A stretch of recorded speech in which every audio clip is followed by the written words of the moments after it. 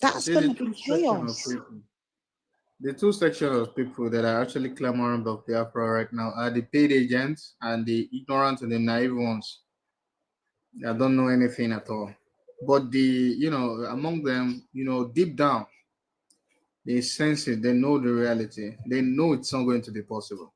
And even if eventually they get it, it's going to be a calamity for all of them, for all of them, for And all again, of if it goes all the way wrong, another thing as well, because of the way that they're landlocked, when we look at that, hold on, let me just have a quick look, just to remind the myself. landlocked now. They are dots in the nation.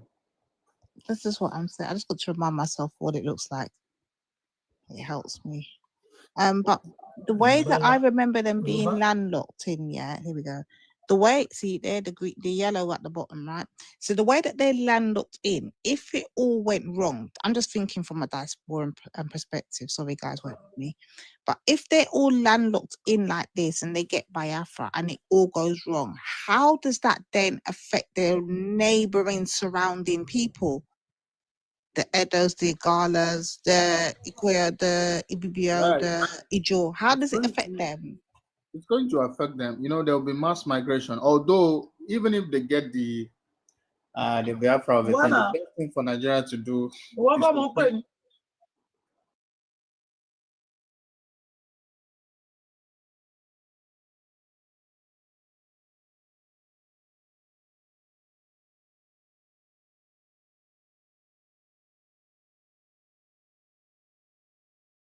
it has not.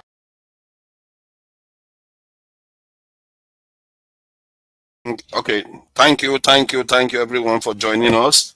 I would like to read some serious disclaimer today because it's important that we keep ourselves in perspective today. There's going to be a lot of information that will be shared.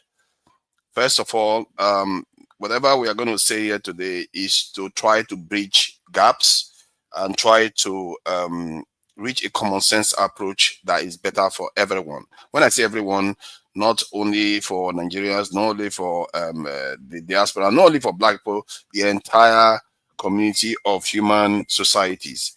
The idea is that these discussions are meant to be had so that we can relate to each other and understand each other better. Because if we don't communicate with each other openly and honestly, chances are that you are going to have misunderstanding that is going to lead to more divisions. This is why we are going to have these conversations, as tough as they may be, because we are going to be asking those tough questions. And I don't think any side is clean on this. Not one tribe, not one race, not one country, not one continent. Nobody is innocent on this, and no group is innocent. We have to ask those tough questions, and nobody should take it personal. We are trying to bridge gaps, and so that we can be able to live more amicably in this world of ours, because I think and I believe these times demand it. So this is why I posted, in the case of Nigeria, I posted this picture about if it is time for Nigeria to pass a hate speech law. As a matter of fact, if this current government can do it, all half of their sins, I'll forgive it. And no matter anything else they do, I'll forgive half of it. The reason why is because when you pass a hate speech law, it's going to deter people from wanting to divide among tribal religions and so many other lines that lead nations to become unstable. That is very important. If one leader can be able to put that together in Nigeria, I'm willing to forgive a lot of recklessness and a lot of sins that this is committed. So that is one for me. And in terms of my own belief on that, we are going to be covering a few topics. Obviously, we are going to be covering some of the things Trump is doing around the world, because it has impact everywhere, including on the continent and in Nigeria. And we are also going to be covering areas regarding the Gaza conflict. If you are not covering the Gaza conflict these days, it's deliberate. You're hiding from it, because it's the leading topic in the world today. If you look at any topic in the world today, Gaza is the one that spreads all through the continents in the world. So not covering it is just burying our head in the sand. Let's not pretend. Then we are going to be talking about the issues in Nigeria. I think somebody said corruption has ended in Nigeria. We are going to confront it. Maybe it's true. You don't know. Maybe corruption has ended. Who knows? These things. And then I also talk about the Igbo hate in Nigeria that is going on right now, and whether it's justified. Some Southwesterners, some, remember that term, some are out there. I don't know who is funding them. They are forming and creating some very, very terrible videos out there on the TikTok, saying all kinds of terrible things about the Southeasterners, all kinds of horrible things. And they deliberately are doing it. You can see that they are trying to inflame tensions for whatever reason, whether they are upset that an incident that occurred in Lagos this week led to somebody, getting killed that was a Yoruba person by an Igbo man. It's not an excuse to go out online and start spewing garbage out there. Some of the stuff, they've been doing it for a very long time. I don't know what I know, but why TikTok is allowing them to do that. Because that's terrible hate speech that we are seeing there. Some of the things they are saying is horrible. That they're calling people dogs and all kinds of stuff. It's really, really horrible. Poisonous comments. It's almost, for me, it's almost as egregious as the one we had from like Simon Ekpa, or even Nnamdi Kanu saying that they should go and kill people's children. I shouldn't be using the K word, but point is that they are advising people to commit certain things. Very, very divisive terms. And this is why I believe that Nigeria may gain from passing a law that prevents people from behaving like this. It's just wrong. And let's carry on. I will talk about that. For me, that's quite serious stuff, because this is not election season. And look at the kind of language that is coming out already. It's not even election season yet. And the last time, and that's the thing Nigerians forget. I'm going to rant on this one because I'm going to let people talk. The last time this election cycle was occurred, a lot of Southwestern Easterners lost their lives. Now, a lot of Igbo people were killed. Some of them injured, not too many, like it's not like 20. I think about 3 or 4 cases I heard of. And injuries, a lot of people got injured in Lagos, and they make it look like it's the other way around. I don't understand that. I don't understand why some Southwesterners are trying to amplify it. It's making it look like it's the people that are attacking them. I don't know, because we were here online and we saw what was going on throughout that election. Nobody has said that an Igbo man killed a Yoruba man during that election period. It's the other way around. And yet they are the ones angry about it. I don't know whether they've released the one that said that it was Igbo in Lagos. That's another thing that the Southeasterners should contain. But I'm not sure they still release him, because he claimed that he was Igbo in Lagos. This type of behavior that this government is doing, it makes people think they are siding. They are taking side. They are supporting only Southwestern. This is bad behavior. Our leaders should be setting better example than this. But I will leave that for now and then move on to the next one. The next one is about Air Peace going to Brazil. Air Peace is one of the heroes of Nigeria, isn't he? He's flown Nigerians from South Africa, from Egypt. Anywhere Nigerians are in trouble, this guy is the guy that goes there to fly them back, even before Abike Dabiri opens her mouth to say anything. And yet, Nigerians don't remember this. So the one that they remember is Southeasterners are the Southeasterners are that, and they don't remember the good ones, the ones that are doing good things. They always associate them with people like Simon Ekpa. So we have to, as a people, learn how to rein ourselves in when we are having conversations like it. I must say, maybe this is my bias, I don't know.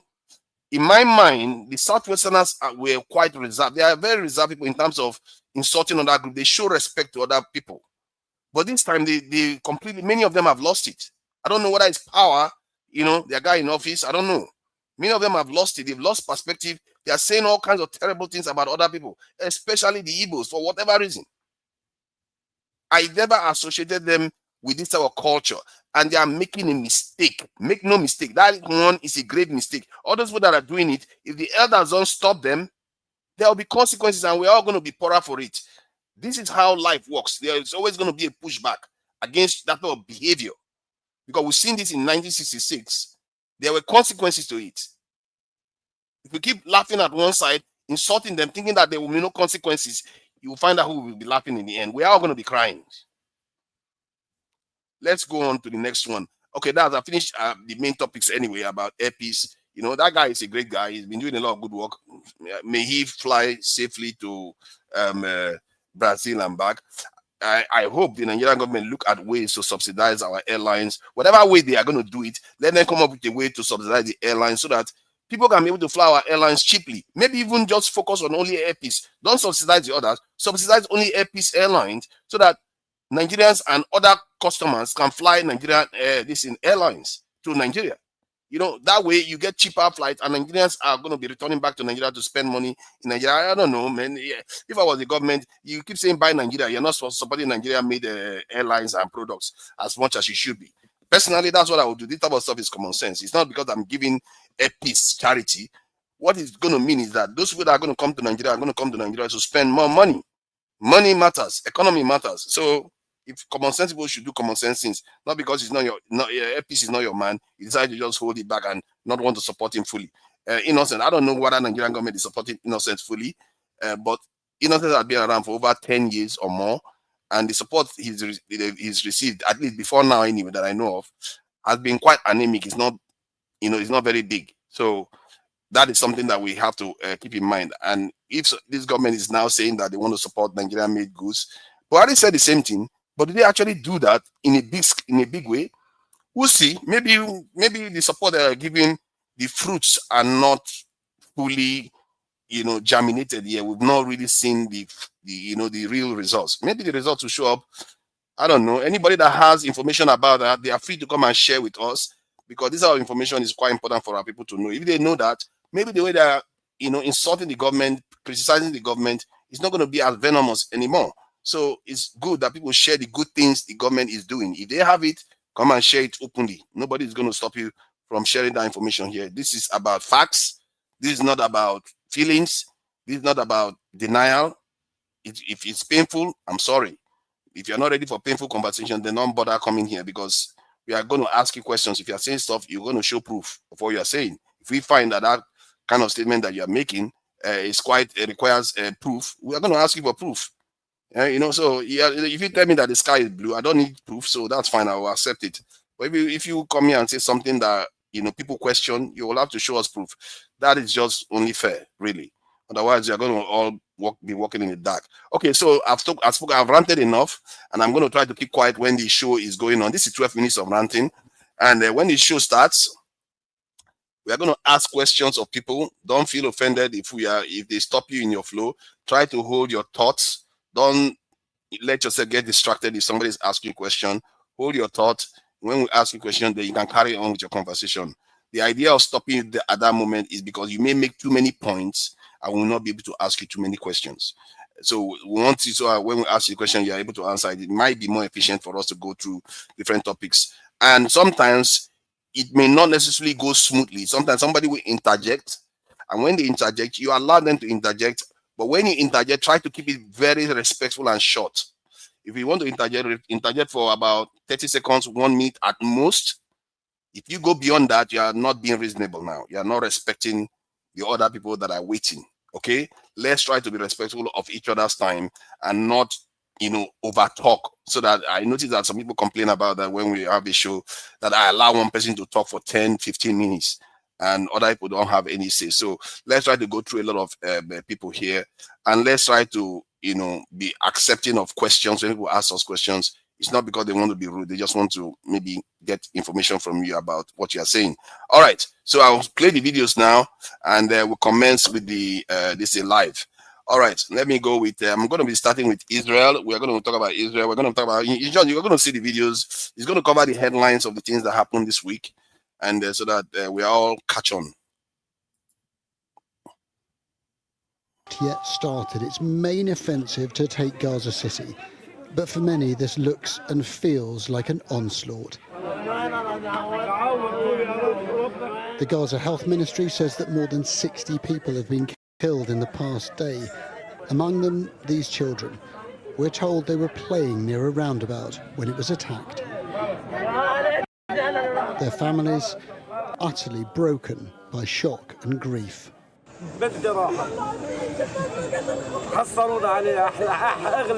I lost my daughter. They took her from us. She was the most precious thing in our lives, and now she's gone. God help us. Here's a snapshot of what life is like in Gaza City.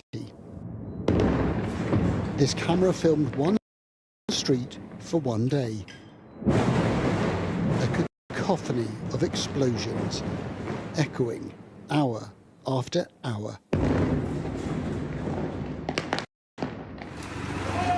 All this in a city where famine has been declared. On the outskirts, beyond sight, Israel is massing military hardware and soldiers. There are more than 1 million people here in Gaza City. Israel has told them to leave and to head south for their own safety. But the Red Cross says it's simply not possible for them to all get out. Only a fraction have so far followed the order, but some have. Adam has packed his family and their possessions into a single overloaded car. He says they had no choice but to flee. The Israelis threatened our area, so we had to leave. We're from Shujaya. We first went south, then came back after the ceasefire. There's no safe space. All we're doing is trying to move further away from the constant fire, but there's no safe place in Gaza. A ceasefire proposal sits unanswered in Jerusalem. The government says it won't compromise. Well, I've just had a message through from a man who lives right in the heart of Gaza City with his family. And he says, our choice now is to remain in the city and face certain death, or to leave and end up on the streets without shelter or compassion. We live in a state of constant tension and fear. Many people here prefer death over displacement because of the unbearable suffering that comes with it. The truth is, the battle is starting while life goes on. 7 Israeli soldiers were injured after a bomb exploded beneath their vehicle. Hamas is warning the remaining hostages will be placed in harm's way if Gaza City is attacked. And if there is no ceasefire soon, then Gaza City will be plunged into terrible violence yet again. Adam Parsons, Sky News, Jerusalem. In southern Gaza, and one of the few still partially operating in the strip was hit twice by Israeli strikes. At least 20 people were reportedly killed, including journalists and medical staff. A new investigation by BBC Verify has uncovered that the hospital was hit 4 times. With me now is Merlin Thomas from BBC Verify. Hi Merlin, so tell us more about what you've uncovered. Initially, reports from Gaza said that Israel had hit Nasser Hospital twice, but our investigation has uncovered that, in fact, Israel had hit the hospital 4 times. Now, let me talk you through the timeline a bit. There was a hit at 10:08 a.m. local time when Hussam al-Masri, a journalist who was operating a live feed for Reuters, was killed on the eastern staircase of Nasser Hospital. Now, new footage we've obtained shows that at practically the same time, the northern staircase was also hit. Now, let me show you the footage. We can see smoke pouring out of the northern staircase as well as the eastern staircase. Now, the blast at the northern staircase had previously gone unreported because the so-called double strike on the hospital had overshadowed this blast that we have uncovered. And videos we've seen show an injured person being carried down the stairs, and we've shown the videos of the damage inside the hospital as well to munitions experts who said that this damage appeared consistent with a relatively small munition travelling at a relatively flat trajectory as well.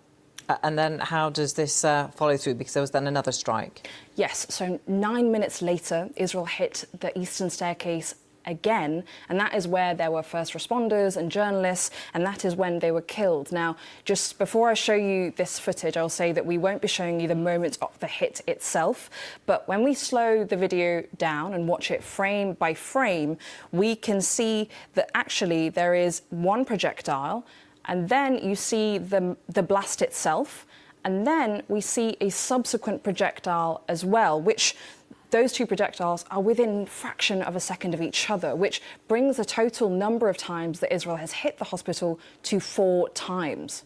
And Israel is conducting its own investigation. What have they said?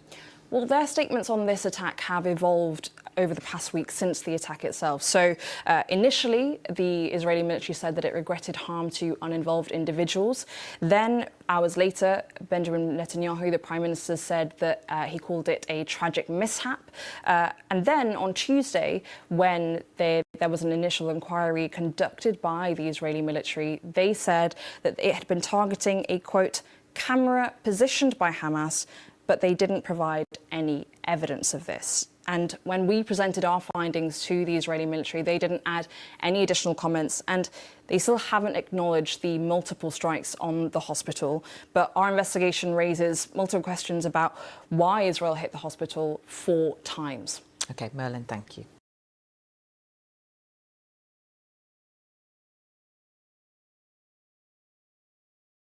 And to see what happens when we get outside the U.S. So I'm looking forward to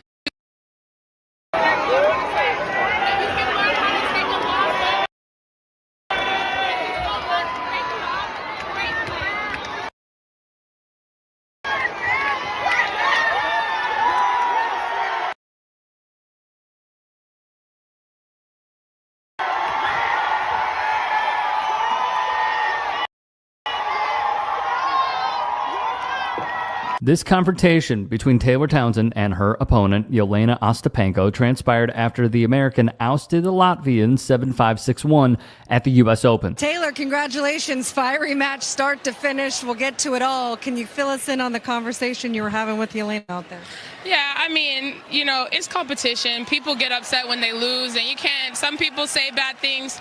She told me I have no class, I have no education, and to see what happens when we get outside the U.S. So I'm looking forward to it. I mean, I beat her in Canada outside the U.S. I beat her in New York outside the U.S. So let's see what else she has to say. You were down 5. Here was Townsend recapping what Ostapenko told her after the match. Have you had any history with Yelena? I know you've played each other in singles and multiple times in doubles. Mm-hmm. Perhaps you could just talk us through it.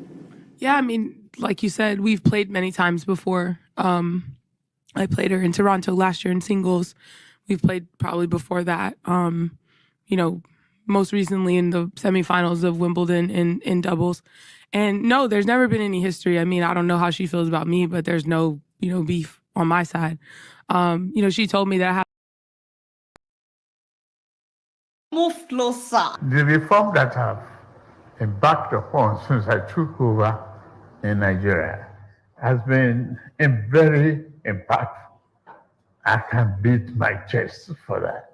I would love to know how his reforms have impacted your lives. Put it in the comment section. The man said he can beat his chest. It was initially painful, but today the result is blossoming. What?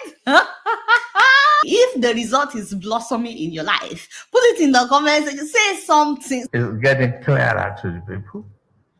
Is it getting clearer to you? Because me, I'm more and more confused about what is happening. We ask more money to the economy, no more corruption. Okay, what? That's it. No, don't beg me. Please don't beg me. Angel, how did we get here? No more corruption. We have the governor of Central Bank here. You don't have to know him before you get the foreign exchange that you need.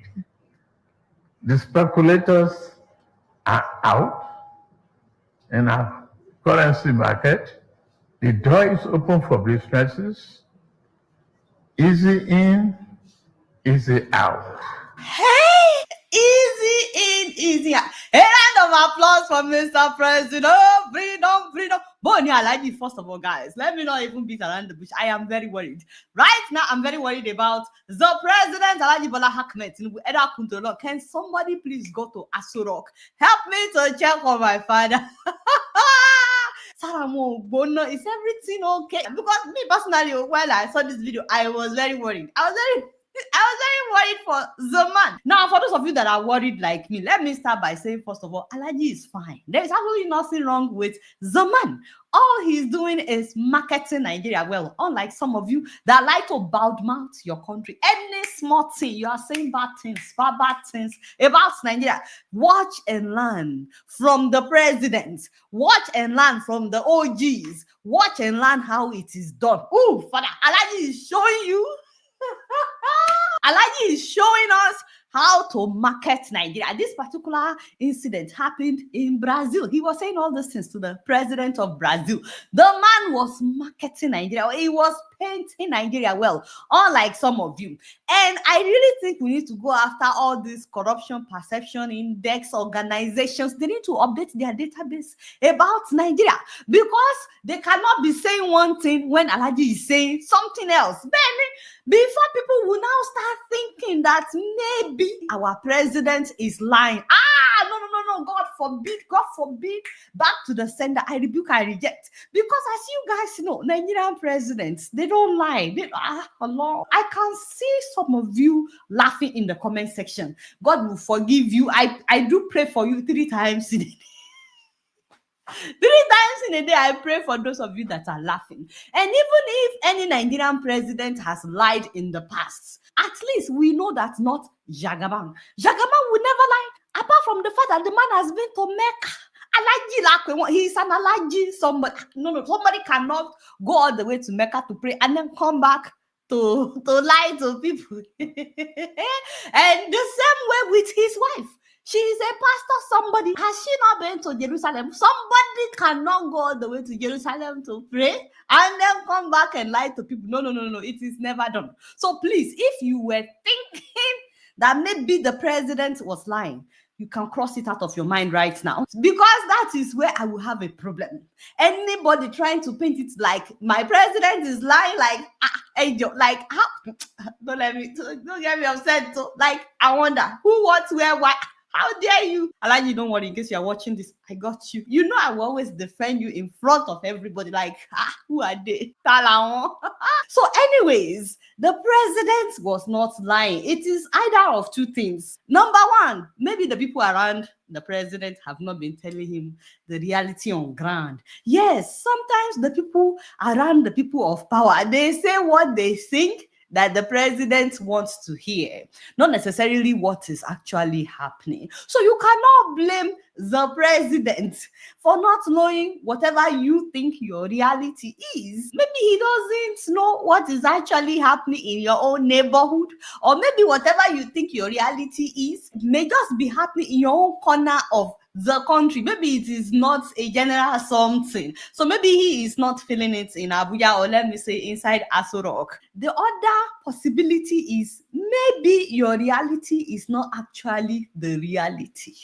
Maybe your reality, or what you think your reality is not actually the reality.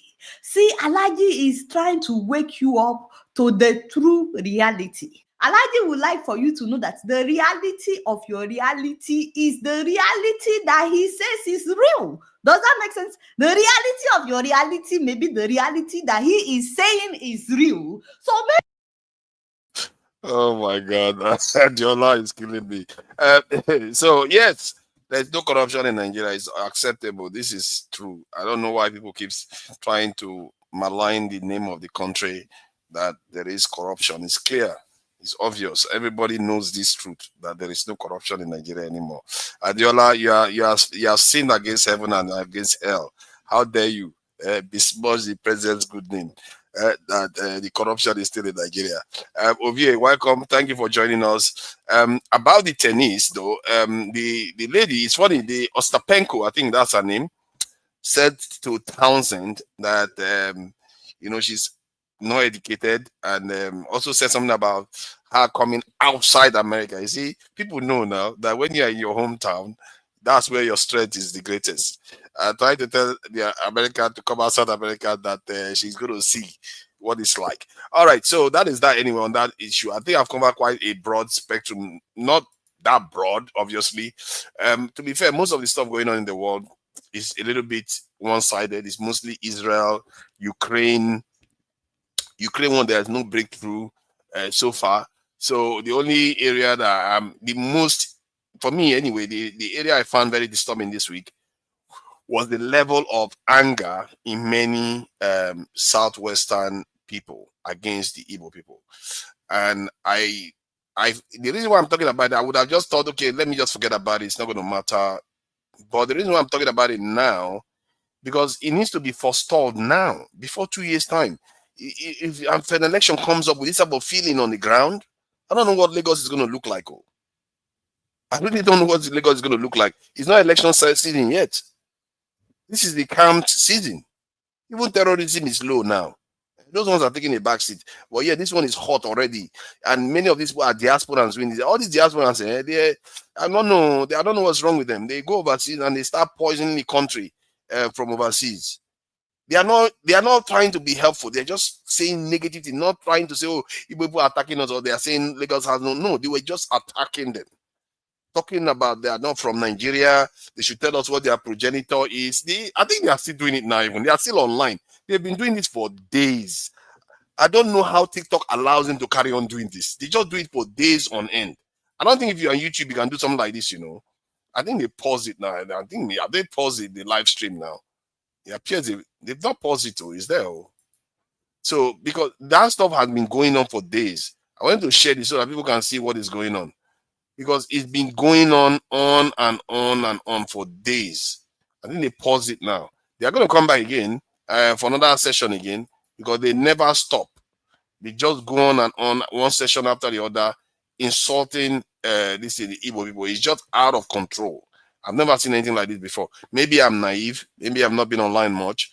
But when I saw it, I find it very, very shocking. Some of the things that they were saying about fellow Nigerians, It's bad enough to see some people say some bad things about this in Fulanis and feel angry about Fulanis, but it's another thing to just watch the way it reserves people, because I consider the Yorubas one of the most tolerant people in Nigeria.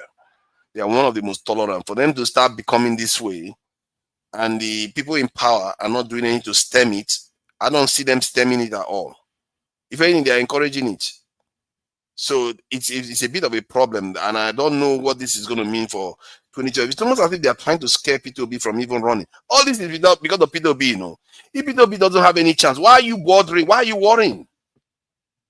Why are you worrying about Southeast at all? If he doesn't have any chance, your guy is going to sit into office. So then stop. I don't understand why they are doing it. They've been doing it for days. I wish when they come back online while we're on this show, I will highlight them so you guys can see them for yourself. Ovie, what do you make of this? I've spoken enough about it already. What do you make of this? This in some of the headlines, depending on which one you feel like you want to address first. All of them are one. There's no anyone that they're all one. They're all connected. They're all the same. Is it because some people say they are from Israel or they are Jews? No. It represents the times that we are in, Just like evolution, right? Just like human evolution. The time they'll born you, they'll nurture you, you grow, you be a man, you old, and you die. That's a cycle of life, right? Even the Bible says there's time for everything. So when I said all now one, it speaks to these times that we're in. All you need to do is to understand First World War, right? And to understand First World War, you have to take accounts. You have to take into account the events that happened from 1800 to that eventually accumulated to all-out war in 1914. So, and because a lot of things were happening at the same time. So the Americans came out. Just hold on. Just hold on for a second. They've come back online. I don't know how they go off and come back. So the reality. Hey, sorry to interrupt, but you had to mention that, as you said, the things that the atrocities that they do, that came into my brain. Like, these people are highly. If you imagine one man giving money for his daughter's school fees, and you want, I don't know what did that video. Maybe you want that accident. Maybe his daughter was sick, something like that. And you want to use that money, and he was showing his daughter where he's going to bury his daughter. I said, what in world are we living in? So you value money more than your daughter. And that money was given to you. So that culture is going on that kind of territory. And I don't know what the people are, I don't know what's so special in that kind of culture. So culture that's very, very selfish. As long as that culture is very new, they need to refine it for better. And the way the two look like now, that culture can never have a leadership. Because that culture is not yet matured. It can never, that's why they're having crisis in their territory. They can never have leadership. So see, you have a long way to go. When you cannot organize yourself to become to anarchists, that telling me you are developed. You cannot govern yourself. Every time you see everywhere you're only fighting and biting yourself. That kind of anarchist, that's barbarians. And that's the culture. One will be buying each other. So you still have a long way to go. I wouldn't want to have them as my neighbor. I wouldn't want them to have them as my neighbor because I look too deeply into that culture. I find so barbaric. If I don't think it can happen like a BBO like that, I don't think they can do that kind of behavior among Calabar people. So I'm just so shocked. Their women are not being treated with respect, though.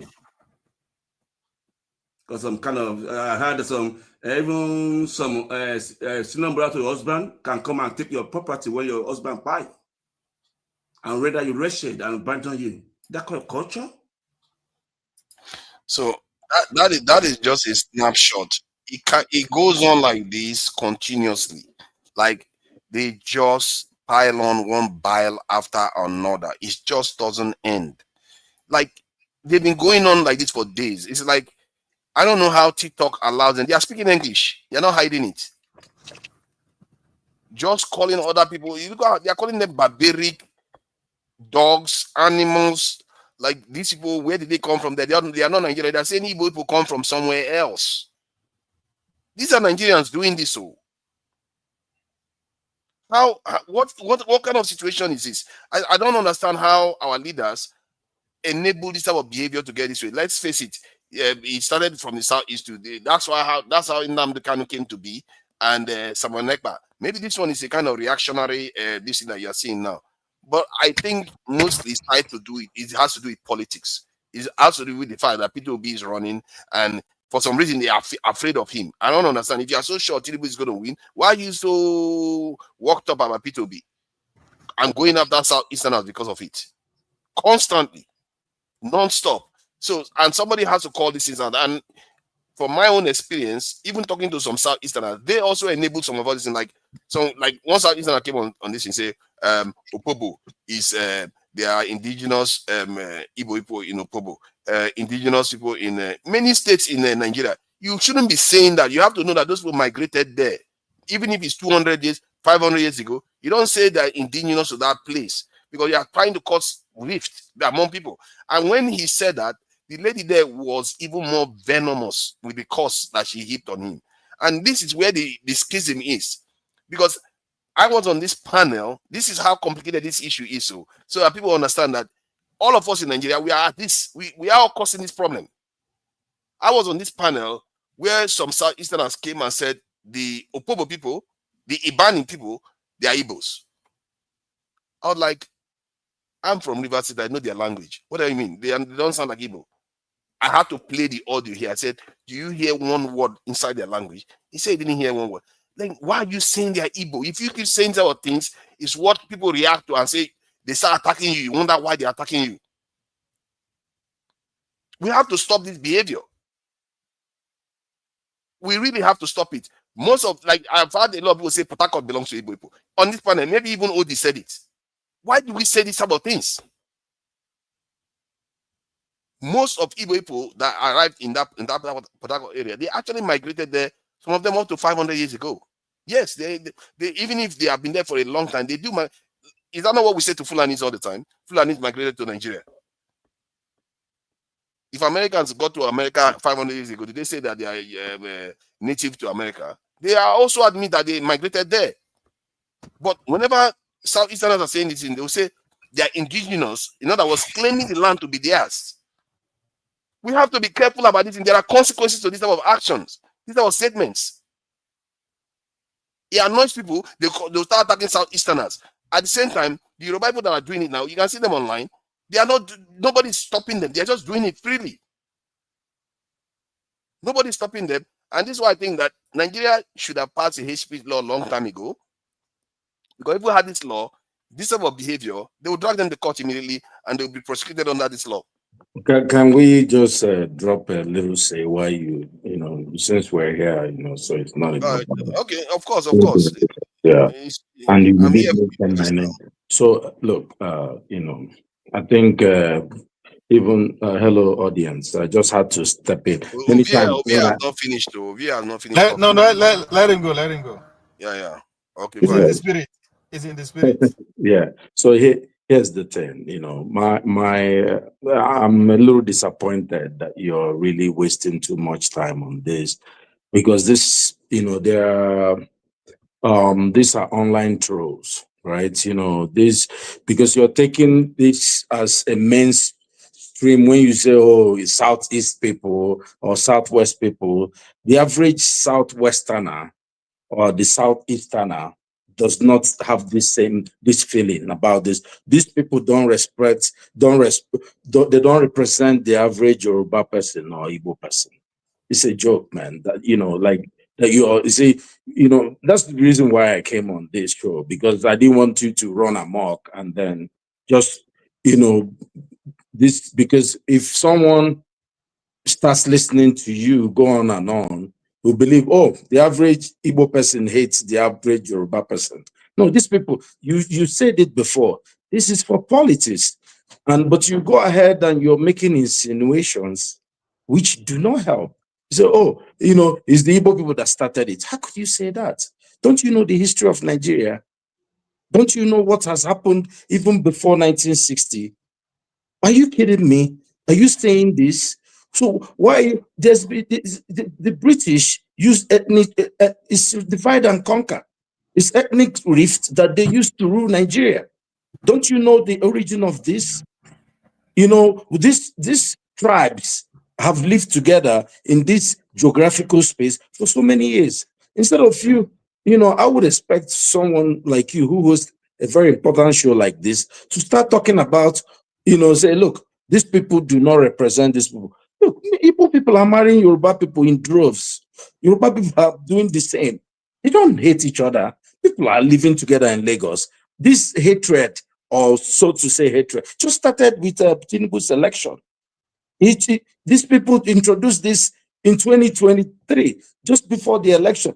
These people have had no problem. Stick one election in the Southwest in massive ways. Are you serious about this? Igbo people respected Awolowo for a very long time. Even when the whole idea about this 1960s school was that this young man from, the place that you say, oh, now you say, oh, Igbo people are claiming Delta. But, the problem, or claiming River State, or something, claim what?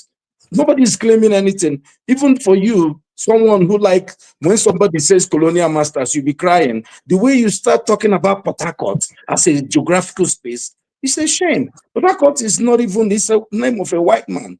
That you talk about it as if, oh, this is not people's ancestry or some type of, what is Port Harcourt? So my point is very simple. We do not, Nigerians, look, it's politicians that are causing the rift between us. And when somebody says, like Muslim ticket, and they use it to go and, but, like our good brother would say, where do Muslims buy bread that is cheaper than the one Christians buy? Everybody's suffering in Nigeria. This is just, Tinubu, look at telltale signs. About a month ago or something, Tinubu brought together a set of young men who are struggling in Nigeria, who they have deprived of the basic necessities of life, and said it's a internet, some type of conference. And they gave these boys money. They're doing their work. And you're seeing it. People know better than this. People will still vote how they want. Do you want to go and look at the real election, how people voted in Lagos or in the Southwest? The people who are the obedience, and many of them are Yoruba people, is this age. You see, Nigeria, you see the ages from about 40 or 35 and above, that this hatred or tribalism affected. You see all these 18-year-olds, the majority of them don't even know what you're talking about. They know that there's something like, they just want to collaborate and have fun and do skits. Can I ask a question? Do you support that Nigeria has a hate speech law? I thought they did. They don't. Nigeria doesn't. What are they using to arrest people up and down? What are you saying? They are They using their arrested- political power to arrest people. They are never using hate. No, there is. What did they use to arrest that man, the lawyer from Lagos? Not You hate know, speech law. It's that one is traditional. It's in rules that he broke. It's not hate speech. He didn't say anything hateful. He just said it. okay, so let me ask you, what's going to be the difference between defamation and hate speech? Hate speech is when you come out and defame people just because of their tribe, their religion, their gender. So they will tag that under hate speech law. And the reason why I think that is important is because most major nations that are developing have it, because they understand that they need to curb their people's to over enthusiasm in terms of insulting each other's creed or religion or tribe. And that is important to keep the country more cohesive. You see what I mean? So that we are more civil the way we talk about each other. If you look at the way P2B talks, that's how people should talk. And if you don't have hate speech law, you will get what we have in Nigeria now. Everybody just insult each other. No, you see, I get what you're saying, and I agree with you in that way. But what I'm saying is, Nigeria does not need more laws. See, these things are online trolls. These are farms that are doing work 2020 whatever 7. How can you Nigeria people commit more obvious crimes. They steal our money. You see, we even corruption is more of a problem than all these people. This I can tell you, these people online But hold on, though. represent a very minute part of our population. Hold on. To say that? When you go to Lagos, I just came back from Lagos. So you are saying that just online trolls that don't have any consequences. This type of language is the kind of language that led to the kind of stuff we saw in 1966, where people get riled up. No, people get what do you call it? God forbid something happens to Tinubu under this kind of atmosphere. Let me now there's something I didn't want to say, but I'll say it. Do you know have you been to Lagos recently? Yes. No, not recently. Oh yes. I went to Lagos. I called my friend. I said, look, Igbo people is not be your problem. Oh. If you go to Lagos, there's insecurity in the north. I think the amount of northerners who are on the streets in Lagos, when there is problem in Lagos, it's not coming from Igbo people. Oh. They have property, they have things to guard against. When you go to, there are 3 megads for every house. They are on the streets. They are sleeping on the streets. Go to Lagos and see when problem will develop in Nigeria, in Lagos. It's not the Igbo people. You see, the recent fights between tribes in Nigeria, it's not been between Igbo people and Yoruba people. You see, go and check it. Are you sure? Oh, the fights, real fights. During the election, it was mostly Southeastern that I saw got harmed. They were attacked. I'm saying fights. They also killed the Southeastern during the last election. You are not aware? I'm not saying that didn't happen. I said fight. People say, trust me, the Southeasterners have not put up a fight against our Southwestern brothers. There has not been an organized way. I think there was one this week, though. I don't think you are following the news. There was one this week where a Southeasterner stabbed a Lagosian, and he ended up dying, and it led to a lot of tension. You are not aware of it. There's more. Mob action is different. Look, there's jungle justice. Mob. I'm talking about real fights. People can allude to this, or you can simply. There has been, if you go around Apapa area, there's been fights between the northerners and when I say northerners, it's a loose term, right? I don't want to. I'm just careful not to use tribes here. And people from the southwest. Look, let me tell you, the Igbos are not the problem for cybercrime acts. That's somebody. So let me tell you something. Cybercrime act is a hate speech law. No, that's for internet now. Okay, I get what you're saying. The people are they not online? Yeah, I get what you're saying because they are online. But yeah, it's they already have that law. That's what I'm saying. What if they say it on the ground? They will get away with it because it's not online. It should be more general. No, it's defamation too. Look, Nigeria doesn't need more laws, my brother. We just need to enforce the one we have. We have too many tribes now. We have too many. And people like to insult each other. Nigerians have big mouths. No, Nigerians don't have more big mouth than any other people. You see, the problem we have is our leadership. Look, this, are you serious, forefather? This thing is just about election. After election, let's say Tinubu loses now. Everybody will start finding another person to fight. But let's say, God forbid now, our lovely president does not wake up. Nobody will talk about, you see, things will change. Look, let me tell you, the war Nigeria had was an orchestrated war. It was a war that came from, look, do you know what led to that war?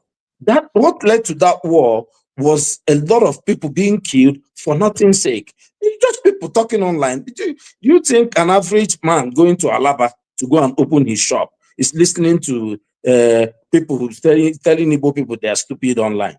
Are you serious? The man wants to get money and send his children to the UK and to US to become nurses and become lawyers. It's not his problem. It's not what somebody is saying. Don't close his shop or come to his shop to come and fight him. Look, let me tell you. The day when there is fight between Igbo people and Yoruba, you don't need anybody to tell you. You will know. Nobody is fighting. Igbos are not fighting with Yoruba people. They're not quarreling with Yoruba people. People just don't want to be to the president. Hold on. Were Igbo fighting the Northerners when they were attacked in the north? No. That's what I'm saying now. Nobody has attacked Igbo people at that level. They're just talking now. This one, look, what happened in the north was introduced by the West. It was BBC. If you remember, the program was started. I don't really want to be visiting that because we will now turn back and start 1966 and all that. The program was calculated and started by the British, by BBC. They introduced that because if you know an average northerner, this what stops that? You don't know why I'm finding this a bit alarming. What stops that from happening again? The fact that we are just they don't control look at what Kene is calling me. I don't know what is wrong with our people. There's something seriously wrong my with brother. Let me tell you something. Let me just land on something. This is the internet era, and look, BBC does not control the narrative. Things have changed though. 40 years ago, everybody will be listening to what BBC says, and it's law. Now, you say your own. You see that you're saying your own here. The other person is saying, I never heard that thing you're saying. How many people have Twitter accounts or what do you call it? What's that? TikTok, yeah. Nobody's listening to those people. Many people say, leave those people. It's when you come and attack people now. By the day you hear 100 Igbos killed for just being Igbo people in Alaba. Just wait for that day. This one, did you just say you want to wait for that day? No, I'm saying, oh my God. You see, you're trying to. What I'm saying is that don't make this important. My own point. This is important. No, you're the one. This is Tinubu's or APC's internet farms. So that makes it less dangerous. It's for election now. It doesn't make it less. Well, it makes it less dangerous. Yes, if you want to go by that. It's not that it's good, but I'm not attributing any. What you're saying, I'm just saying that your assertion that Southeasterners started this. I think you're just being disingenuous. No. That's what you said. See, I think you've said that before. You repeated that before. When I say Southeasterners started it, I was talking about Nnamdi Kanu and Samuel Ekpa. I actually mentioned their name. They started this attack where I also even went and talked about the example where Nnamdi Kanu was saying that they should kill people's children and all that stuff. So, and like I said, I have to start it from the beginning. Most of the history of Nigeria that I've ever been in, the Southwest generally are very, very cordial people. They don't go out of their way to seek wahala. They are troublemakers if they want to make trouble amongst themselves. They don't seek trouble amongst other people. But some of the stuff that is going on recently, especially since P2B got into office, because we heard about what Nnamdi Kanu said. That didn't even rile them up that much as P2B challenging Tinubu PWP Tinubu is one that made them even more angry.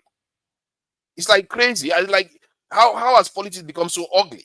Whereby just somebody challenging Tinubu made which people angry. Many this is Southwesterners angry with No, you're not. This is you're confabulating. Why are you saying many Southwesterners voted for P2B? What are you saying? You made but many of them the people too Tinubu's strongly against him. political machinery angry, and they are doing this thing now. Don't say See, it we are as talking it is. about. See, you don't seem to understand. You are making it look like it's just a few people. It's not just a few people. It's a little percentage. No, of course. No. I disagree with you vehemently. The average Yoruba man has no problem with the average Igbo man. You don't paint that narrative. Maybe you are. I'm not saying that is what you are saying is wrong there. I'm not saying what they are saying, but remember, when all this, the same thing is in the north. You see, what you are saying now is complacency. That's what I see. Because what happened in the north the day before that day, nobody knew that it was going to be like that. The few that are poisonous, if you leave them, they're going to cause problems. And their cousins are not going to reject them. Their cousins are not going to reject them when they cause the problem. They will back them. That's the problem with this type of stuff. And when you see danger coming, you have to address it head on. And personally, I don't like the idea of, you said it yourself, that it's an online farm that somebody's funding, because you can see that they are deliberately doing it. Obviously, let me just say something. What have these people said that Reno Mokri has not said? That you guys are not from Nigeria. That I don't know, whatever. Which if you know how far these people have come, how far they went. See how much mainstream. Because why don't you see how much mainstream? These people, they have no even name. So you see, we are putting our faces to this camera. Reno Mokri is walking around in Nigeria. He's everywhere. These people are giving him money to do this one and do. There's no name that he has not called the Igbos in Nigeria. But he's walking around. You should have been very upset. What did he call them? What did he call them? This one, you don't know what these were calling Igbos. These are farms. They are not important. That's what I'm saying. It's not mainstream. I'm talking about Tinubu people has even, Tinubu's wife, is he an Igbo, is he a Yoruba woman? She's not now. She's doing it. You can see. Look, will you say now that Igbo people have problem with this? Is she Yoruba or something, right?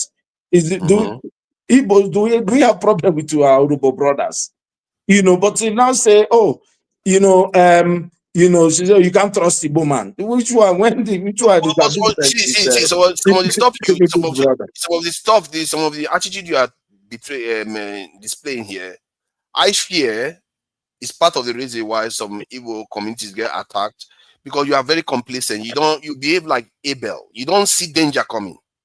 Yeah, don't worry. When people say this, don't see danger coming. Look, let me tell you, the only people who have had the balls in Nigeria to fight the imperialism, to fight colonialism, to fight are the Igbos.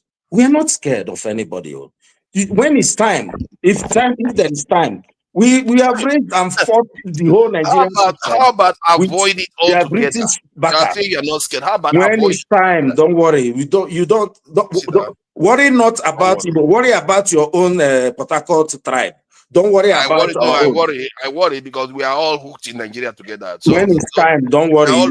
You will know. Don't worry. When it's time, we will take care of it ourselves. Why don't you focus on your own problem? No, they have used military man to do election for you in Rivers State. You're crying about people insulting Igbo people online farm. But your people, they have taken all your money. Look at the Rivers State is the desolate land. This should be the richest place this should be Dubai. They have used oil and all the sand is black. The fishermen can't fish. They have Tompolo dancing and using red scarf. Instead of you going there to go and you say you're not Igbo, you're angry that they say Opobo is you want to drag us to that little discussion. Igbo people know what they own or what they don't own. Don't do that. You see, this is why Nigerians, I don't know what is wrong with people, Something is seriously wrong with Nigerians. They do this thing that causes problem for this country. And these tribes, these big tribes, are the troublemakers. They just go around saying stuff about other people, claiming territories that doesn't belong to them, and they don't understand that they are even creating a rod for their own back. Did I claim What kind of territory? behavior is this? All right. Look at Kene saying that God is Igbo. All this sort of stuff, they just keep doing it all the time, and they wonder why. Can you hear me? That's why I want to have this conversation, because Can you hear me? we need to confront some of all these things. Father, you are the moderator. You guys have spoken for 1 hour. So allow me to have my own 1 hour and you, then follow by what you do 1 hour. Just like that. No, what do you mean 1 hour? You said you should allow him talk now. See, Tunanja, when you lay all your topic on ground, when I first come, there's a reason I did not want to start there. See, you don't even understand the role you are playing. You don't understand the role you are playing. Please elaborate. I would like to know. You are amplifying whatever that you think you are seeing as a problem. Some people hate this people. You are amplifying it. That's what you are doing. And guess what? Earlier on, I was trying to stress the fact that now we be the problem. And if I have to narrow it down, especially those people who are educated, who never lived for village before, who just understand one way, because we are very few. Right? I'll put it to you today in Tunanja. If you go down to average Nigeria that you talk about, there's no local government that you visit in Nigeria today that Nigerians are living, that you not see an Igbo man, an Hausa man, an Igbo, everybody just living their daily life, just doing a normal business. No local government. Now, if you now bring it up to the top, the governing elite, guess what? You talk about air peace. Now, Igbo man get down. Is the #1 beneficiary of this government. What does that tell you? There's nothing like that at the top. But me and you, who claim to be exposed, educated, cosmopolitan, just are talking rubbish. But you know my joy? Whatever that we are talking about, nobody they hear them. Now only us they hear them. And that's why it's easy. It's easy for the few governing elite to always form a contractor agreement with the base where don't know anything to always take power. You said it yourself. What is happening is exactly what happened in the 60s. But what you fail to figure out in that city is that the elites outnumber the position that were available. Jesse Nnamdi Kanu and his Nnamdi Azikiwe and his own elite in that angle. Jesse the Tafawa Belewango, Jesse Zik. There's only one position. The position of you can only be one judge. That is exactly what is happening today. The number of elites that we have in Nigeria exceed the position, but guess the danger part. The numbers of poor people is increasing. What the heck do you expect? So you come here, you won't just you are trying to say, okay, this one no hit on, this one no hit on. There's nothing like that. It's just between me and you, and that's because we are not exposed enough to the reality of Nigeria. Obi one power, Tinubu one power, Atiku one power. Now only one person of them will get power. And guess what? It's a matter of life and death. Whatever that you think is happening, people who are itching on that to commit it has nothing to do with them. But me and you spend 1 hour. They talk what? Something that has nothing to do with the reality of having Nigerian. If you claim to speak for having Nigerian, we should be ashamed of ourselves for God's sake. Now, because we speak English, I guarantee you, if they say we talk in our own language, we're not going to talk all this one, because if we listen to ourselves, we will be ashamed of ourselves. Me was sit down here, so if war break out for Nigeria today, I carry gun sit down for front of my papa house. If I see Boma, they come, I go shoot them. You know why? I go think he won't go attack my niece, Chibuzo. That's my niece, that's my brother's daughter. If I see Yoruba man, they come, I go shoot them. You know why? My nephew, Ojo, also live in my house. Even if I see you, the Niger man, they come, I go do the same thing. Because our sisters who are married to your people. What the fuck are you guys talking about? Now, when they amplify all this nonsense, go Sokoto Igbo man, they do business. Go the remotest part of Igbo land, there's an Hausa man doing his own thing. Has not idea of what we are talking about. Now, very few of us, I said it earlier on, we that understand how the white man system they work among us are not up to 50 million. But from every 4 years, we they go accuse the innocent average Nigerian man who is a victim of our foolishness. And if that person refuses to go your way, they are the problem. What have you done? So we spend 1 hour, they try to amplify what is not there. Okay, now let me add this. You are basically hold on. You've had your say now. Let me just respond a bit. Okay, go ahead. You interject. There are over 1 billion videos on internet. You choose to focus on just one that will suit you and your narrative. That's what you choose on. It is not a lie. That is a fact. Because whatever you are looking for online regarding Nigeria or whatever, you will see it. You just the hammer. All one person who is a non-entity. Nobody know him. That person no hold any electoral position. He has nothing to do with anything. You don't even know even a robot in today's world. You come here, you want me to spend our time, they analyze that for God's sake. I'm ashamed, bro. You can interject. Okay. So first of all, you are shooting the messenger because I brought a topic that I found disturbing online here. Secondly, to say this topic is inconsequential because the person that is talking about it doesn't hold sway, that is wrong. We are talking about sometimes they have 100 and something viewers. They come here, they come on. Hold on. People come on there, even Southeasterners, they are cussed out.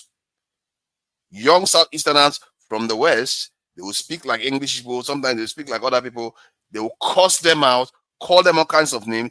Those people are going to go and tell their family members what their experience is. This type of stuff, when you take it for granted, this kind of stuff is kind of stuff that gets out of control. We know what happened. Hold on. Let me finish my own. You finish your own. When the last election was occurring, yes, it is politics. Yes, politics is how we govern ourselves. And I was on this panel. We are talking on having one of those long sessions when an Igbo man was killed in Lagos and attacked too. That is not now when Buhari is in office. This now we're talking about when the election is 2 years away. To Nigeria, you are seeing already. All this the way they talk. So I didn't say what you are saying is wrong. What I'm saying is that the role that you are playing. Now, one video, maybe now 1,000 people hear it before. Thanks to you.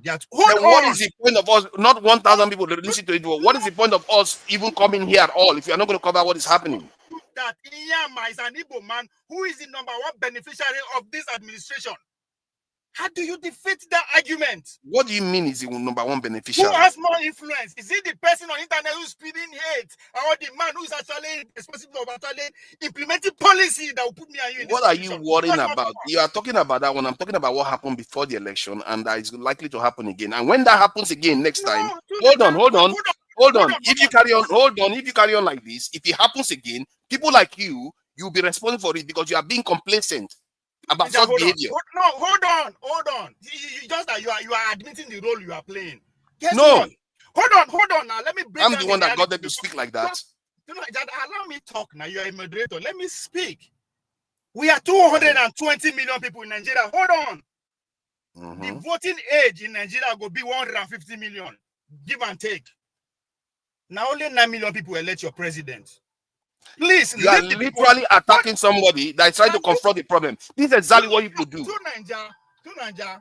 Until there is dead body on the street, people never stop. Blame the messenger. Can I finish? Yes. Now you be the messenger. You're calling the wrong message. Go ahead. You understand? So I'm not saying that is your original thought. I am just saying that you are amplifying it. Guess what? The 2023. The same Igbo man, Hausa man, Yoruba man, come back and say, this is who will be our president. So, what are you talking about? I'm trying to tell you that we that are amplifying this among us, we are the minority. We are also the problem. So the solution will never come from us. If you want the solution to come, stop amplifying it. Because it has nothing to do with average Nigerian on the streets. And I said, I put it before you. Go to Sokoto, go to Anambra. They are everybody coexisting peacefully. Those are the majority to Nigeria. Worry about those people. Carry their matter for head. Hold on. Can I ask you Carry a their question? matter for head. Can I Don't ask carry you a question? somebody online who you don't even know who. If I ask you who is that person, you don't know. You don't Can even I ask know a if it's a question? Russian. Can I ask a question? Go ahead. The day before the pogrom in the north in 1960, were people not getting along fine? They are getting along fine, even during the program. Okay. So what's your point? During the program, so to you, it doesn't matter. Like people like you during that time will be saying, "Well, don't worry about it here. People that are paying and Igbo people are the problem, and they kill their Tavala Baleba. No, Don't worry about hold them." on. To Niger. See, the last speaker said something. The role the BBC play. Now see the educated of like me and you. I just said it to you to Niger. The reality of the majority of Nigeria is they are coexisting peacefully. The narrative that you are amplifying is it among the minority, us when they online. You are acting as Hold if on. I don't know that Sorry, we coexist. I sorry, asked the same question. How many of them there? I asked them on that panel. How many of them there that I don't have? just want to ask Ovie a question, if you would permit me. Please go ahead. Ovie, you're suggesting that there's no tribalism in Nigeria. Is that what you're suggesting? There's no. What do you mean by there's no tribalism in Nigeria? No, Define I'm tribalism. asking whether you're suggesting that there are no divisions along tribal lines. I'm just telling you where the tribalism. I just told you where the tribalism is. It's among the minority. We don't count. That's a fact. Minority. Okay, I agree with you, but majority live. Hold on, to Nigeria. Majority live together in Nigeria. That is not how what they see. This is not how Okay, they I talk. thought you were talking about minority people as in tribes. We the so-called educated one, we go school, where them brainwash us. Now we they carry all this in our head. Guess what? The leaders don't see that. I just tell you, as we speak today, the number one face of the nation of Nigeria, the capital is number one. Now Igbo man. So it doesn't matter what you say Yoruba man, it doesn't matter. It doesn't matter to you. And no, guess what? You don't count. It does. Ovie, it does, because Nigeria had a history where people kill people on tribal lines before. Yeah, tell me where that history no day. So yeah, but doesn't mean you should be quiet to it. No, that's not the that's the point. To Niger, if an elected officer they come, they speak all this kind of rhetoric, I understand. You understand? I don't expect you just because internet don't hold on. Because now this is when Sudan Sokoto come and does a social media and a terrorism organization, there's a point to that. Okay? There is a point to that. As I just made it clear to you, there are over 1 billion videos about Nigeria on the internet. They are. So you bring that one. What do you do? So you because what we talk about now, we be Nigeria. You understand me? They say media, social media, media is people talking to themselves. You understand? Ovie, you know why? See, Ovie, the position you're taking, you are also undermining your position, because forefathers is not. Wait, just give me 30 seconds. 30 seconds. Just hear me out. You're undermining the very position you're taking, because forefathers is talking exactly to this middle class you're talking about, which is what you're saying, that the division is there, and it is us he's talking. Forefathers. See, hold on. We are repeating. See, you are focusing on me. I said we, the minority. Okay, it's not about me. If we really want, hold on, no, because guess why I'm switching. Why I'm very particular about we, the so-called educated one, because if we really want to change things, however we want to change it, either to support this kind of rhetoric, we have to go and form partnership with the majority. None of us is ready to do that. We stay on the internet, stay on the media, they talk to ourselves. We think that's how solution is going to come. But guess what? The ruling class don't do that. They jump over you, but they use you to get to the majority, get some percentage in, and they clinch to power. So what do we want? So when I say we are the problem, because we claim to understand. Yeah, but hold on. When I came online, calm down. When I came online and tried to propose a hate speech law to stem some of all these things, so that these elites don't have the chance because somebody is funding these people to do what they're doing. Just because that is how you wake up and that makes sense to you, that doesn't make it make sense to every Nigerian. What do you mean by hate speech? Because it is empirically proven that it deters divisive behavior internationally. What do you mean by hate speech? Hate speech is when you attack people based on their creed, based on their tribe, race, different. Basically, you are being prejudicial to the people based on their tribe, and So that now, kind of stuff will stop this sort of behavior. Hold on. Now you are saying because let me use your analogy and your words, right? If you raise particular tribe, like particular people, in a particular culture, because the debates in the global world is how do we coexist? How do we coexist as a multicultural society, not multi-ethnicity? So it's a debate actually going on right now. When you say attack, how do you define policies that actually gear towards marginalizing some particular people? Does that sound as an hate speech or not? It's a question. No. The policy, if it is based on a governmental law that is following the law, is not hate speech. Why would it be hate speech? No, because that's why I say you have to define what hate speech, because it's still nice to your hearing. That's why I say define. You said if you don't even put a particular how that attack or mali to that particular is. You didn't say verbally or no. You say if you just in any attempt. Allow me. Let me give you. They call it speech. They call it speech. Can I just give? Go ahead. Welcome. An example of hate speech. I'm not gonna define it, but let me just give you an illustration. Maybe see if you okay. Now, I'm sure you've heard that I think the president's special advisor or maybe Bayo Nandoga, right? At some point he said I think after the last election, he made a statement that the last time the Igbos, I don't know whether he used the word Igbos or but should have an influence on the or rather have an influence on the politics of Lagos. Is that a hate speech? I mean, does it sound to you as a friendly or hostile in utterance for a country that is supposed to be multi ethnic and plural? Does it cling to you as a provocative? I mean, hate speech, which is what it's getting at. There's a lot of hate speech that goes on. Sorry, did you get my question? This question really, is that you say yes or no? I mean, were you asking me or asking? No, I'm asking him. Sorry, I didn't get your question. So I just want to give you an example, an instance of a hate speech, uttered by someone actually in a position of authority. Yeah. All right. So what does it tell you? Is it something that you want to minimize or say it's not a problem?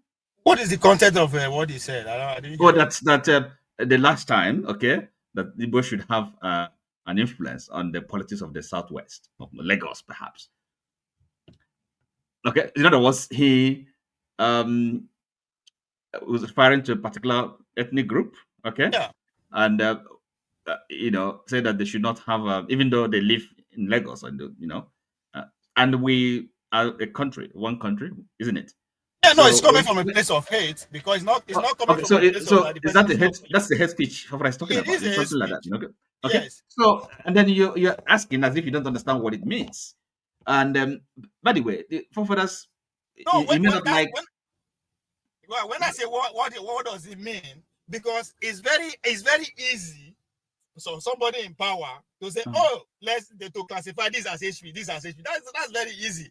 Right, but until you are the receiving end of that, equally, you may not think is an issue.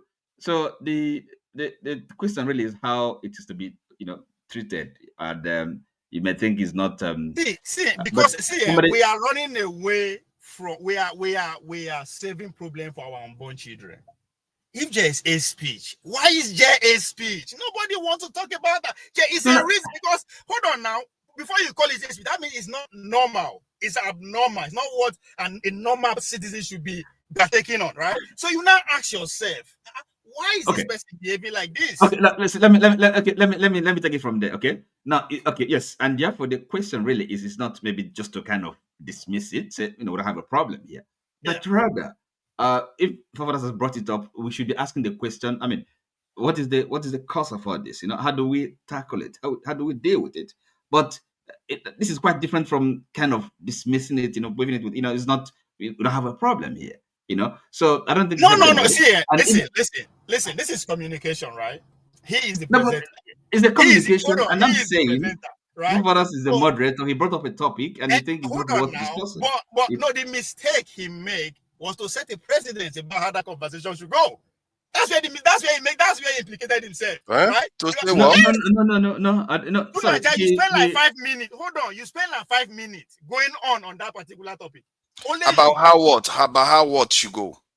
In the conversation about the hate speech that you uncovered. So does that diminish it in any way? In that case, no.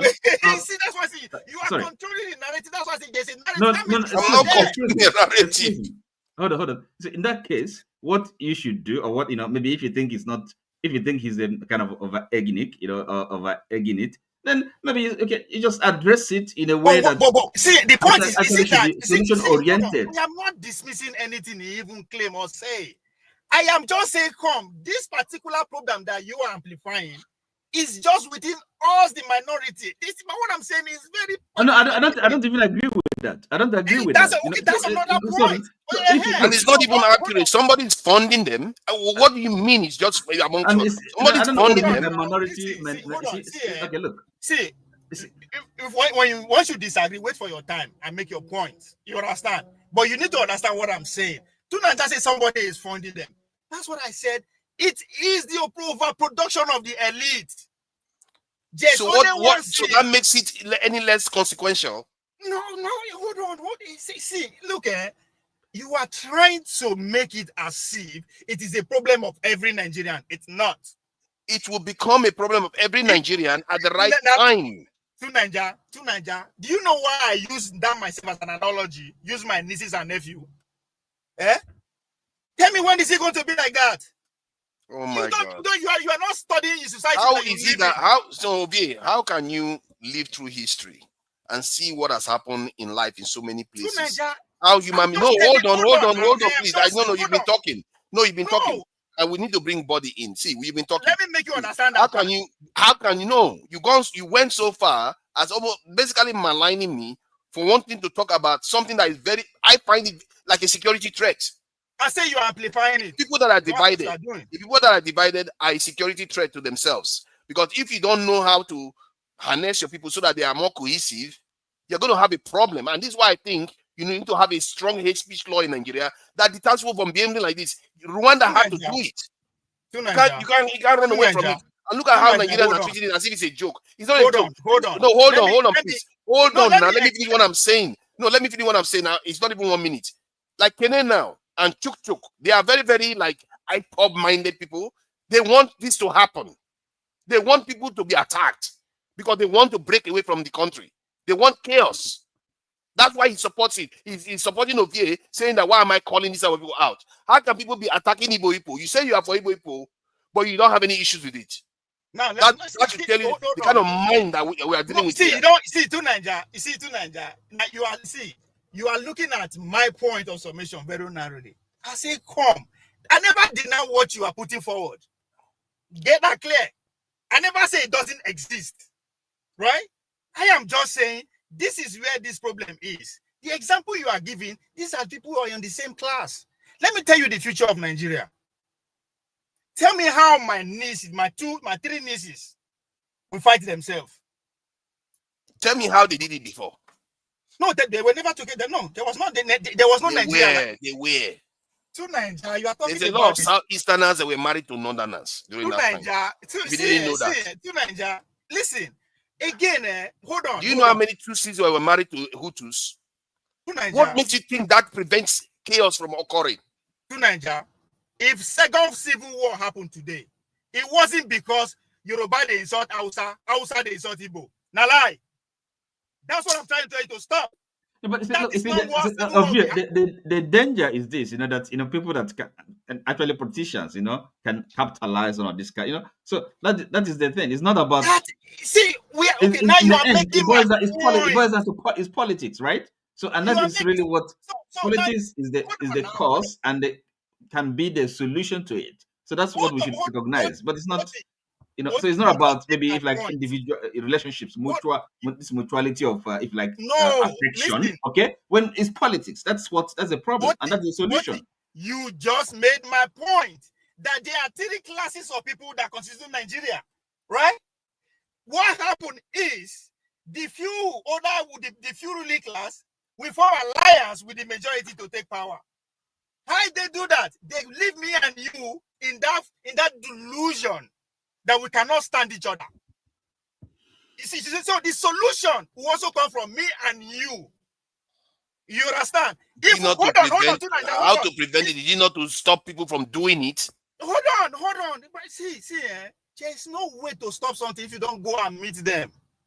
That's why I say me and you. Hold on. You can't just meet. Please. You have to pass Let me laws. finish. People will always break the rules. No, let me finish my point. It is very easy. Now, see, those of us that understand really how the system works, now we they talk to ourselves. We leave the majority out of the conversation. Once in a while, we go their constituency, we see them in the fight. They are behaving animalistically. I think you are really conflating a lot of things. You are acting as if what I'm talking about has nothing to do with them. The idea is to have a system, that a culture more like, that discourages these things. I don't know why you are acting as if it's a problem. That's what we are saying. We have to discourage this bad behavior. Kind of education is not enough. Because some people will go out of their way. No, I need to bring body in. Let me just bring body in because he's been here for a while. This is not the kind of conversation I'm having Nigeria Obie is being like frozen in one place as if we are against the masses. We are trying to protect so that the masses don't want to suffer what they suffered the last time during the past election cycle. If you want to protect them from this kind of conversation. They don't have other what? Stop them from this kind of conversation. So are you telling me who is that? There's a noise coming through. I don't know. Go ahead. There's a noise coming through. Are you telling me when the British were discussing how to pass the hate speech law, they were amplifying it? Leave the British, fuck the British. Excuse my Yoruba. Oh my God. You see, you can be all flashy all you want. What you are saying doesn't make sense. No, it makes having sense. a conversation about something doesn't instigate it. Do we have royalty? Stop using our community as the same as an No, having a conversation about fixing something doesn't hold on. Okay, do you agree that having a conversation about fixing something doesn't instigate it? There's no problem. Why are you waiting? You want fix? You see now, there's no problem. Okay. Yes, the problem is just between me and you. I think we've had each other now. I think Bobby has fallen off after all the waiting. He managed to fall off again. No, don't bring innocent people into our problem. Now our problem with the educated one. Don't bring the innocent people into it. Let's deal with it ourselves. Spare them from it. Yes, if you say that's why we are the ones that pass the laws, isn't it? That's what we are talking about.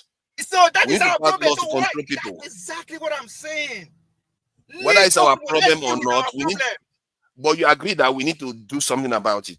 The hate speech is not against us. I see the poor man go suffer, and me and you will not suffer the hate speech. Let's say let's not spin. Let's not spin. Let's not try to be. I'm not here for having postures, Ovie. Do you agree we should do something about it? To Nigeria, that hate speech, and we have money to buy judge, buy police, buy politicians. I won't suffer it. But the poor Nigeria will suffer it out of their innocence. Out of their innocence. So we are just assuming that they are going to be convicted. Hold on. Hold on. Are you saying that because you are afraid that poor people are going to be victimized by the law, we should not have any hate speech law? They are the majority. And then the majority. See, some elites actually say hateful things. Some elites actually say hateful things too. So they should be contained. That's the nature of human. What are you talking about? Oh my God! Okay, now you are for free speech. Let them just say whatever they like in a country with almost 500 tribes. It's all right. I'm not going to get power no matter what I talk. Why the UK has far less than 500 tribes, but they have a speech law? But you are saying in a country with over 500 tribes, you should not have a speech law. I get your position. I get your position. It's okay. Hold on. I get your position. My vote no count. When you are putting the law, you know they consult me. All of my vote is a threat. You see the problem when we get? Like, what is your threat? You know, say, Ovie, you are being stubborn today for no justifiable reason. You're just being stubborn. You have to fix a problem. When you see a problem as a grown person, you have to fix it. You can't just leave it because it's going to result in problems later on. Please, how do we solve it? We should not solve it by imposing law on the majority. I think we should pass laws on the elites too. It's a minority problem. Maybe Erufai wouldn't be saying some of the things he said if that law existed. Forefathers, I thought you had some other headline. We're not for victim of that law. That's the problem. I've heard of what's his name? Atiku say that they have to make sure the people that they elect is northern leader. No, they should not elect somebody from the south. Those sort of things has to stop in that country. Let the penalty be death threat. They will see break it and nothing will happen. At least let the law be there. Let the law be there first. You see, over poor people. Oh my God! What does it matter? So we are worried about it matters the people because it's they going are to the affect. majority. Now, it's anarchy. There should be no law because it's going to affect. That's not what I said. That's not what I said. That's basically what you are saying. At this age, there should be no law. We should pass a law. See, all laws favor the rich to an extent. Don't you know that? You are being specific to Nigeria. You say hate speech. Don't say hate speech. We don't want hate speech. That is your own sweet line. I think that is very, very important. We can't have leaders coming out to badmouth other tribes. It's very, very bad. They oppress me every day. You say make I no talk again. The only power I can make I no use again. My guy. So the only thing you want to use is to insult another tribe. That is what is going to cause this. The only thing you want to say is to insult another tribe. That's the only solution. You deny me food. You deny me power. Okay, it's okay. It's okay. I don't understand your position really. I really don't understand your position because. Personally, I don't like it. Is his or her mouth. You won't shut them up. You deny education. You deny. Shut them up from insulting other tribes. You can talk about other things, but don't insult other tribes. Don't insult other religions. Why are they insulting other tribes? Ask that question. That is where the problem is. You have no justification for it. There's no justification because the tribe is made up of more different type of people. Oh my God, he doesn't even understand. Can we let me go to Texas. Let me go to Texas of you. That's the solution from the root. Can we try to? Let's go to Dexter. Let's go to. We'll come back to you. Let me just make a comment. Ovie, you have given me a headache today. Headache now. Sorry, what I want to say is I just want to appreciate Odi because I've been listening. It's done a pretty good job of kind of pushing back quite strongly when I think it's revolution and is it opera when they were here, because sometimes yes, I did appreciate the way he kind of responded to the to the issues they were discussing. So it's good sometimes to listen to people and then have a sense that they know what they're talking about, and because if we come here and then don't kind of improve on our understanding and reasoning, it becomes a pointless exercise. So when we come to the public, we should also use the opportunity to learn, to educate ourselves.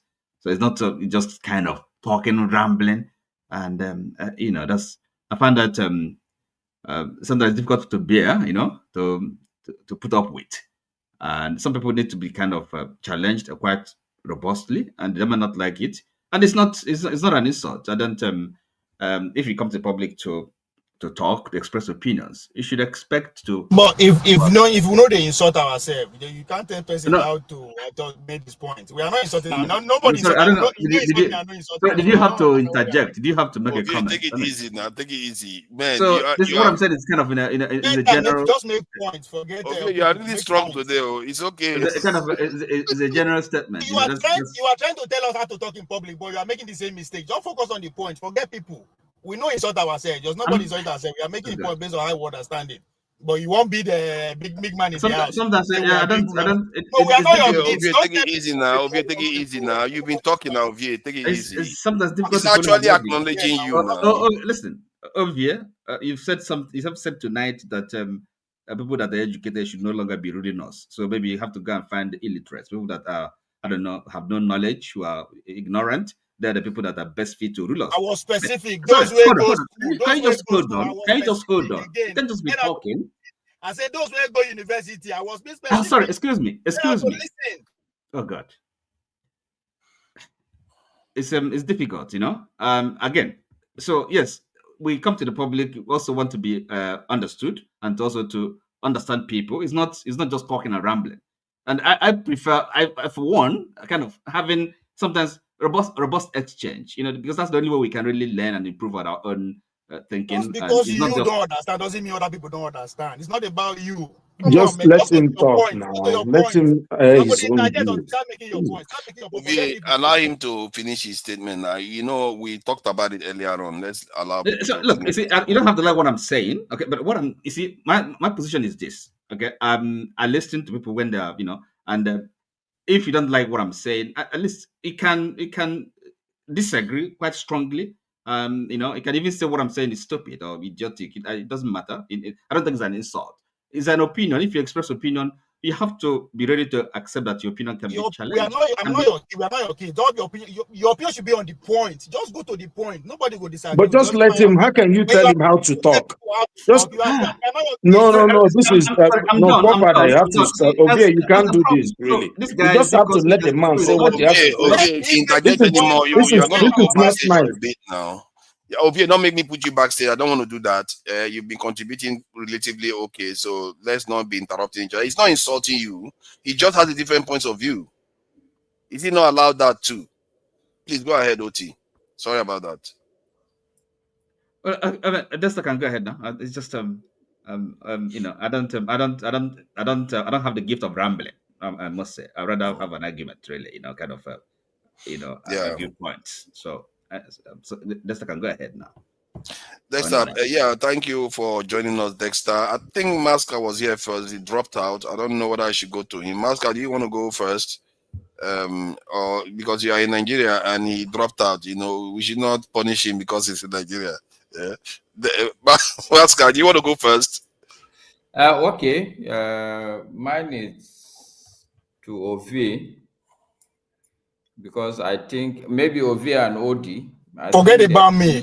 Make point. I can't forget about you. Why do you come onto the show if you want people to go out? If you want people to forget you? No, let him speak. Let me hear what he's saying. So don't talk about me. I didn't talk about myself. I made points. Attack my points. Forget it's about your me. Point. So how do people know it's your point? I'm not calling your name of I was not interviewed. I asked questions. You respond to my question and my answer. Forget about me.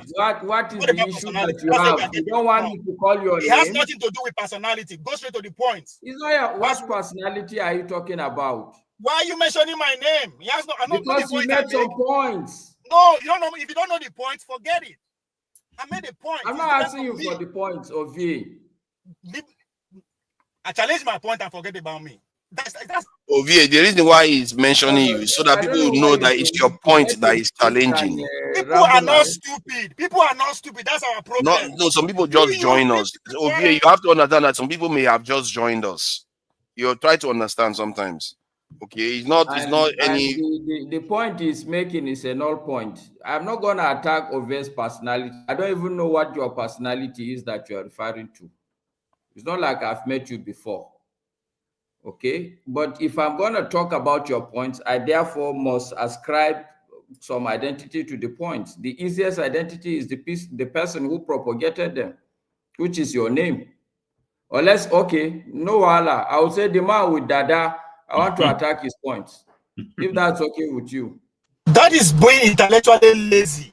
Go straight to the point. You're not talking about me. Like, how is that hard to understand? Okay. All right. Okay. He's not in a good mood today. The man with that. See, anyway, what I'm saying is my points are going to be just restricted to OD and Ovie's perspectives. Okay.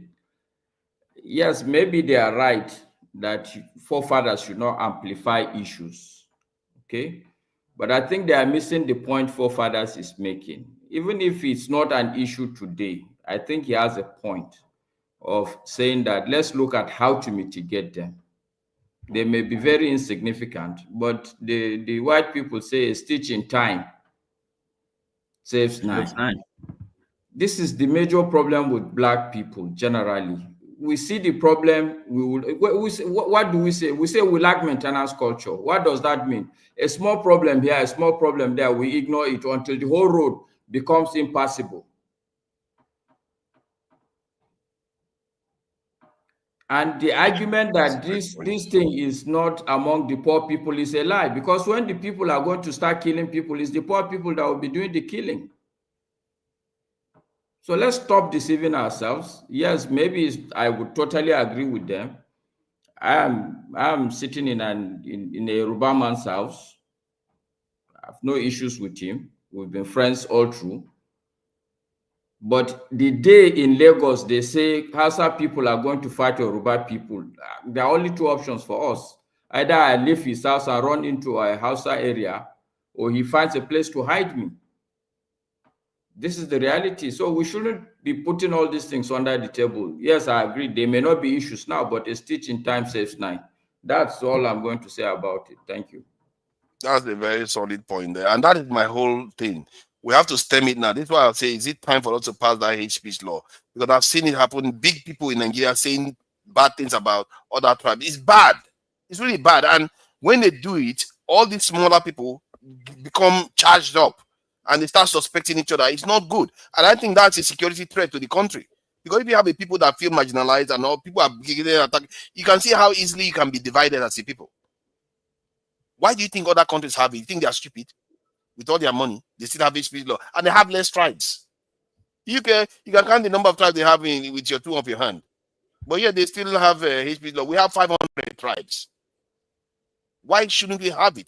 These type of things we are supposed to be putting them in place to make sure we have a cohesive nation, so that our leaders don't just come and start dividing us. If they say any kind of nonsense, then you drag them to court. If like what Atiku said, if he said it again now, they will drag him to court, because he was saying that a Southerner, they should not vote for a Southerner because he's a Southerner and Christian. You can't do that. In a nation that you want to build, that you want to work together, when trouble comes, you will want us to be united. If people are just saying this against each other, you can see how easily it will be divided. I can tell you right now, I know many Nigerians that will take gun from Oyibo people to kill fellow Nigerians because they hate fellow Nigerians so badly. And this is how you stem that kind of stuff, so that the next generation that is coming will not have that kind of bile in them, going on and on. Look at what happened in Lagos the last election. We know what happened. You want that to happen? This is 2 years before election. They've already started. That is what alarmed me so much. Like, why is this people so? Why are they so angry now? Because they are poor. I don't know why they skip the elephant. Is he Igbo man that made them poor? What do you mean because they are poor? They are attacking Igbo man. Are you the point Igbo man or some Yoruba man? That's what you the point out. People are poor. Nigerians are poor. We know that. What are you talking about? To get them out of that poverty, to get them out of that poverty, they have to be more cohesive. To get them out of that poverty, you can't allow politicians that play on their emotions. Solve the root, solve the problem. Yes, poverty is increasing. It's increasing. Can you the UK is not poor. They still have the law. Why do you think they have it? They are not poor. They still have the law. How is this hard to understand? Nigeria, the reason why the society of UK be like that should not be applied to us. We're two different people. There is a fundamental problem. Why Igbo man go hate Hausa, go hate Yoruba? Why? That's not normal. Why? Igbo man doesn't hate our. You said it yourself. Igbo man doesn't hate Hausa man. They are instigators. It's time for Dexter. No. Hold on. You mentioned my name. Let me just quickly say something. I don't want to go into the back and forth. Everybody has their own opinion here. And my problem is amplifying an online troll, an online farm. That's what Forefather is doing. And this is what I disagree with. I said, if you listen to his monologue, he said that the Southeasterners are online and the Southwesterners are online, calling out the Southeastern. I said, no, you're not capturing the moment. What we should be doing is to say what is actually happening. Say, oh, Southeastern has started it. This one's that. Say, this doesn't make any sense. You know, we what you do are have a doing. history. What you are doing. And hold on. No, What you no, are can you doing. just let me make my point? No, what, I'll play the You know, video or anyway. you I'll can play just the speak for video. yourself. Go ahead. You and you see, I've just waited, and you people have been going back and forth. I'm responding to Maska. Just know that I'll play the video. So be careful what you say, whether you are going to tell lies right now. Are you kidding me? Are you gonna arrest me or something? Like, am I scared of you? So my point is very simple. You know, look, this you're asking leadership that builds an online farm to throw tribalism for election purposes. Same leadership, you're asking them to go and put up a hate speech law or something. You know, can't you see that we're just wasting our time? There are so many, you played so many videos. We could have gone to the second one, but you really, really want to get into this. I said, and I repeat it, Matka said he's saying, Igbo people don't have problem with Yoruba people. Hausa people don't have problem with all the, where you have tribal wars or racial wars, they are usually instigated by leadership of countries.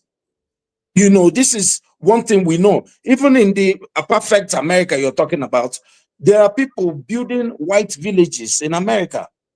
You know, there are people using racial slurs. There are people who are saying obvious things. The people are saying, oh, Igbo people are ugly or whatever.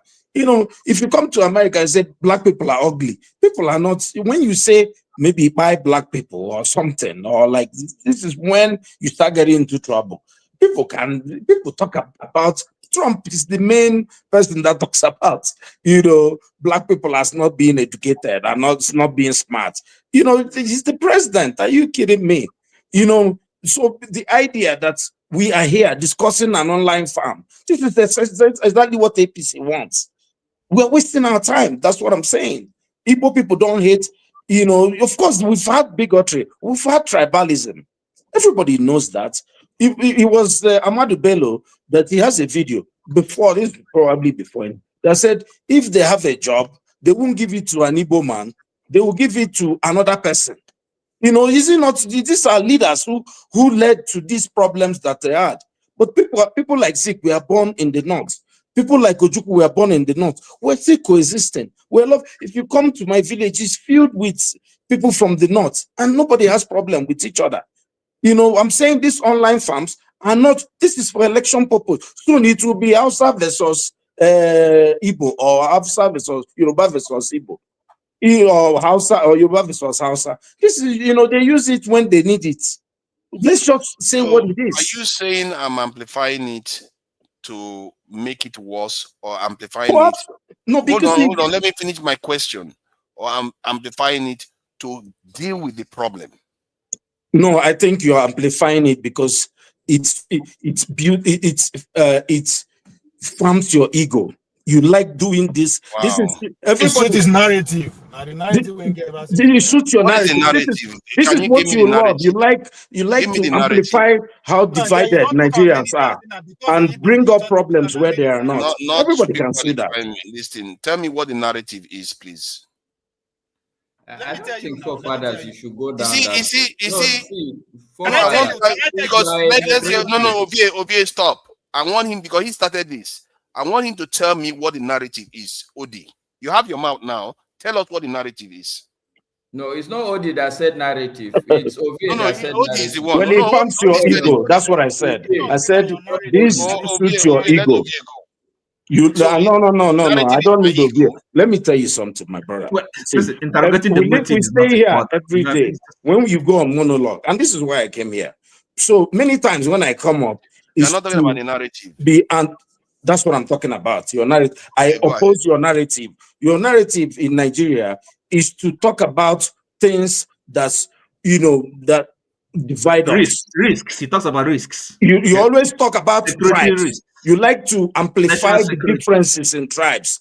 And this is what you like to do. And I'm saying, you know, stop doing this. You know, why are you coming up to say Yoruba and Igbo? There are many, you know, people had discussions about real things going on in Nigeria. You're talking about an online farm? Are you kidding me? Are you seriously saying this? That we should be talking about an online farm created by APC, and you're saying Igbo people have Yoruba? Are you serious? Most people, Igbos, don't feel they have a problem with Yoruba people. The people like Bayo Nonoga and people like Raymond Omokri are being used to. You see, let me tell you, Nigerians have seen all this movie you're before. underrating the issue, quite frankly. So, I mean, I find that astounding. I really find that I just can't believe what I'm hearing. It's not as innocuous as you make it Unbelievable sound. stuff. Even when it's done by politicians for the sake of politics, but still, our people, it presents a risk. Okay, when society is kind of divided that way, it's quite risky. Let me tell you. See, when they arrested Nnamdi Kanu from, did you not hear the term I mentioned? That is a security threat to all of us. If we are divided like this, we cannot just ignore it and say it doesn't mean it. No, granted. I don't think that's the right approach. So unbelievable. 500 tribes. One of the most tribal countries in the world. Like Lagos, okay? Ignoring it as if it's what not happened during the elections. I don't understand you. If people are doing it because of election, what do you think is going to happen when elections actually do come? Okay, it's gonna get worse, and people, of course, that is my fear. And some of the things they are saying is so incendiary. So incendiary. I don't see that way. Nanja, you once believed that it is because the Igbos. You don't understand. See, hold on. Dexter is going to go next. When I started coming to the Nigerian platforms, one of the things I noticed most is like Nigerians are like people doused with petrol. All they are waiting for is to be lit on fire, and that is what Nigerians are, and they leave it like that. They want it to remain like that. Let's remain. Let me just say one last thing. Look, we've seen this movie before. When Nnamdi Kanu was arrested and bundled down from Kenya, Malami went to national TV and he made a speech only in Hausa. Our leaders have been doing this to suit their narrative. Now, hold on now. These people now are out of government. They are now saying, oh, this is Tinubu that is the problem now. Look, we've seen this movie before. This is a leadership problem. My problem, you're asking the leadership to solve the same problem they are creating. No, I'm saying that we should start pushing for solutions. I'm not relying only on them. That's why I asked the question, is it time for hate speech law? We are trying to fix issues, not trying to create problems. I even it's time to stop talking about it. Let's get there. Excuse me. Yeah. Hold on. But see, Odi, even if the forefathers, their approach or his understanding of the situation does not augur for its actual solving, but the fact that he's bringing it up, and then if we think that enacting a law is not the way to go, then we can equally think about other alternatives. Okay, maybe political education, stuff like that. So it's not really. I don't think we can criticize him for that. He may be thinking of a solution that is not going to work. Like, for example, the hate speech law, the law he's talking about. But it doesn't again detract from the fact that that's a problem, and he's put his fingers on it. And it's for all of us to think about solutions. Are you with me? So that's the way I'm looking at this. It's not. You can't just be criticizing him, condemning him, or maybe question his motives. It's not. That's not the. I don't think that is a useful thing to do. So we have a problem. We cannot ignore it. And as someone has rightly said, it's better to be nipped in the bud. Okay. So that is that's all I can say about it. So it's not really. It's a very powerful statement Musk have made about. It's a very powerful. It cannot be underestimated. The statement Musk have made about nipping stuff in the bud. That even tied it to our maintenance culture. How we are reactionary. We wait until the problem is out of control, then we react. We shouldn't be doing that. Fire brigade, Dexter, welcome. Thank you for joining us. I knew this was going to be hot. I didn't think it was going to come from a view troublemaker. It's all right. Please go ahead, Dexter. Now the way you taste that time. Thank you for that. And all the esteemed guys, girls have been adding fire to the panel. On the topic, in honesty, I think we will make some sense. And I think we should, I think another thing we should try to do here is that when people share their opinions, we should allow them share their opinions. We should listen to it. It's not compulsory that you give a rebuttal. You can share your own opinion on things, and then we'll move on. It will help.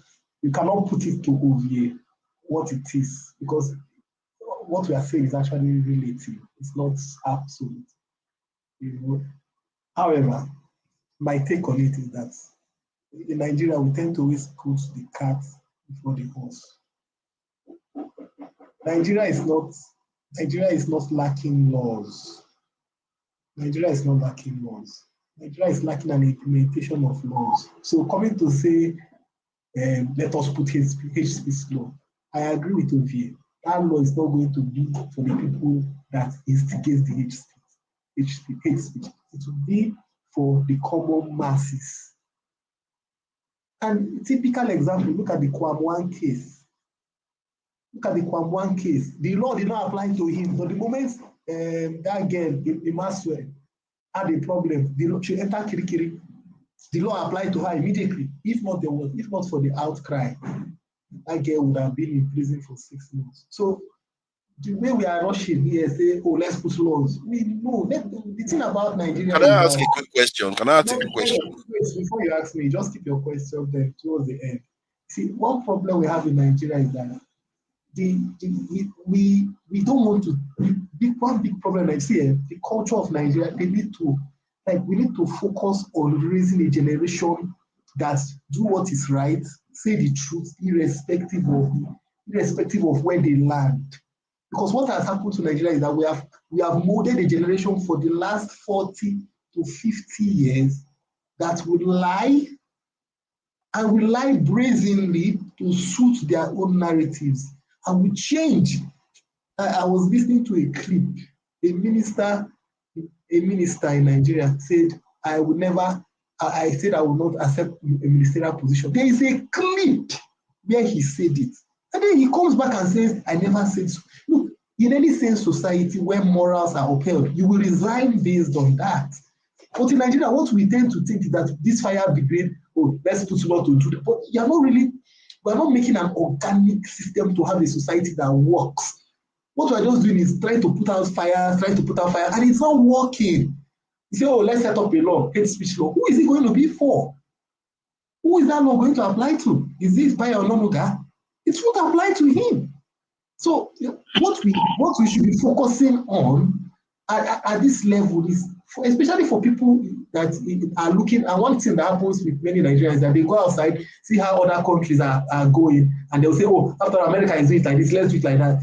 But you forget that America grew. There was a growth process. There was a cultural, let's ask a question. What is the baseline culture of a Nigeria?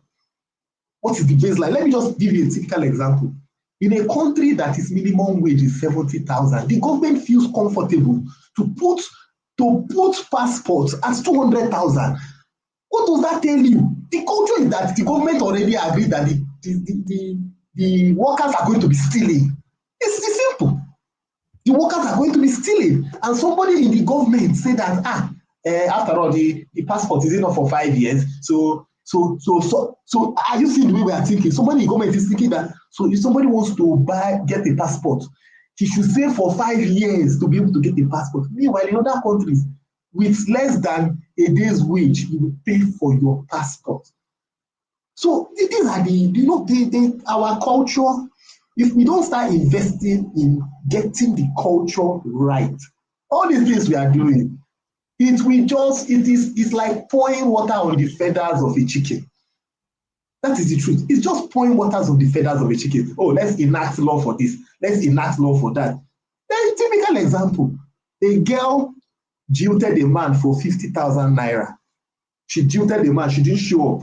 They told her to pay 450K, but she goes to prison. Okay?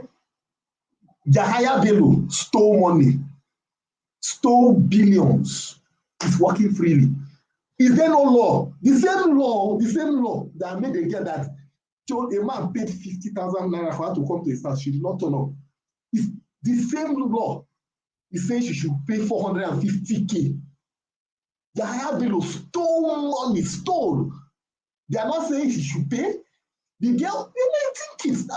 So this is my problem. When we Nigerians sit down and we pontificate over injustice and we validate it and we come out, it means that we are not ready. But we look at other countries and say, oh, the building blocks, how did those countries get there? We're not going to jump into the sky. Example, look at the tax laws. The government want to impose taxes everywhere on people. You have not built the people up. You have not created wealth. You have not created a system whereby the people can grow in wealth. No, you don't want to do that. But you say, oh, we have to raise revenue. We have to raise revenue. Look, another thing is that you don't force a people to be one. It doesn't ever work anywhere in the world. It doesn't work. If you cannot force people to become, you can't. They are human beings. The people choose to be one. This ideology of, oh, we must be like this. No, it ain't gonna work. And it's not working. How many years have we tried it? It's not working. We've tried it through military era. It didn't work. We've tried it through democracy. It's not working. You can't force them. You have to, until the leadership, first of all, you have to get the moral and the cultural ideology correct. And then you will have a nation that has a focus, that everybody is thinking collectively. Everybody. If we don't get to that point, all these things we are doing, you just throw water on the chicken's feather. You throw the water, the chicken will shake it, everything will go out. And that's what we've been doing. You go one step forward and go 10 steps backward. Thank you. Yeah, the question I wanted to ask, I do agree with the idea that poor people generally do get the worst end of laws, but that is inherent in any country, inherent in nature itself. Nature is not fair. If you observe, by the fact that the rich people are richer already, is unfair on the poor, because when the rich people will get better lawyers, they will get better visits, they will get better everything, even when the law is being applied. Not to mention in Nigeria when it's not even being applied fully. And the question I wanted to ask is, based on your argument, like I said, I do agree with the idea that law is a little bit unfair. But based on your argument, then we should repeal every law because it doesn't apply to the rich. Okay, no, that's not what I'm saying. So my argument is this. We have to form a nation where rule of law is entrenched, irrespective of your social status. Look, in Nigeria today, an accountant general stole 80 billion. He was made an emir. He was made a traditional ruler.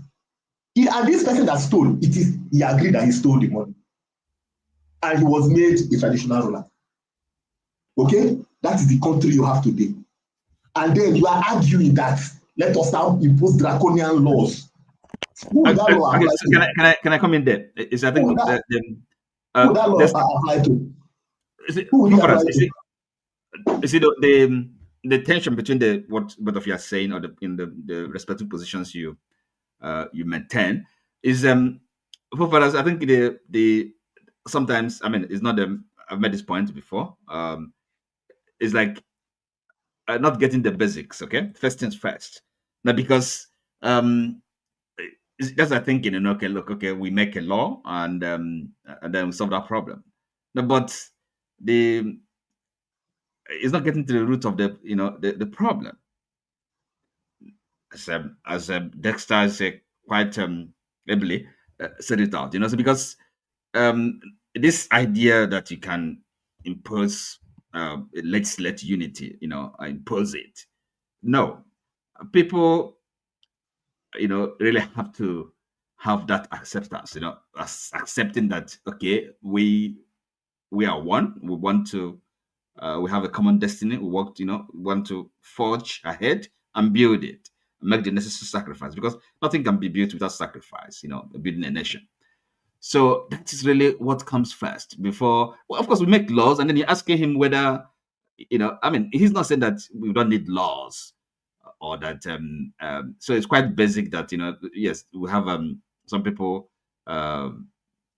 I mean, you don't have a if like because the premise of his argument was no, that it's it's going to affect the poorer people. No, that's not the premise of his argument. But of course, you can interpret it or misinterpret it. But that's what he's saying. Am I wrong? No. Deliberately, you can have misinterpret his views. If I was wrong, he would say it. I don't think. The thing, that's why I said that the tension really is for him. You think everything is you forget the basics. You think you want to build maybe kind of a skyscraper on the air, without having the firm foundation. So I sympathize with your point. You see, the point is that better to have it and not need it, and need it and not have it. That is the point. It's not like I'm saying the moment you put it in place, it's going to solve all.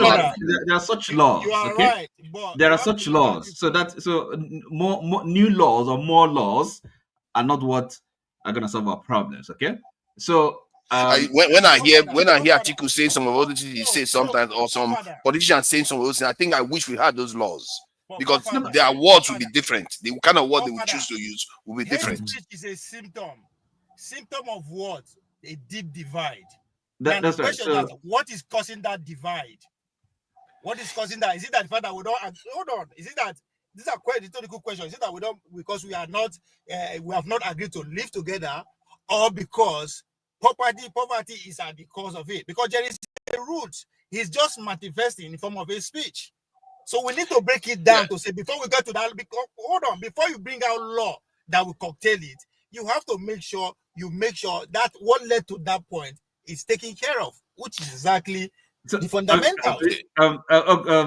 Okay. See, the person asked whether is it poverty or is it no? Poverty is a problem, but that's not the problem. Let me finish. That's not the fundamental. That's not the fundamental problem. Because, okay, no, it's just a question. Let me finish now. Let me finish. It's part of the problem, but the original problem is actually this kind of this acceptance. It's like you see, the Bible says two cannot work together unless they agree. So that agreement, that this is our project, this is our thing. We belong to one country. We share common destiny, right? The peoples of Nigeria have to have that kind of understanding. They have to imbibe it and live it.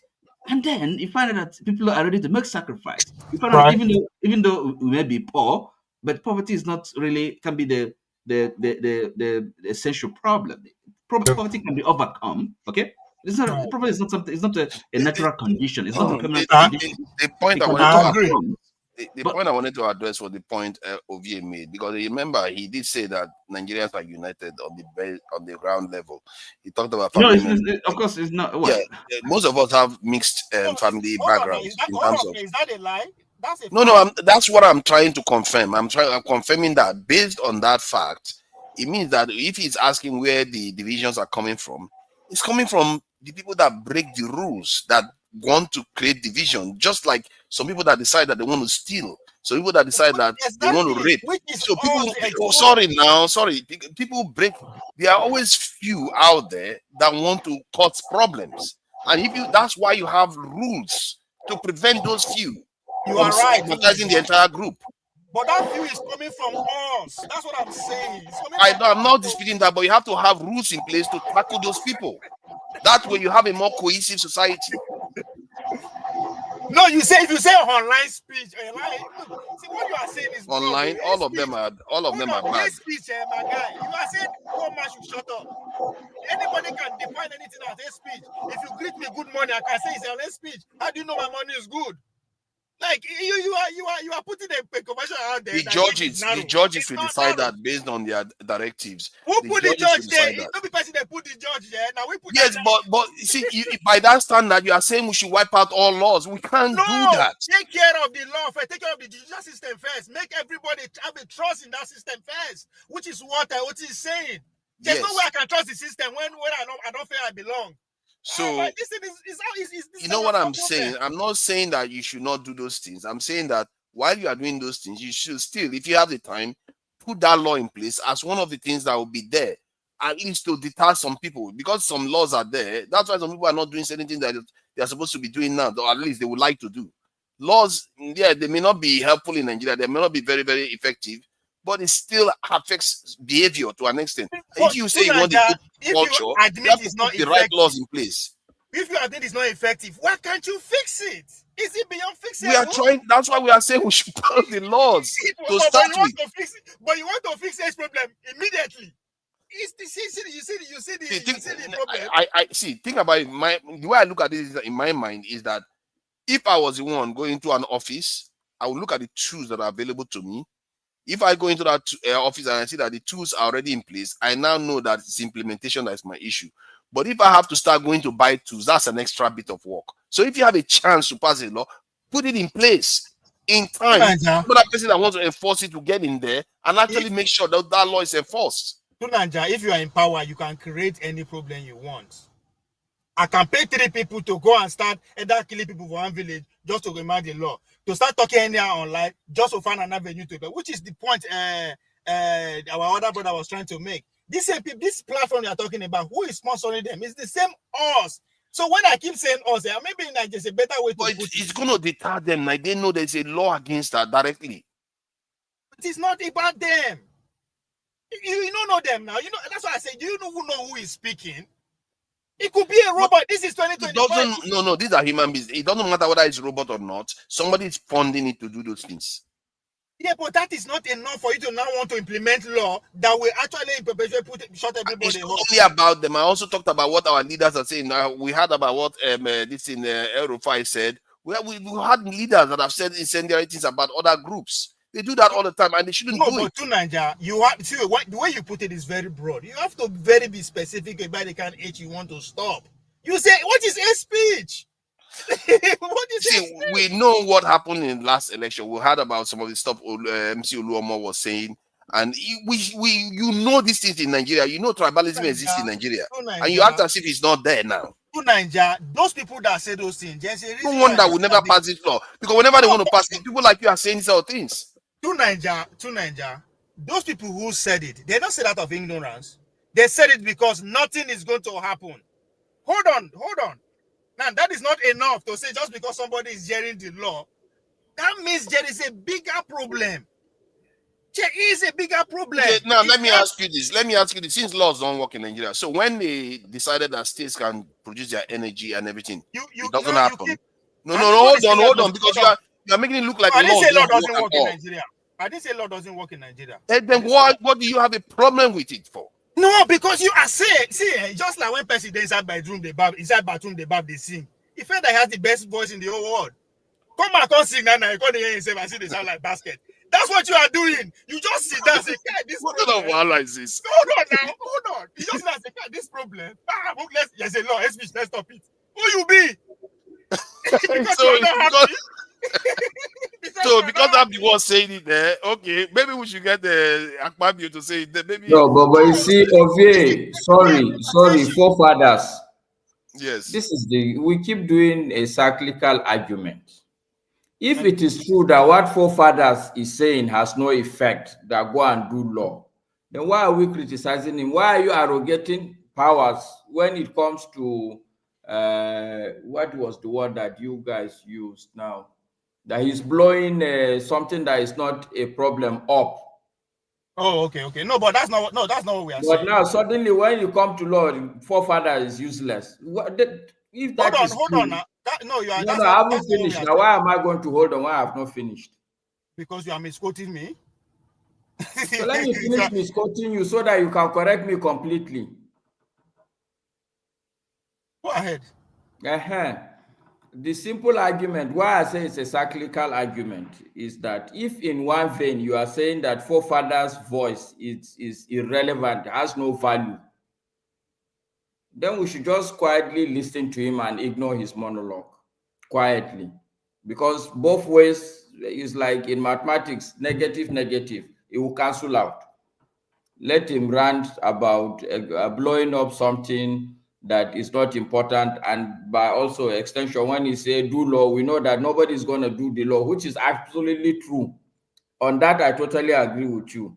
Just because forefathers said it, I don't see how a law is going to be passed. But I am just simply saying that, look, if it is true that forefathers' voice is useless, then let's completely ignore it on both sides of the argument. But if we are criticizing him for blowing up, then let's give him credence that maybe his voice has value. Okay, the criticism of Two Niger in this is not, we say he's amplifying what is among the minority class. He's amplifying. Now, I said that because how the few people, the governing elite who hold power, how did they take hold power, right? It's through means like this, right? You don't be surprised, and don't be surprised a senator will wake up in the morning on the Senate and say, Nigerians are talking about it online. But the question is how many Nigerians are talking about it, right? So that is to see, anytime you are presenting an issue, a topic, right? As a moderator, if you don't have an agenda, you don't even have to say a word about it, right? Put it out there. Who said I don't have an agenda? No, forefathers, allow your bit to finish. I literally put the agenda. Hold on, exactly. So I am pointing your agenda out, but people are saying, no. So he is part of the elite, right? That's what I said. He just sit down within the cocoon. This thing. No. The only way to stop this thing is going to destroy Nigeria. If we don't do this, it's going to destroy Nigeria. That may be a fact, right? But in a democratic setting, if not because you are trying to do like your leader, who said we must be together by all means, we must accept this by all means, we must do this by all means, you won't be thinking like that. You should be saying, you are not even putting it before us, right?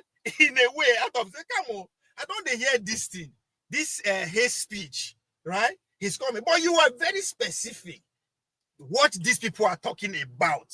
So in other words, you are telling me to narrow my point to that specific word that you are presenting, and it's bigger than that. It is bigger than that. I'm not going to toe your line just because you bring this to say, this is a problem, we have to deal with it. I have to say, come on. Yeah, this is a problem. I didn't agree with you. This is a problem, but this problem where they talk so. It's not just between me and you. Why do we have to invite people who don't concern us into the problem? So that's the point I'm making. You have to know. I'm agreeing you own the role you are playing. You are but the role is not just between me and you. This role has caused problems from the 1966. As a matter of fact, even before that, what did Mamadou Bello say? All this type of behavior is something we need to stop. And I said that is not what caused the problem. You see, that's where the argument is. Oh my God! It's a fuel. It's a fuel. This is what I said. Hold on. This is why I said when I look at Nigerians, they are ready to be manipulated. When you look at the discourse you see in Nigeria, it's like everybody has been poured, like petrol is on everybody, and just somebody needs to come and light it up. This is what I mean by when this kind of conversation is going on. Hold on now. This is what I mean by when this kind of conversation is going on. God forbid something happens to Tinubu. Do you know what happened in Rwanda? One plane crashed. Many of us still don't know who brought that plane down, but it led to a genocide. To Niger. Do you know why that happened? It's because the ingredients were already in fairness to you, forefathers, in fairness to you, that was exactly what brought about the civil war. People imagine were hold on now. Like, please. So because Igbo man they sort Hausa, now bring civil war. Guys, no, you are not listening now, Ophi. Okay. You are not listening. No, it's a question I'm asking. It makes it more easy. It makes it more susceptible to be manipulated. Exactly. The word there is manipulation. How do you manipulate people? Exactly what you are because they are ready to be manipulated. That's why they are conditioned to be. Hold on. Because of divisive behavior. Now English will they speak. Hold on. Let's break it down. Manipulation. What is the word manipulation? There are avenues in which you make that happen, and one of them is what you are doing. No. Yes. No, the truth is you are trying to manipulate people, and not in a bad way. Anyway, no. I think that's not what he's saying. He's saying that what I'm doing is that I'm being manipulated to do it. Is that not what you're saying? No, you are manipulating people. That's why I say okay. No. I'm manipulating people, but I'm manipulating people openly, telling them this is what I want to do. That's the problem. That's what we are saying. The problem is not manipulation. Manipulation involves nefarious. No, hold on. Manipulation. You have to get it right. This is a fact session. Manipulation often tend to involve nefarious thing, and you have to conceal your true motive. That's what manipulation is. You just did. You just did. But that's not what. That's my true motive. I've said it. I literally put it on. Okay, let me bring the picture again. Enough is enough. I literally put it from the start of the show. What is this? This is not manipulation. I put it from the very beginning of the show. What is this? What is the manipulation here? There's no manipulation. My motive is open and clear. Hold on now. To Nigeria, let's have an adult conversation. I showed you from the very beginning. Hold on now. Hold on. If we come the table of negotiation and you put gun down, even though if the gun is not loaded, you put me on a compromising situation. Right? This is not a gun. Gun is under duress. Gun is duress. This is not duress. Sorry, forefathers. Me, I'm a bit confused. Ovie, I'm losing your position. What exactly is the point that you are standing on?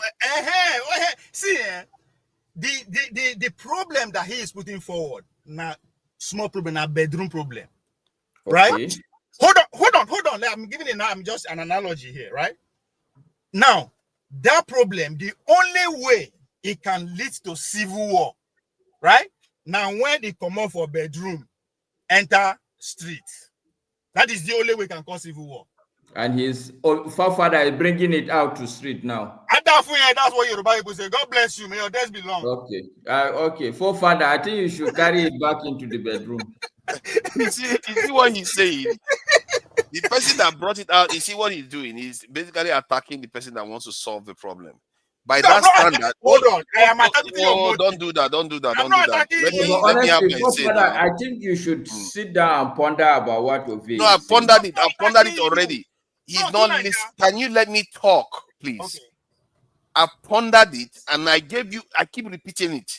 When I came to Nigeria and I started observing the conversation that is going on, I was like, whoa, these people, they look like they poured petrol on them. If you don't understand that analogy, I don't know what to tell you anymore. Hold on to Nigeria. When you come Nigerian space online. No, I hear you see it on the news. You see the politicians talk, not online. It's still online. No, it's still online. The politicians talking is online. Hold on now, and I am telling you. I was in Nigeria when they went on protest. What are you talking about? You know I was in Nigeria during that period last year. Yoruba people. I have never. Let me agree with you now. People died because they were protesting. It's not only online. Tunaja, I never disagree with you. Look at it. I said it. I started from the beginning. I said those of us where they online, those of us where they educated, those of us where they exposed, they cosmopolitan, where they watch around all the information avenue in Nigeria. We are not more than 50 million people. What has that got to do with addressing a problem? Hold on. By that standard, you know what you are saying? No, hold on. By that standard, Ovie, by that standard, any problem you see, and Masca, you shouldn't back him because what he's saying is negating the point you made. In other words, you shouldn't deal with any problem until it becomes a real problem that comes out of the No, sorry, Ovie, sorry. You want it to spill out onto the street first. No, forefathers, I will back Ovie, but based on another principle. Okay. You need to prioritize what is your problem. You can't start. Okay, I will give you a proverb. Okay, it's not a proverb. It's just a saying that if you are going to the market and you are going to stop and fight every dog that is barking at you, you are never going to reach the market. This is just a dog barking. Yes. Let's not be deceived that this is the major problem. But sorry, no. But for that, the solution one is okay. Now, when I use the analogy of in-room, I mean that 50 million people. Nigeria is 220 million people. Now, when I say, you say, oh, so we should not solve the problem. No, we can solve the problem where the problem is without taking it outside. And how do we do that? Let us stop. Hold on. Yes. I say don't take it to the stop street. Talking about it, eh? We should just stop talking about it. Because the majority are not talking about it. Why are you talking about it? Who is so we should keep quiet until it gets worse. We should keep quiet until it gets worse. No, it is never. You don't have. Let me understand what his point. Let me understand his point. Okay, let me hear it. Okay, he's not saying that you should ignore it, but when you take it and look at it and analyze it, you put it on a scale. Is this truly a national issue? What you mean by it's a national issue is like it's happening all over the place. It's happening in real life. It's happening online. It's happening in the National Assembly. All these are assembly people. They are fighting each other based on tribal lines. Is that what's happening? So you're waiting for that to be in that case first? Yes, sometimes, because when you have a bigger problem, sometimes look, you have to tell yourself that okay, okay, let me give you another analogy. This is something that really happened to me. Okay, I saw a small fire. I have a fire extinguisher and there's small water around, but the fire extinguisher is a bit far. I asked myself, this fire now, is it major enough for me to have to start throwing this water now? Or do I have small time? Allow you to rage a bit, but I will go and get the fire extinguisher that I know. Once I carry this fire extinguisher, this small fire, I will deal with it completely. I'm running away from the fire. Somebody looking at me will think that I'm a stupid man. That look at fire is leaving it. But I have a clear plan that I have a bigger problem solver. And I'm going to allow this fire burn for like 2 minutes while I reach that fire extinguisher. That's what Ovie is saying. That yes, this is a problem. Don't ignore it. But let's look at the bigger problem. I hear what he's saying. I hear that point. Your concern is valid. But you are not listening. You are not listening. Ovie, no, let me. You just finished talking. He spoke and you want to speak again. Go ahead. The point I'm making is that this issue that you call a fire extinguisher has burnt the country before. Had literally created a genocide in Nigeria before. And people have died in the last election. And like I said, I was online when it happened. So we are not talking about a fire extinguisher. We are seeing a fire that has burnt a house before from the same source. And you see the fire coming on again. You say, you know what? Let me go for a walk this time again. No, but Tunanja, this is a fact. This is a fact show. That's not factual. What you just said is not fact. It's actually literally factual. Okay, let me put it to you. Let me put it to you that it's not fact. Okay. Now, I am not saying you should ignore the problem. The easiest way for this problem to get to where your red line is, where you are scared of, is the angle that we are talking that we are pushing now. Let's just keep amplifying it until you get to everywhere. And hold on, because that's what happened that's what caused the civil war. We are talking about treating it, talking about amplifying it. That's what caused the civil war. That's what caused the civil war. Amplifying it caused the civil war? Hold on. Tunanja, if Igbo man they on each other, how you want to hear them? Oh my God. No, it's a question. No, but that's also a very solid point of view. It's a question. How will they hear it? Because it was also in the newspaper and in the north. They were doing it in the north too. Exactly my point. Hold on, they were doing it in the north too. Did you hear me? There's a Yoruba man's testimony that said they were doing it in the north too. You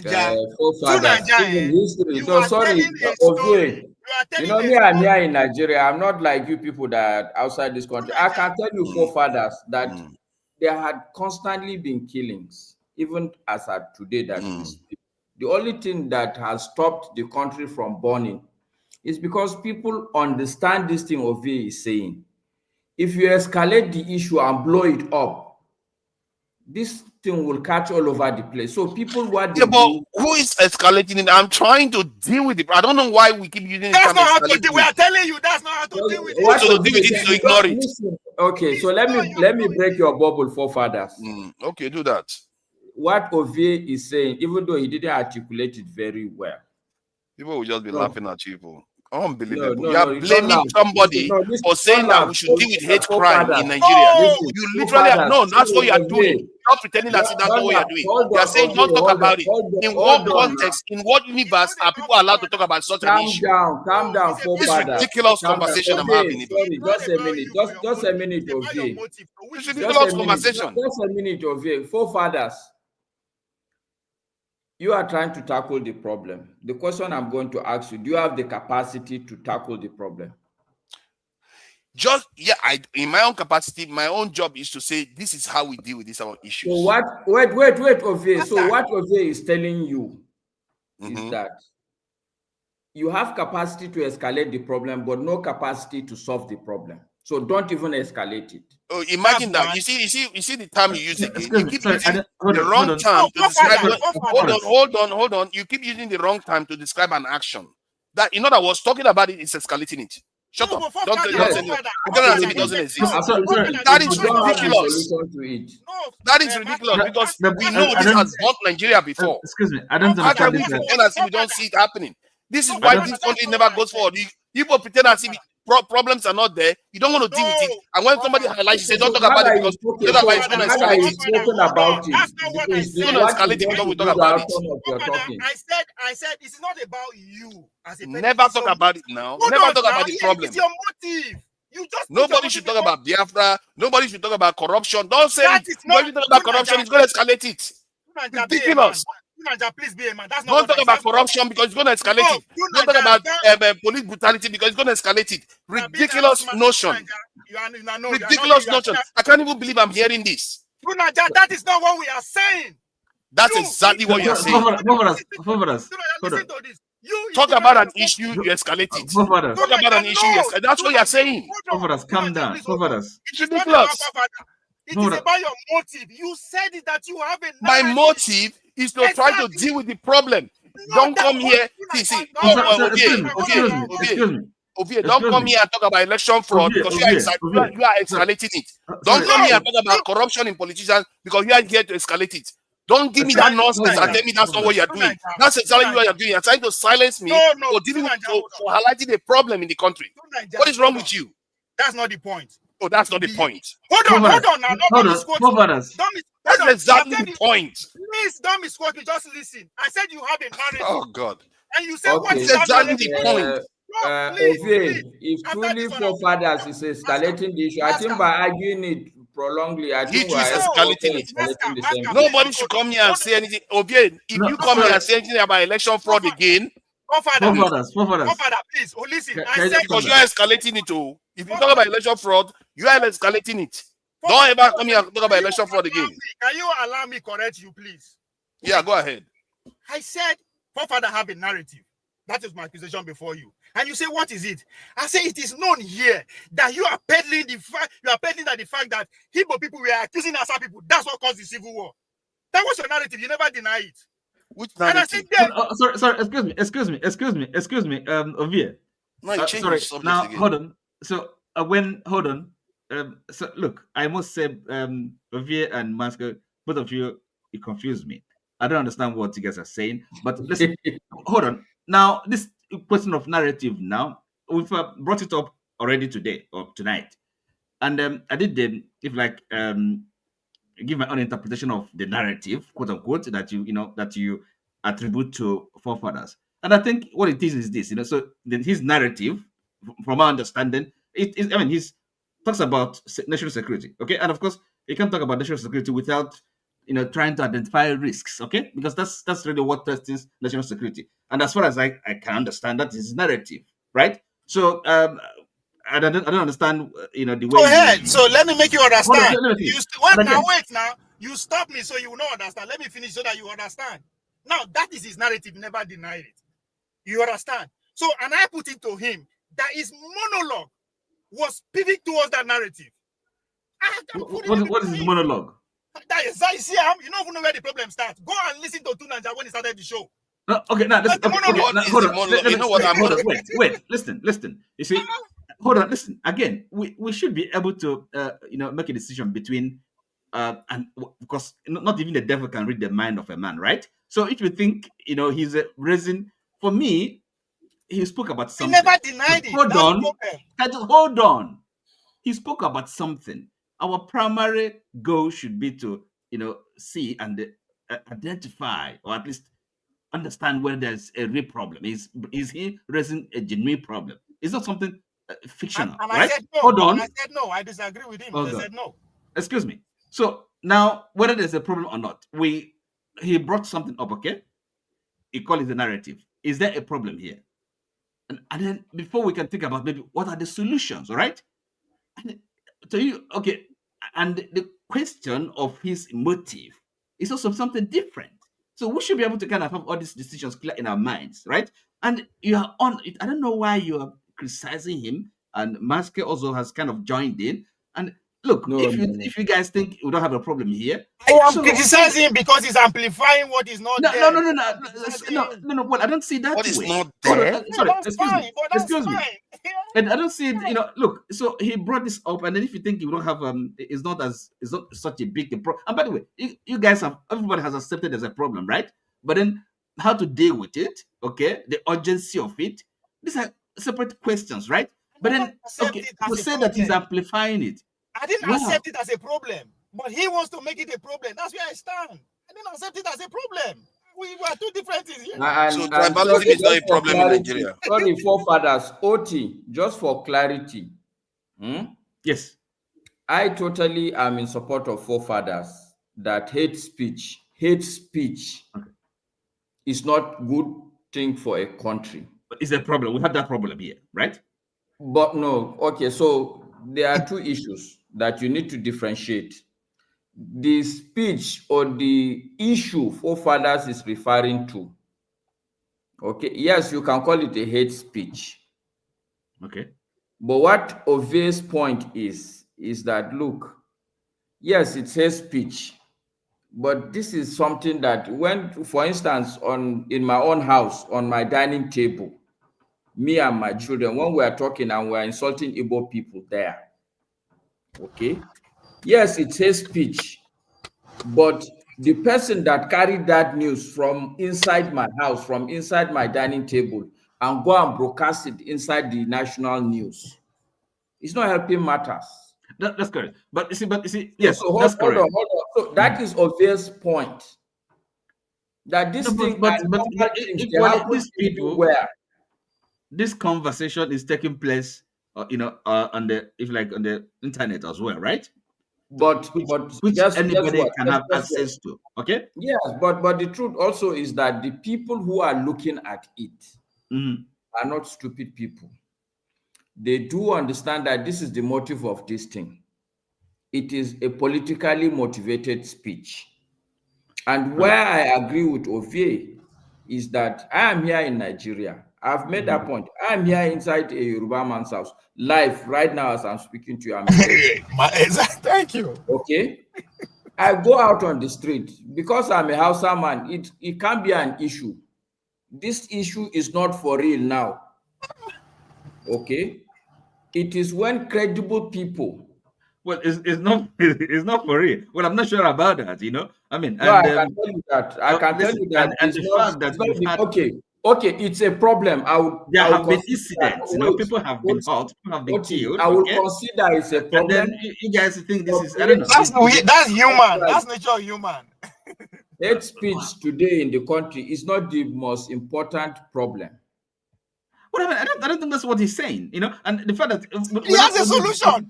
We don't come here to discuss only things that are national. But in fairness, right? honestly, things that are, there's nothing any one of us I don't think that is the on this standard. topic. Okay? Can we discuss something else?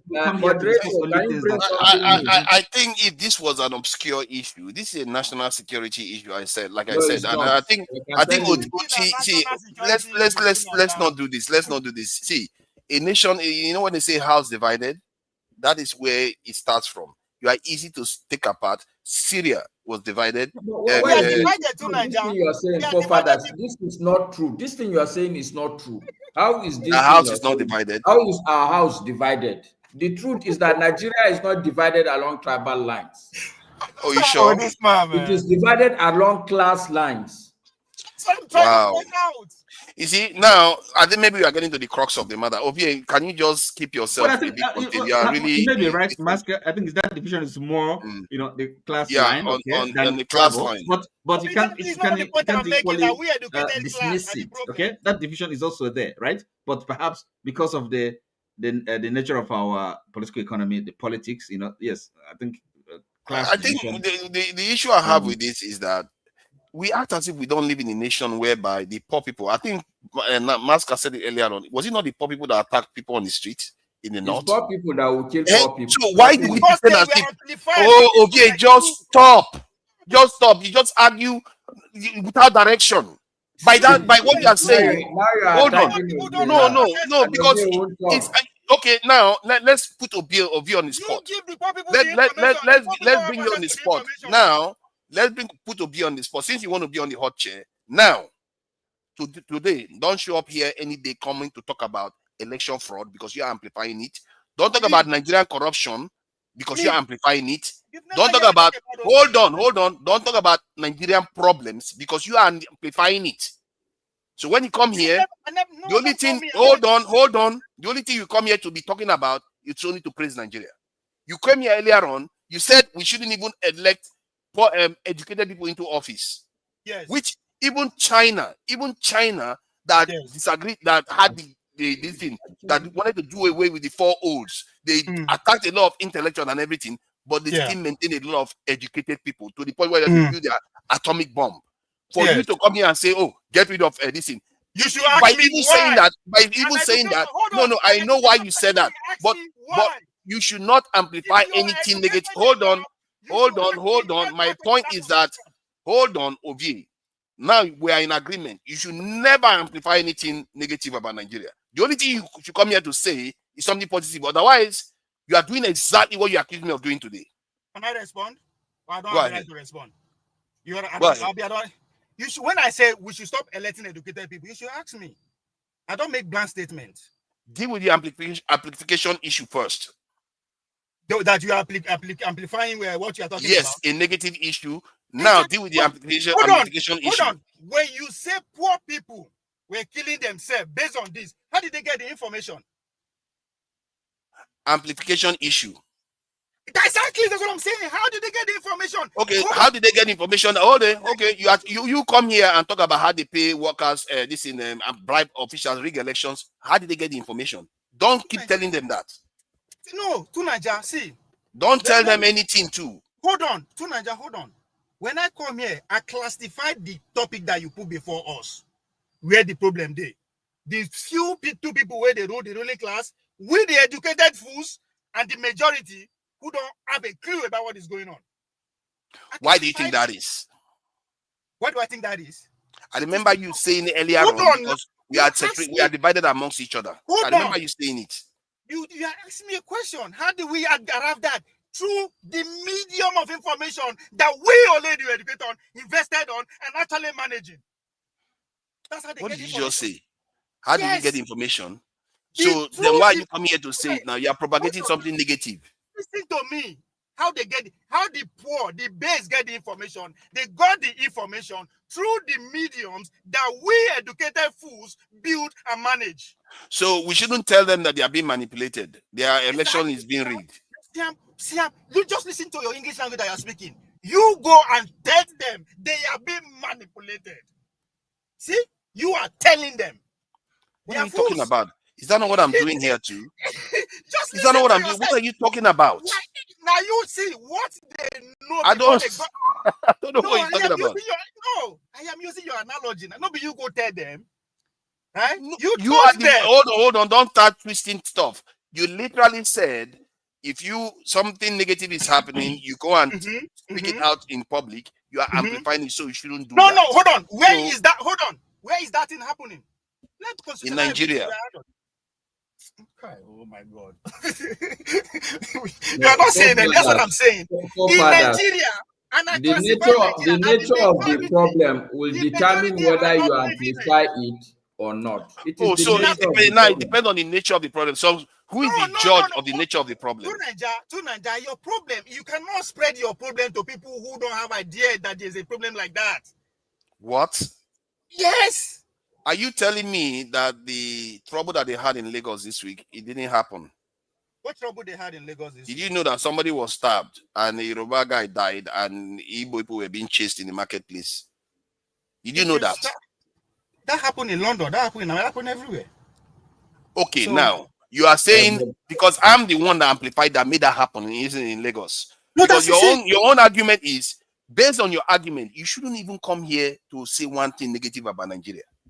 You should just the only thing I want to be hearing from you is holy, holy, holy, Nigeria is holy. You have to sing it 24/7 because if you say one thing negative, you are amplifying it. Tell me one thing. Hold on now. See, we are. Let's have an adult conversation. Tell me one. You started it.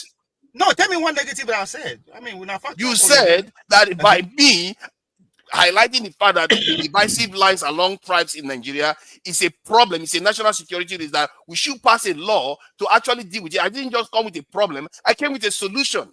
That is where the problem. That's exactly what I am saying. That is the Don't problem. even do it. Then you should never come here and complain. Oh, you say, oh, are you saying I should not come with a solution? Is the solution the problem? The fact that you cannot see your own problem, right? You Hold sit on. down. Is the solution the problem? Hold on now. Hold on. You sit down, you make your observation, and you provide solution. Now you are coming to force it on us. I'm not forcing it on you. You are saying I shouldn't talk about it. That's the problem. That's the issue I have with you. You are saying I'm justifying it. You're not, hold on. Don't be facetious. I'm not doing a lot of long talk here. It's very, very straightforward. Yeah, I'm the one that kept him backstage because he won't let me talk. He just wants to be Why now, forefathers? No, because he won't let me talk. He won't let me talk. He's going to come back on stage. I'm just trying to make a simple point. The point is that it's not about the solution because we've been going round and round. This is the thing he does. It's not about the solution. His argument is not, oh, why are you proposing a solution? His argument is, I'm amplifying it. That's his issue. So don't start changing the goalposts now. Make your point. I accuse you very well. I accuse your intention. Right? And I'm not accusing out of my ass. Hold on. Now it's not intention. Now it's changed the goalpost. Can you allow me to that my point? For God's now sake. it's intention. No, let me finish. You just agree that I accuse you. And I'm telling you why I accuse you. It's not out of my ass. I listened to your monologue. My brother, you are not talking to dons, man. I listened to your monologue. You understand? So in other words, you see, don't forget say me too say they present issues. So I am not just speaking because, oh, I don't know what you did. No. You came and you presented a monologue to put a narrative that there's a hate between the Yorubas and Hausa. And guess what? Let me help you. The video that you play, it is that the video of an Igbo people bouncing on Yoruba. Is there another video that contradicts that or not? There wasn't. So you establish a narrative that we should follow. And I'm telling you, my brother, no, that is a problem. You play one video. It's okay. I beg. It's okay. Forefathers, did you listen to Julius Malema's speech? No, I saw it. That's what we should be talking about. Of a single side story is by Chimamanda. You presented one story by that video that you played. You play how Igbo people they insult Yoruba. That's how you stopped. You see what you play that video? You see, I don't think you were even present at all when I was playing that video because clearly you saw the wrong information. Is the Yorubas insulting the Igbos, not the other way around? Okay, so that's one narrative. Hold on. You don't even understand what I played. You think you heard what I said. You don't even understand what I played. Hold on, excuse me. It's because I listened. Yeah, calm down. You know, it's because right from the beginning, even yes, the question, even the way Fafada's phrase posed the question. I mean, I could implicit in that in his phrasing of the question that whether Igbo whether the attack is justified. You know, so yes, I mean, I did understand that, but I mean, there's certain things you can ignore and really get to the heart of the matter. And to me, the issue is this: is there really, do we have this problem, right? And if we do, then can we solve it? Masca somehow is saying that it is not. I mean, it's as an insoluble problem. We have to live with it, not even make an effort. That is something again I can't agree with. So for us, yes, from the beginning, the monologue they're referring to, you did kind of give the impression that somehow maybe okay, look, one can perhaps there's implication there that maybe these Igbos they deserve it, but for me, I didn't quite. It's not necessary to kind of go down that route and then start taking issues with you. For me, the point I was making it was that we are all at it. Is it a national problem? Can we discuss it objectively and perhaps look at solutions? So these things people can take different angles to it, but obviously, saying that kind of interrogating his motive that may not be necessary. Because there's a precedent, we know a narrative. Well, can I say something, please? I have to go so that I came in here for an announcement. I just want to thank you.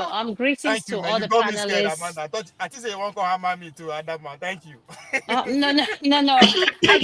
I came in to tell our viewers the What's Your Opinion segment. I've been on vacation. I just got back. So we're not going to come on tonight. So tonight, you have the whole weekend. So enjoy it. I'll be listening from there. I've been listening from the background. Just behave yourself. You know, I'm in the comment section. So I just want to tell Oh our yeah. viewers, I'm not coming. We're not coming back to next week. So that's why I came to make the announcement so that people will not start coming in and thinking we're coming in.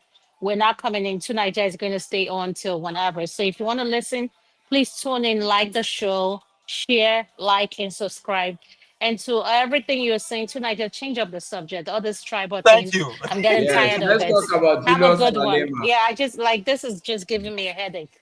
Like I love you, but I know you do your thing, but let's switch it up a little bit. Thank you, Okay, Master.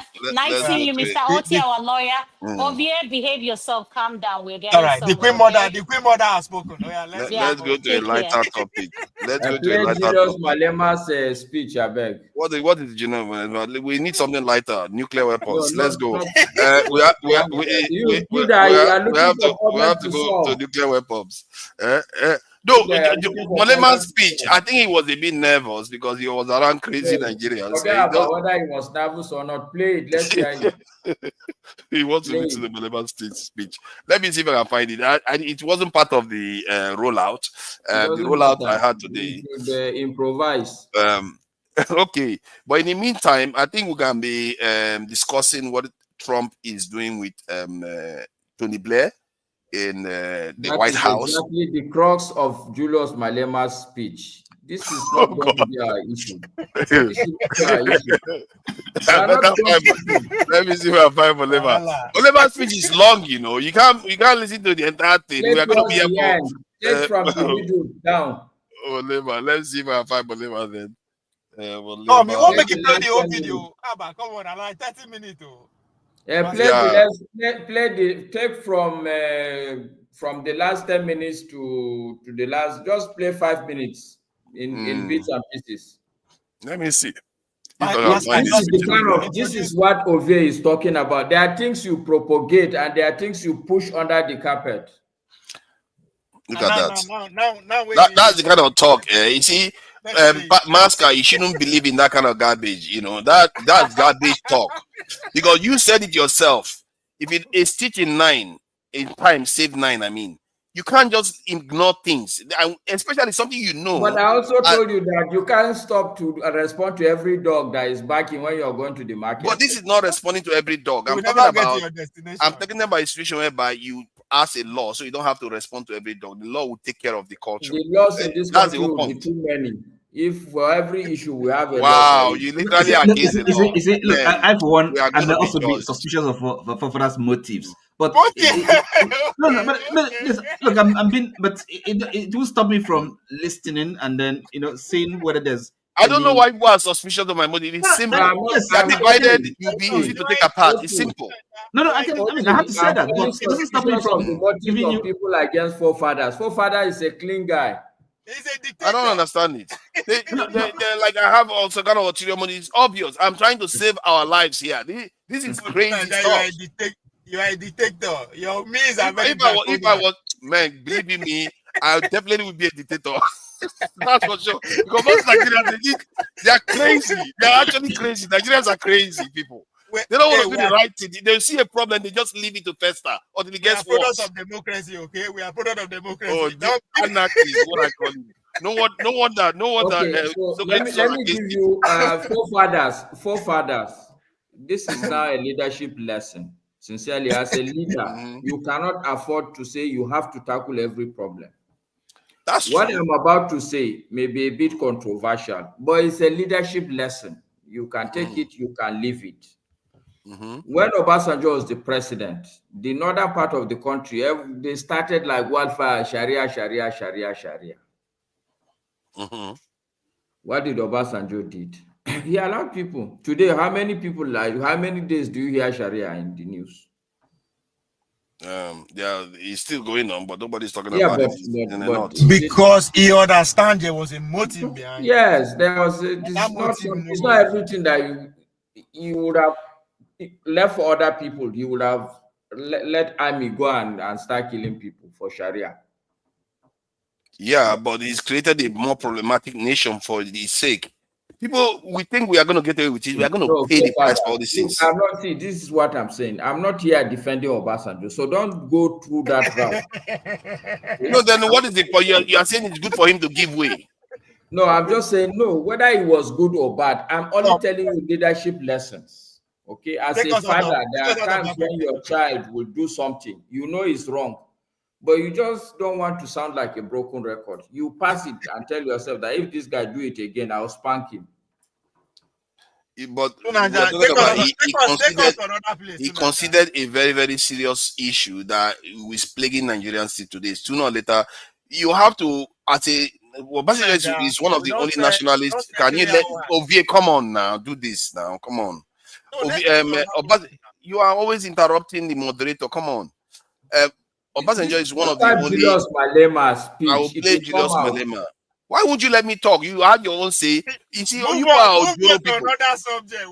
He had his own say. They will say something to me, but I'm not allowed to reply back. It's okay. Carry on. Carry on. Let me play. Let me play it. I'm the moderator after all. I'm Jesus Christ. Stab me and let me take it, and I will not say anything. Okay. Let me play Malema. Since it's Malema you want to listen to. How many minutes to the last? Okay, it's 36 minutes. So I go from 30 minutes or so, and let's take it from there. To embolden other countries to speak out. This fight also led to the International Criminal Court to issue a warrant of arrest for the Israeli Prime Minister Benjamin Netanyahu and his Minister of Defense for war crimes.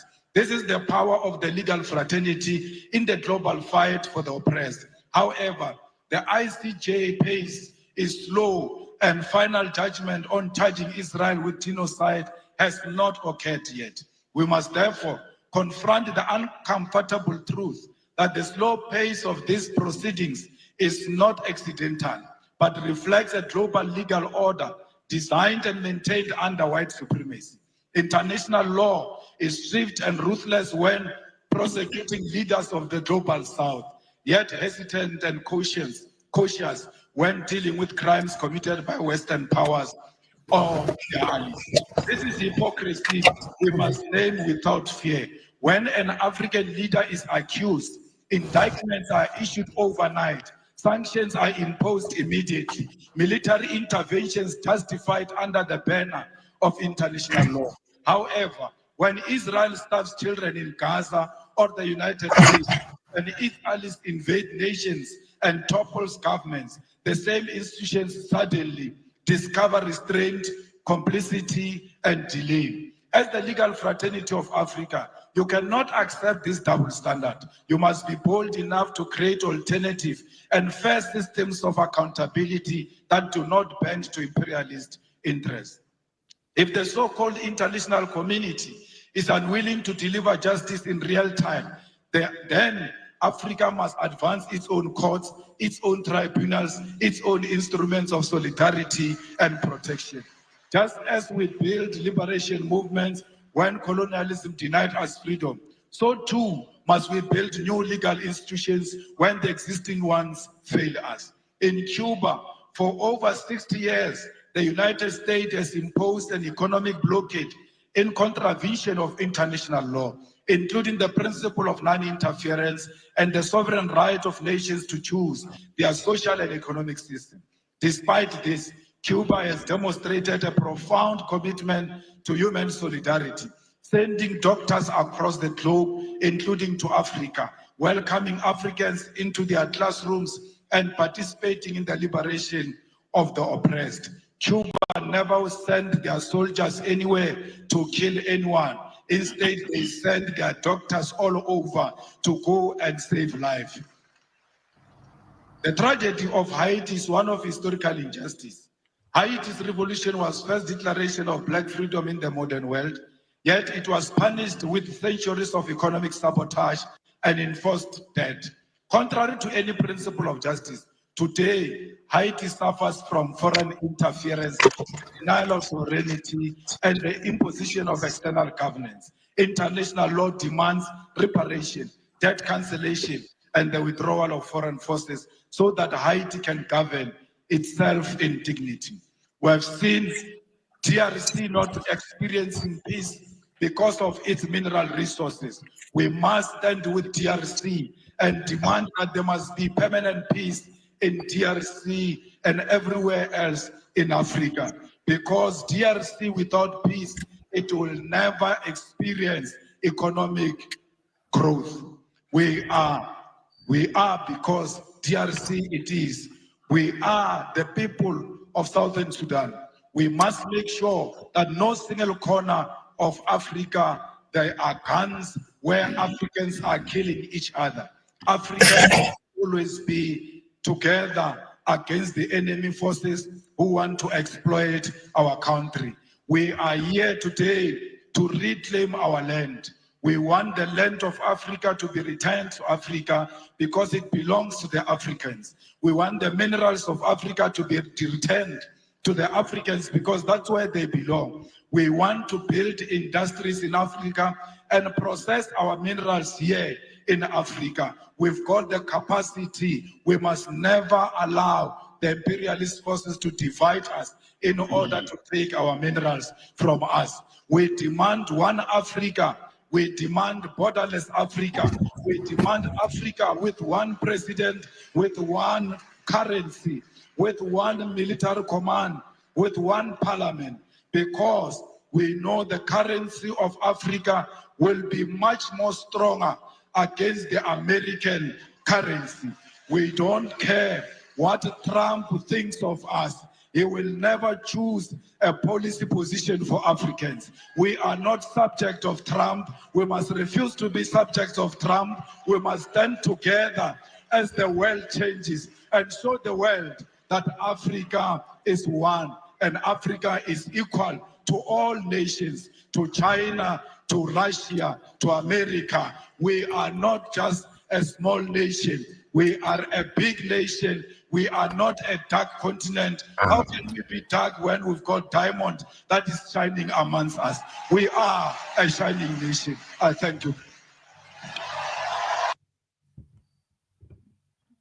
All right, all right. Now we've heard from Honorable Malema, and his speech was quite incendiary at the end. That president of Africa, I think that one, Nigerians would be like, we like that one. We have the numbers. I'm going to elect that. South Africa should be definitely against it.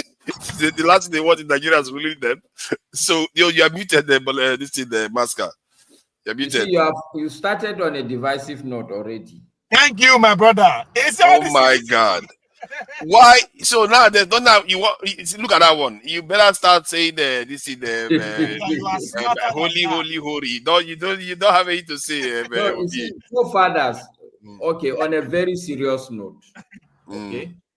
The truth about we human beings, including me, I'm not removing myself.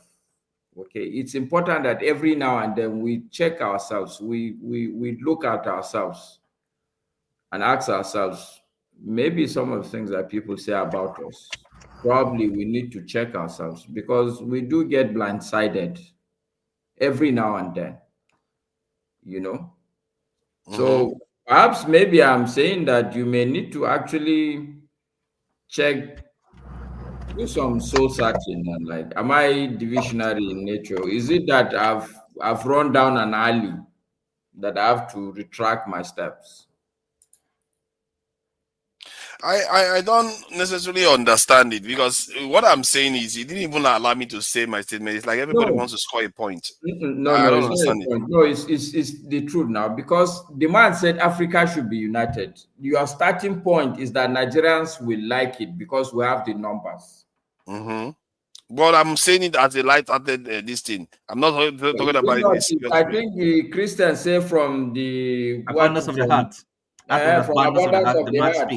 The mouth yeah, I'm saying it in a light-hearted way, and I'm also saying it in the sense that I understand that light-heartedness, that heart that you do. Oh my God! Is it gonna make you feel better? Go ahead. If it's gonna make you feel better to be like that, go ahead. You are not to oppose Pan-Africanism. You are not to oppose it. I've been alive. I'm not opposing Pan-Africanism. Why would I oppose Pan-Africanism? Why would I oppose that? I'm not against Pan-Africanism at all. So I don't understand. As a matter of fact, my original thought was that Africans has to find a way to come together. And to come together within the nations, they have to also be together. There's no use of the nations being useless. They can't even form. Was I not the one that questioned Adebayo about why West African Union is not also a military alliance? Most of all these things, you talk as if you are ahead of me on it. I have a big problem with the way Africa is being run.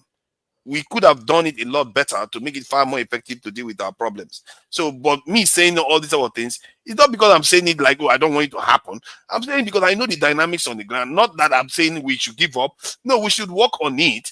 And not, in the case of the African Union, I don't even know the solution because African Union is far away from us. I'll go back to Ovie's point. See, this is exactly the same thing you're repeating. Okay, so you know the dynamics, but which dynamics will you choose to amplify? Let's take Malema himself. Right. Are you suggesting that Malema is oblivious of these same realities? The man purposely decide to ignore it. Yes. And focus on the bigger picture. But he also says these things too, you know. He also says some of all these things that I just said. It's not like he just comes and just sings holy, holy, holy. It's what I'm saying is not like negative. It's just when I say Nigerians should be happy about that, you think that's a serious comment? Come on, that's not that. Okay, so we should ignore that. No, for me, it's not even about it's a light-hearted thing now. We should ignore that. Yes, it should be ignored from the point of view of saying that, oh, Nigerians will be happy about it, South Africans will not be happy about it. To an extent, there is some truth behind it. You know, every joke, there's a smidget of truth in it. That's what I'm saying. It's true. If the context that South Africans are trying to kick Africans and Nigerians out of South Africa, come on, you know that. You are looking at it the way a president of Africa will be elected by number. No. And that's the difference between we were the American and those were the London. It doesn't matter how many million people in New York or California, their vote no fit present president. So there's a dynamics to it that everybody will be equally represented. It's not about numbers like that. Nkrumah had his dream. What I don't tend to like before Nkrumah had his dream. See, I believe in the dream. I believe in the outcome. But when you are having a dream, don't just leave it as a dream. You have to look at the logistics, how it's going to happen. You have to look at the dynamics of the people, and there's no shame in addressing those dynamics. I don't know, maybe the way I sound, it sounds too real for people, but that is the real thing I've seen on the ground. No, but what you are saying is true. But the bigger picture, we forget it. We address all those small we were talking about. Actually, I disagree with you totally, forefathers. As a Nigerian, what I can tell you in all honesty, Nigerians are not interested in all this rulership and all these things you're talking about. We are truly a big brother. Big brother in Africa? Yes. Yeah, we do. And they don't like it. But that's the God's honesty. We are big brothers, and at the same time, we are not. Because on many matrices, we are doing worse than the so-called others that are supposed to be smaller than us. So, I hear of big brother. Having less money based on the context you are describing it. Of course, Nigeria is a big brother if you look at it historically. I will challenge that because and especially recently, I think to me, the worst presidents in Africa for the past maybe 30, 40 years, to me, Tinubu and Ruto stand out as the worst anti-African president. Tinubu carries sanction out on Niger on behalf of the West. Like, and there's no way anybody can actually convince me to that. How will you impoverish your neighbor, your brothers and sisters on behalf of strangers? It's not happening. Ruto sent his own brother to go fight his own other brothers for Haiti in the name of peacekeeping. How do you even explain that? On other people's behalf or on the West behalf? You are not doing all this for your people. Nigeria sent troops to this in DRC in the 60s or 70s. Is that this? How about the yes, all those people are worst leaders as far as I'm concerned. On white people's behalf, on the West behalf. Like, how do you explain that? But I see, there are certain things we cannot fully understand the scope of why they do what they do. I don't know whether we should just call all our leaders devils and they don't know what they are doing. No, I must be specific. I said Tinubu and Ruto. I know all our leaders. Yeah, but what you accuse them of, there are many of them that have done similar. You are just picking the places they choose to attack. Anybody that punishes the neighbor because of the West doesn't deserve to even stay alive. Should be incarcerated. There are certain things you have to leave judgment on. You truly know what the Tinubu one. I knew that one. I was clear on that one because when he advocated invading or kind of with ECOWAS trying to attack sanction, that was fucking crazy. Today, many of his supporters, they don't like to address that point. He came into office due to his own actions that he could have prevented. He left ECOWAS landmass almost halving now. 3 nations have left ECOWAS because of that. Yeah, you don't confront him about that. He wants to stay in power. So I see. In terms of Africa coming together, you know, if you can be Pan-African for a while, then you start seeing that, okay, what you really need to do is get your nations to be strong first. Every Pan-African nation has to be also nationalists within themselves. Because if you are not strong individually, you are useless for Africa anyway. And I just wish Nigeria was nationalist for once. Nigeria can trigger others to be nationalists too. Because of our power, then we'll be able to trigger others to do the same thing because of within our neighbor. And the truth is that when we become like that, every other power in the world will want to deal with us because they will see us as the gateway to the entire continent. But when you say power, what do you mean by power? We're talking about like people like China, America, UK, anybody that wants to deal with absolute terms. Be economically free. That's how they behave. That's how they behave. They prefer. They prefer an efficient way to access any region. Like America now, when I was in the UK was part of the European Union. And when the UK wanted to leave the European Union, the US wasn't happy about it. They said, who is our partner in the European Union now? No. What are you talking about? What are you talking about, Nigeria? Now America actually started the whole thing, make Brexit come out. An American project. What the heck are you talking about?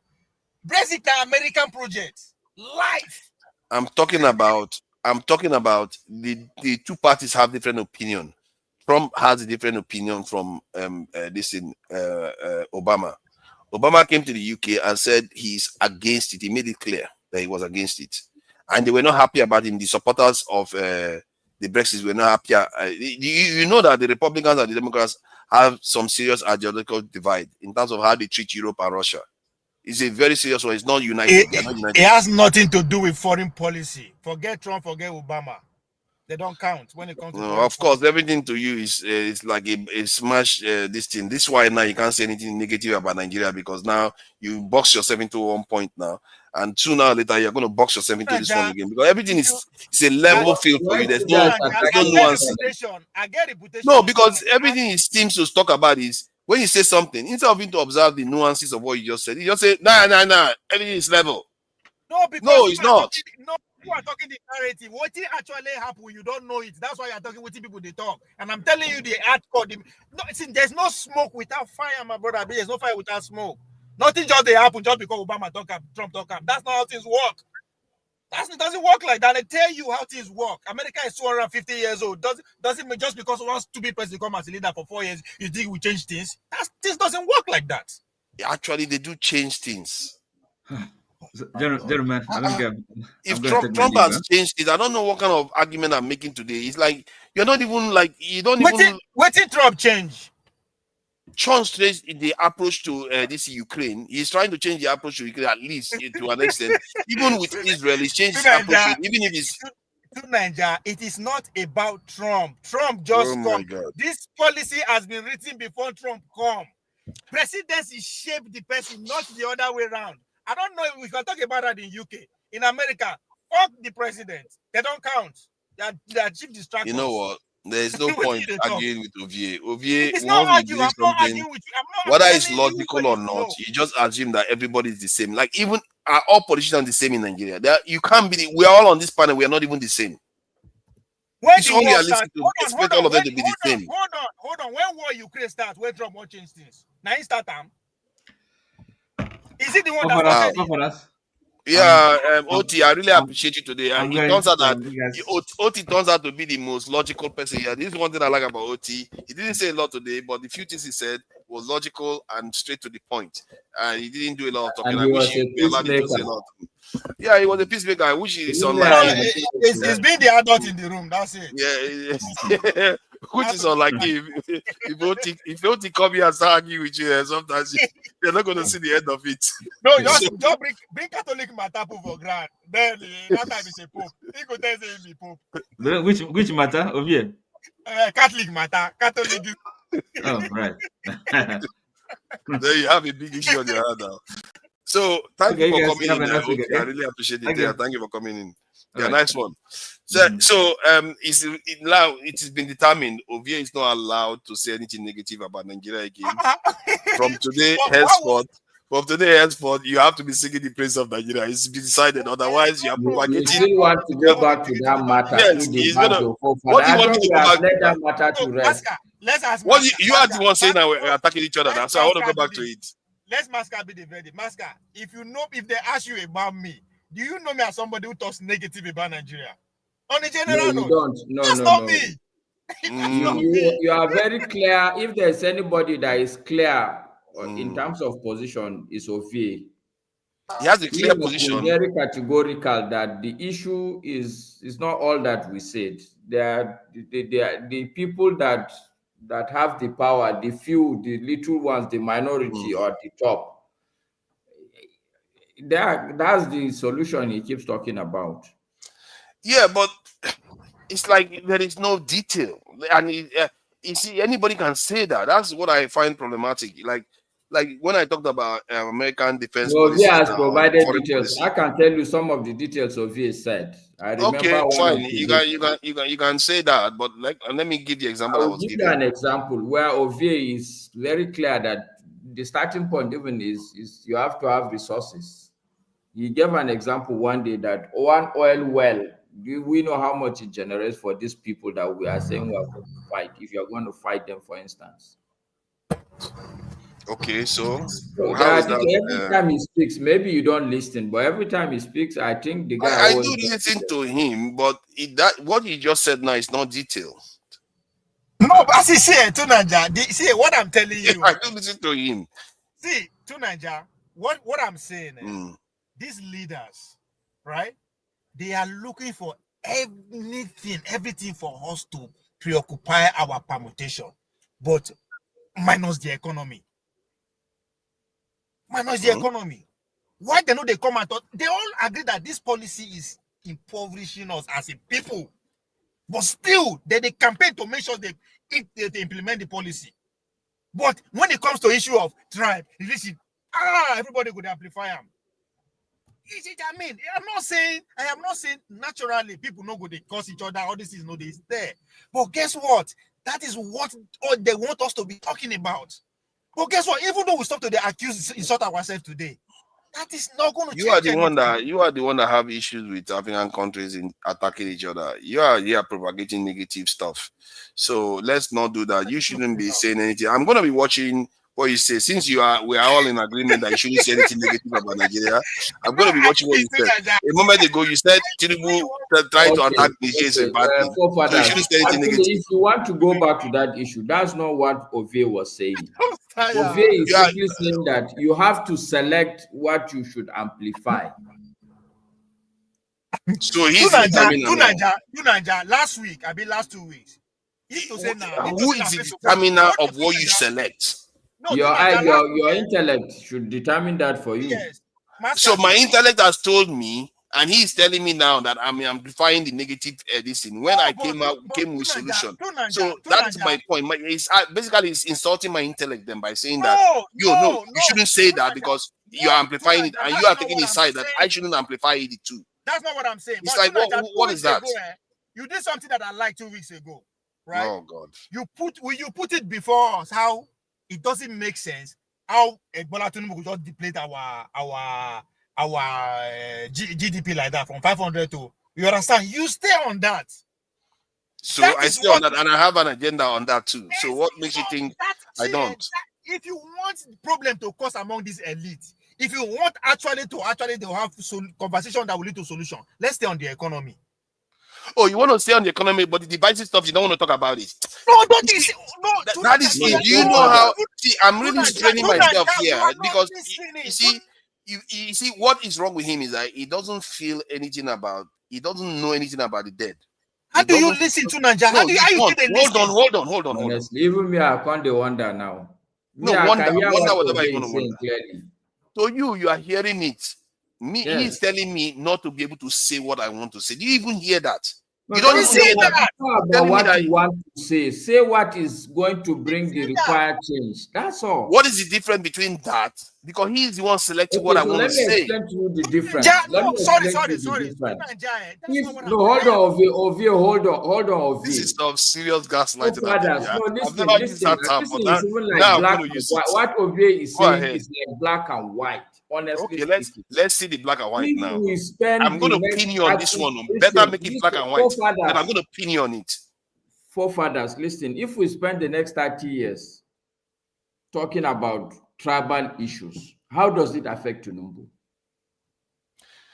Wow.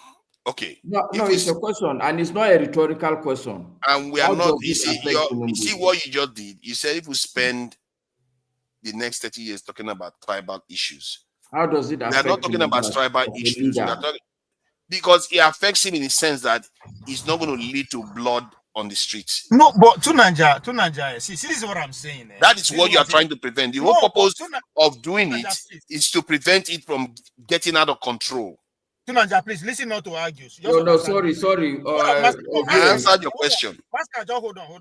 Listen. Can you just let him talk so that he can get to the point? Ovie talk. Me, Maska say Ovie should talk. Okay. Tunanja, you want him to save you. It's all right. Tunanja, do me a favor, right? Listen to understand. Not listen to argue. Just I didn't say you should accept what I'm saying. Just understand it, right? Two issues between last week and today that you brought forward. One economy, one tribalism, right? Among these two issues, which one do you think the elite, the ruling elite, we want us to be talking about every day? It's a question. It depends on the way you talk about it. No, about you now. You what is your thing? It depends on the quality. If I come here and start saying, "Oh, tribalism is great," no. Let me tell you. Then you brought issue. I say you brought the two topics now. The issue of tribalism today that you put before us, and the economic issue that you put before us last week. 2 weeks ago. Which one do you think we should stay on? That's going to help us on the long run. Both of them are just as important. Okay, you don't understand that. That's not my question. It's okay. They are equally important. They are equally important. Who cares what the politicians want? Do I care what the politicians want or what is better for the people? Exactly. Oh my God. He says exactly. Then he goes and says something else. No, that's how crazy he is. No, you are getting it twisted. You the politician don't exactly. Then you go and say something else. The politician doesn't want us to talk about the economy. Because that is what you have to explain. Let me help you. Why should I care about that? Let me reframe your question. Let me reframe your question. Let me help you, Ovie. Forefathers, obvious question, really. Let me reframe it. Between the topic you brought the other week of economy and this topic, which one do you think the politicians will be happy for us to be talking about? None of them, they'll be happy. So how do you win it? You are not being honest. Oh my God. See, how do you win an election? You see, what you don't understand is that I don't understand. I don't know. Maybe it's me. I don't know. Because all I'm saying is, when I talked about the economy, I highlighted the negative aspects. Okay, so when Tinubu said Emilokun, what does he mean?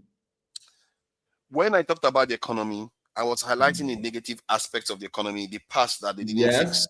That they caused and I can assure you that the government was not happy about it. Let me finish my statement. Then when I talked about tribalism, I was highlighting the negative aspects and what can be done to mitigate them. What is the difference? They are all just as important. If people are divided in the nation, they can divide amongst each other and cause problems and kill each other.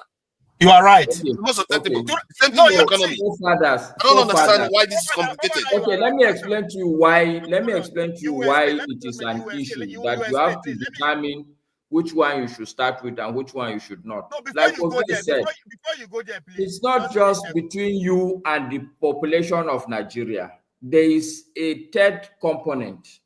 There is some ruling class. Okay, so don't assume, don't go into the mode of like, oh, it's you and the masses of the country. Once you tell the masses, problem is solved. That's not how it is. Yeah. It's a Master, tripartite. another side of it is that, Tunanja, if we are talking about tribalism, it divides us more and makes winning, victory, easier for the elite. Make it easy. No, that's why.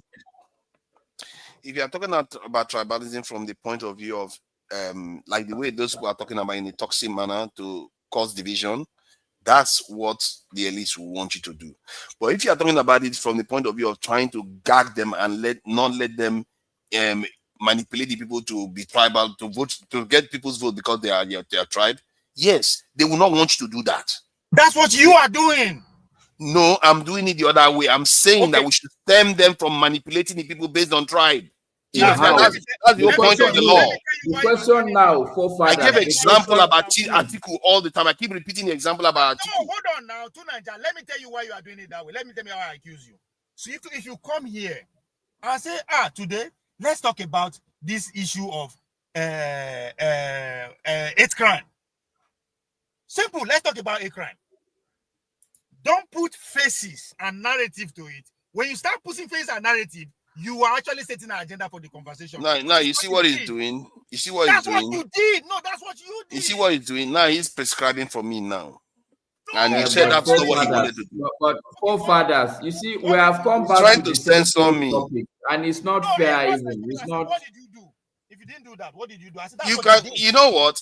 If I sit here and I look at the situation that Nigeria is in from the point of view of national security, I could call you a very, very dangerous person because you are acting in a way that encourages the split between the population of the country. In other words, you are just as dangerous as people like Nnamdi Kanu and all the rest. No, I'm trying to. The direction I'm going is trying to encourage national cohesion. Good. You are saying don't talk about it. But okay, no. The way you went about it sent the wrong signal. You came here and played a What video. signal? You are the only one that got that signal. What signal? I literally put a picture that says, look at the picture again, just in case you are confused. What signal is this? Is it hating people's signal? You played a video. You played a video that just said one side of the story. That is a narrative you are setting. What narrative? That one side is insulting another side. I literally said we are all at it in this country. No, it doesn't matter. Everybody's at it.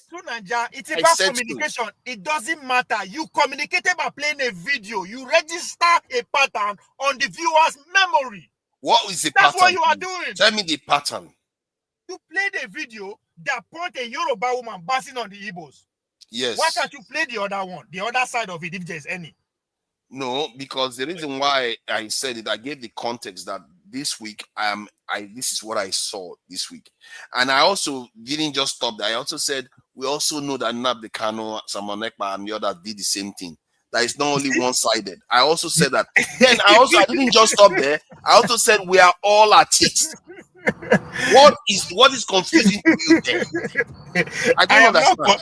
I am not confused. You don't even know what you are doing. That's what I just understand. You don't even know the role that I literally said we are all at it. We are all practice tribalism. I don't tell you before. Say you go feel work for mainstream media. I know I told you that, but you don't even know what you are doing.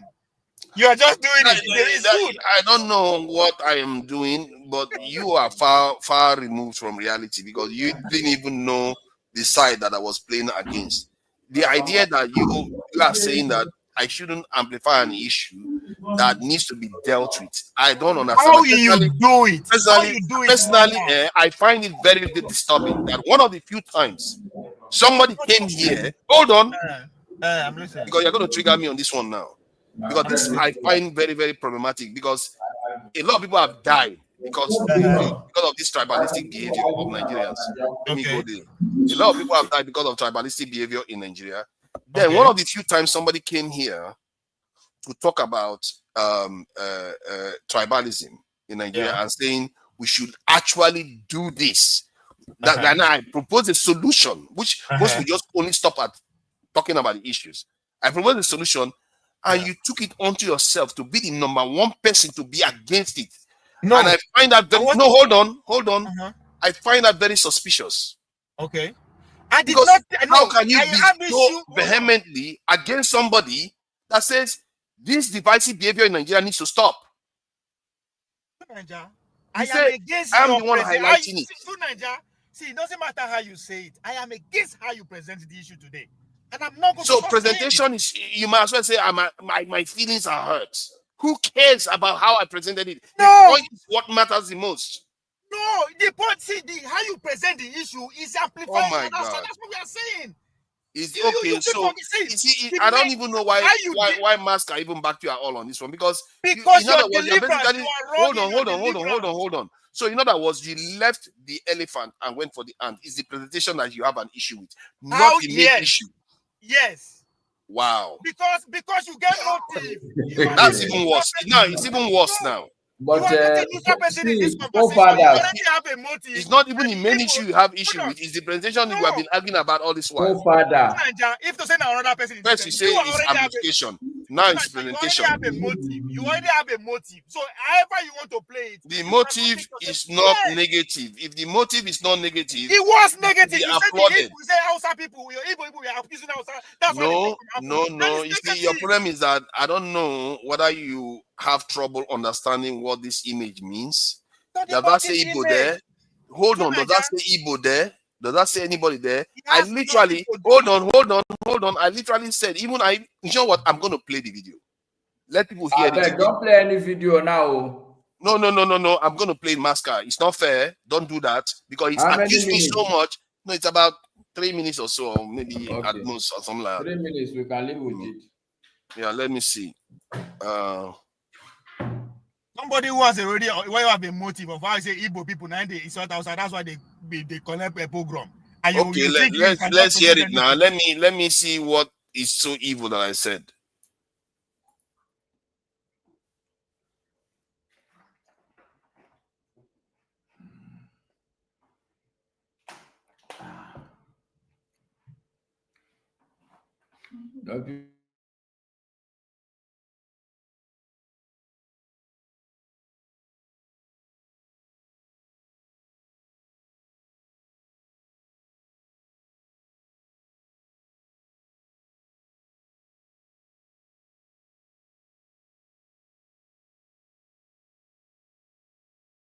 Come. Now only you talk to yourself to Nigeria. Not they hear anything that is going on there.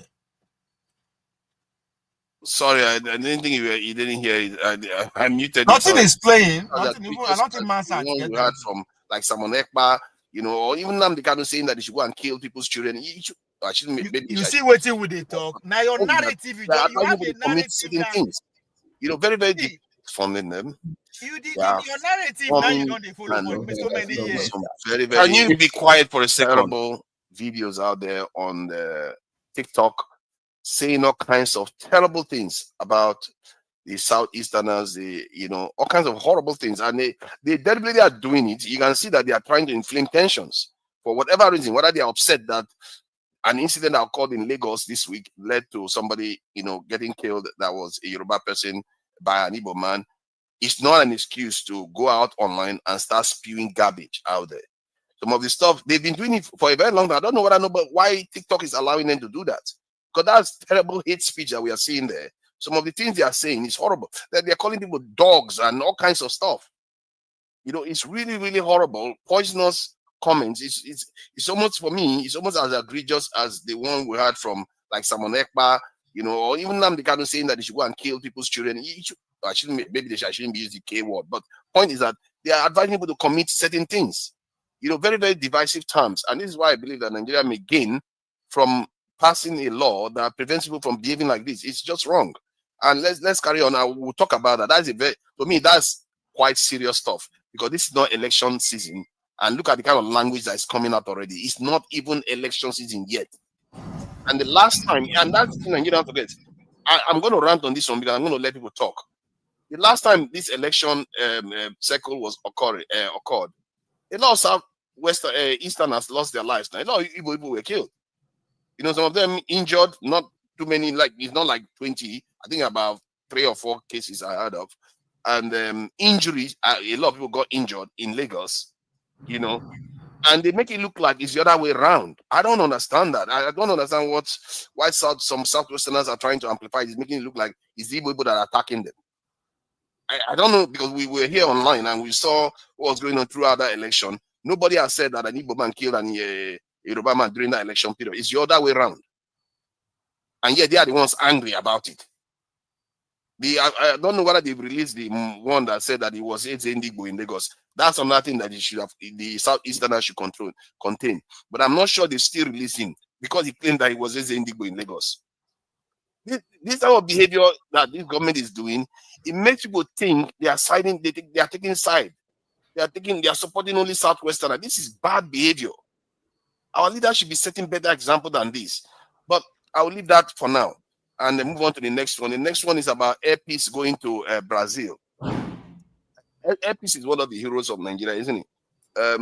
So now, what is there that is specifically offensive to any particular group of people? Can you play the video? Now, video is something you play. I don't know. Oh, the video of the people that are having conversation. No, you don't do now, Ovie. That is an old topic. In fact, let's leave I don't know.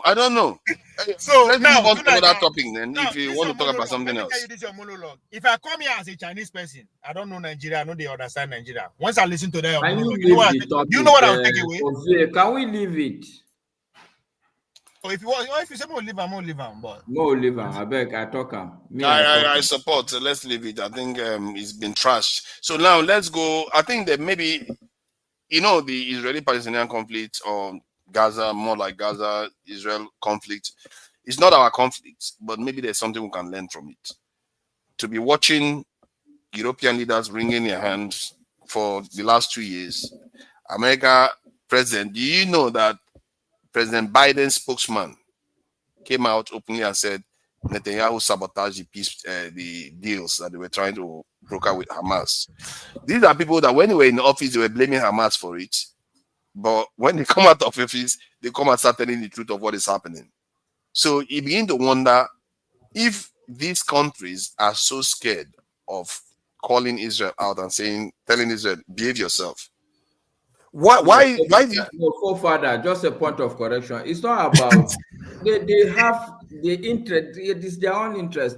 I see to Nigeria go work for mainstream media. Out of the Americas. Why? Maybe I should finish the question. You know, I have to set the table first. Then you come in. You're all in a hurry today. My point is that if they are scared of confronting Israel with the truth, I agree. There is an element of their own interest involved, but this goes beyond that, because a lot of them in the West are complaining that this is not normal. The Republicans that support Trump are saying this is not normal, that they have to do something about this. So my point is that the fact that they too can be susceptible to it, because we have to talk about it from the way it might affect us, because it's not only their problem now. How do we insulate ourselves from this type of problems? Because clearly all nations are looking to influence each other. And if you are weak enough, or you are not alert enough to that, you can be influenced, and your leaders will do the bidding of other people instead of your own bidding. So is there anything anybody knows out there, any tactics and methods or ways the people can, like me now, if you ask me, I would say one of the first things as a nation the people should do is, maybe your leaders shouldn't be traveling overseas for treatment. That's one of the first ways you can get compromised. And secondly, maybe you should not be sending your children overseas for school, because that's a compromising situation. Because most of our people don't want their children to be harmed. As a matter of fact, most human beings don't want their children to be harmed. So if you send your children to a foreign country to go to school, you better not offend that country. You better not offend that country badly enough, otherwise they could compromise you. So do you guys have any ideas and ways, or what do you make of it in the first place? Then let me know. Maybe you have ideas of trying to curtail these type of things, because foreigners will always have influence in your country. But you have to cut it down as much as possible. And maybe we too should be having influence in other places. What do you guys think? Tunanja, You need, I don't know why. Again, if I accuse you now, say you just want to talk, like, go say I don't, and they accuse you. No, go Like, ahead. I don't want to. What you want me to talk about? I don't understand. You want to flatten it again? No nuances. That what? The nuance is that me and you, we don't hold on. Me and you don't agree here for like 2 years when this war started. That this is an American war. What you again? You want to talk again? No, we just told you want. Like, I don't understand you. I mean, it's just like it's. What you want more talk again? Like how? What do you want us to say? I'm curious. Yes, Okay, what's going on? You say how? What more we do? I asked you a straight question. If there were things you could suggest that we could do to mitigate some of the influence of foreign countries within our own, from our own leadership. So it's a straight question. I'll give you a straight answer. We need economic freedom. If you don't get money, you cannot fight any influence. If you are poor, they come your house, come they fuck your eldest daughter will be 32 years old. You know if you do me anything. But if you have money, I go. If I enter the street, I go find out where they are or not. So this is very simple. Okay, from that point of view, I think it's your own point, and I think it has some. If you have enough money, you are not going to listen to people telling you what to do, would you? So it's a fair point. I'm not going to dispute that. No, we are not at that point because the world not just operate in a vacuum. Then just level to this game. So where are we in the Committee of Nations? We not did the map. So the idea is we could stop. So how do we start stopping for intervening us? Build your house, make it local, then you can fight off the foreign influence. When you don't fight off the foreign influence, then you can poke nose. You can say, hey, that thing that you are doing there, I don't like it though. And so if you are fighting off, how would it look though? After you get the economic reason. When you say fight off, how does it look?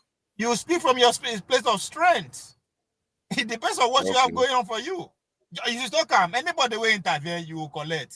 Right? So everybody is scared not to collect because we know what is at stake. We know who is fighting war. Because no one I know they like talk about the issue because this is, for me, this is a convergence of interest.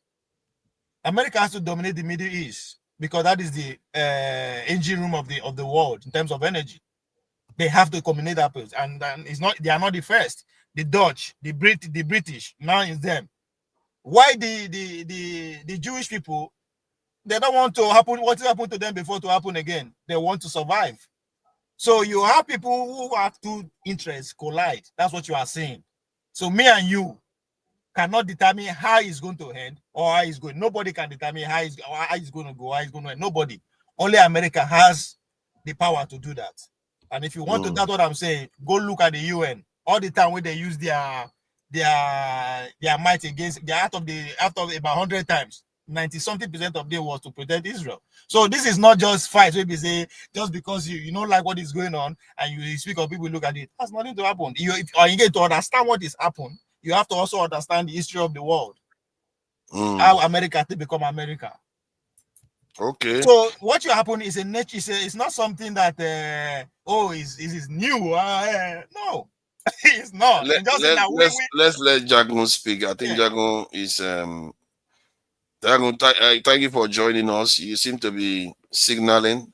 So Masca is in Nigeria though. So let's try to take him into account. Masca one of the 0.1% of Nigerians. So leave him. They can be alive for. So because it's 0.1% of Nigeria, we should not give him the fact that he's on the ground. He's on the ground. He's not complaining. What are we gonna do?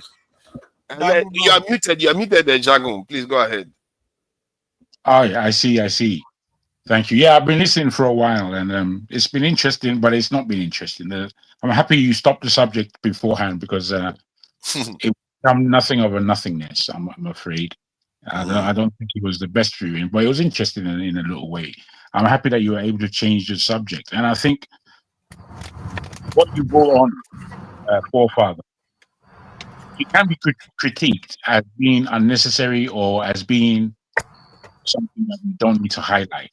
But I always applaud you, really, for bringing on subjects that do have some interest. But I think the way they're discussed are a bit, I don't know, they come to a bit of a crash. What we're talking about now, however, I would like to say that it's more interesting because it speaks more to our variable common sense as to where we are in the world as a Nigerian group and what being Nigerian means to us through the years to this point, and therefore what it could be. When I look at Nigeria and it's economically, and in its last 10 years, let's say, and how the economy has grown and shrunk, and what has made it do so. There was a time, I remember when Nigeria in the 80s were playing in Atlanta, and that World Cup, we could have won it, and it would have meant so much to me as an individual. I just remember all of my energy being with Nigeria at that time. And even then, I used to say that if we had George Weah in our team, we would win that team. You know, obviously George Weah being a Liberian and not a Nigerian. Yeah, it is George Weah. Yeah. Then I look at Nigeria now and what it does in terms of influence in the world and what it does in terms of the so many individuals who are doing great things out in the rest of the world. Great things at all levels. And then you look at the strain that Nigeria is under economically, politically, socially. And we look at these things and we say, my goodness, man, only if only.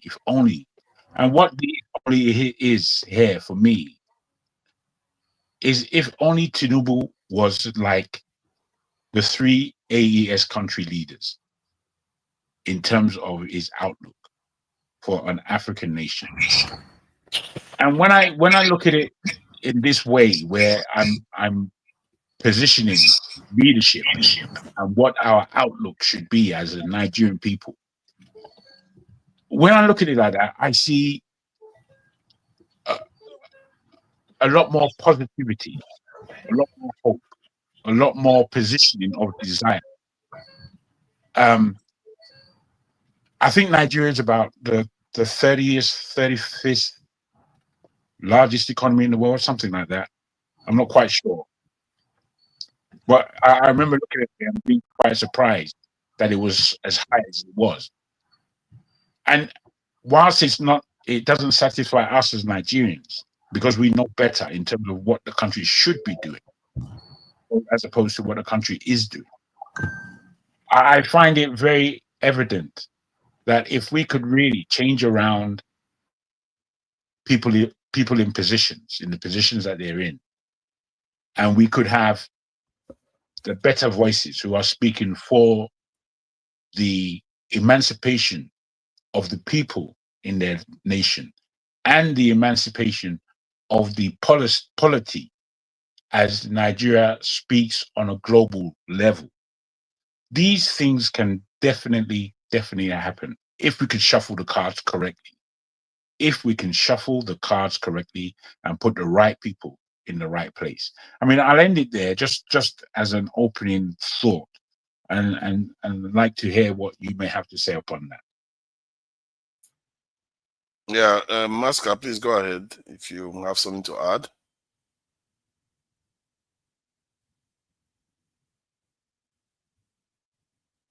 Oh, yeah, I'm still muted, Masca, sorry. Okay, no, I'll let Ovie speak. I'll speak after Ovie. Ovie, are you there? Oh, go ahead. I'm driving right now. We'll stop in the next 5 minutes. Go ahead. All right, no problem.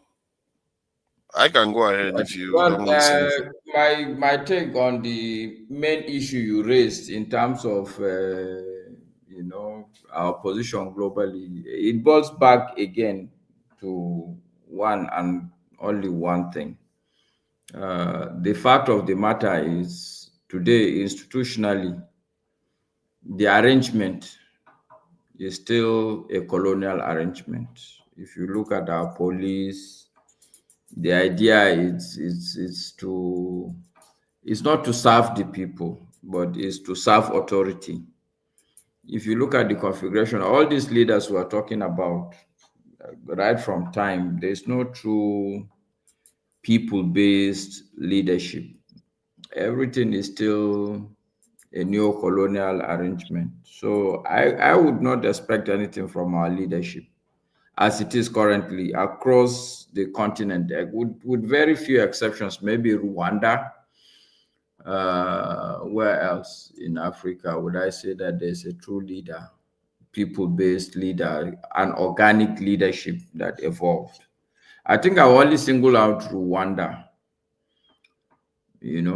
Maybe I think it's only Rwanda I can single out, because if you look across almost everywhere, you will see the influence of the West. Let's say Egypt, for instance. People tend to Don't forget. you see the influence of the West in Rwanda? No, I don't. My goodness, that's I quite don't. strange. I don't. For what Rwanda is doing, Rwanda is a Western project led by the Clintons. I mean, for what Rwanda is doing in the Congo, that alone tells you that there's some kind of participation going on. I mean, I don't know. I'm not sure of that one. I wouldn't Like agree. I said, I mean, my preoccupation for the whole day is not to look at the world. My conviction is that we that are still here in Nigeria or Africa generally, see, it's surprised that we still have time to pay attention to what's happening. The daily survival is in itself a big battle. So I will not argue with anybody, but what I see with Rwanda, it's look, take it or leave it. I believe that they are making progress. This is a country that had just suffered genocide in no distant past. And I know that the Western leaders, they don't like that guy at all. So that's my take. If he's also a Western influence, I will not be surprised. But all I'm saying is that we still have almost all leaders across the continent are not organic leaders. They are not truly, we shouldn't use the word leadership, actually. They are just rulers. And I think the fact of the matter is some of them understand what's happening, but they are neck deep.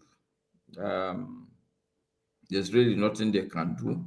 And I don't think it's only an African problem. If you look across even South America, you still see that it's predominantly the same issue. So I would not, somebody who is a stooge of somebody, I would not expect him to take decisions that you will not be, it's not the person I will expect to run counter to his master, so to speak.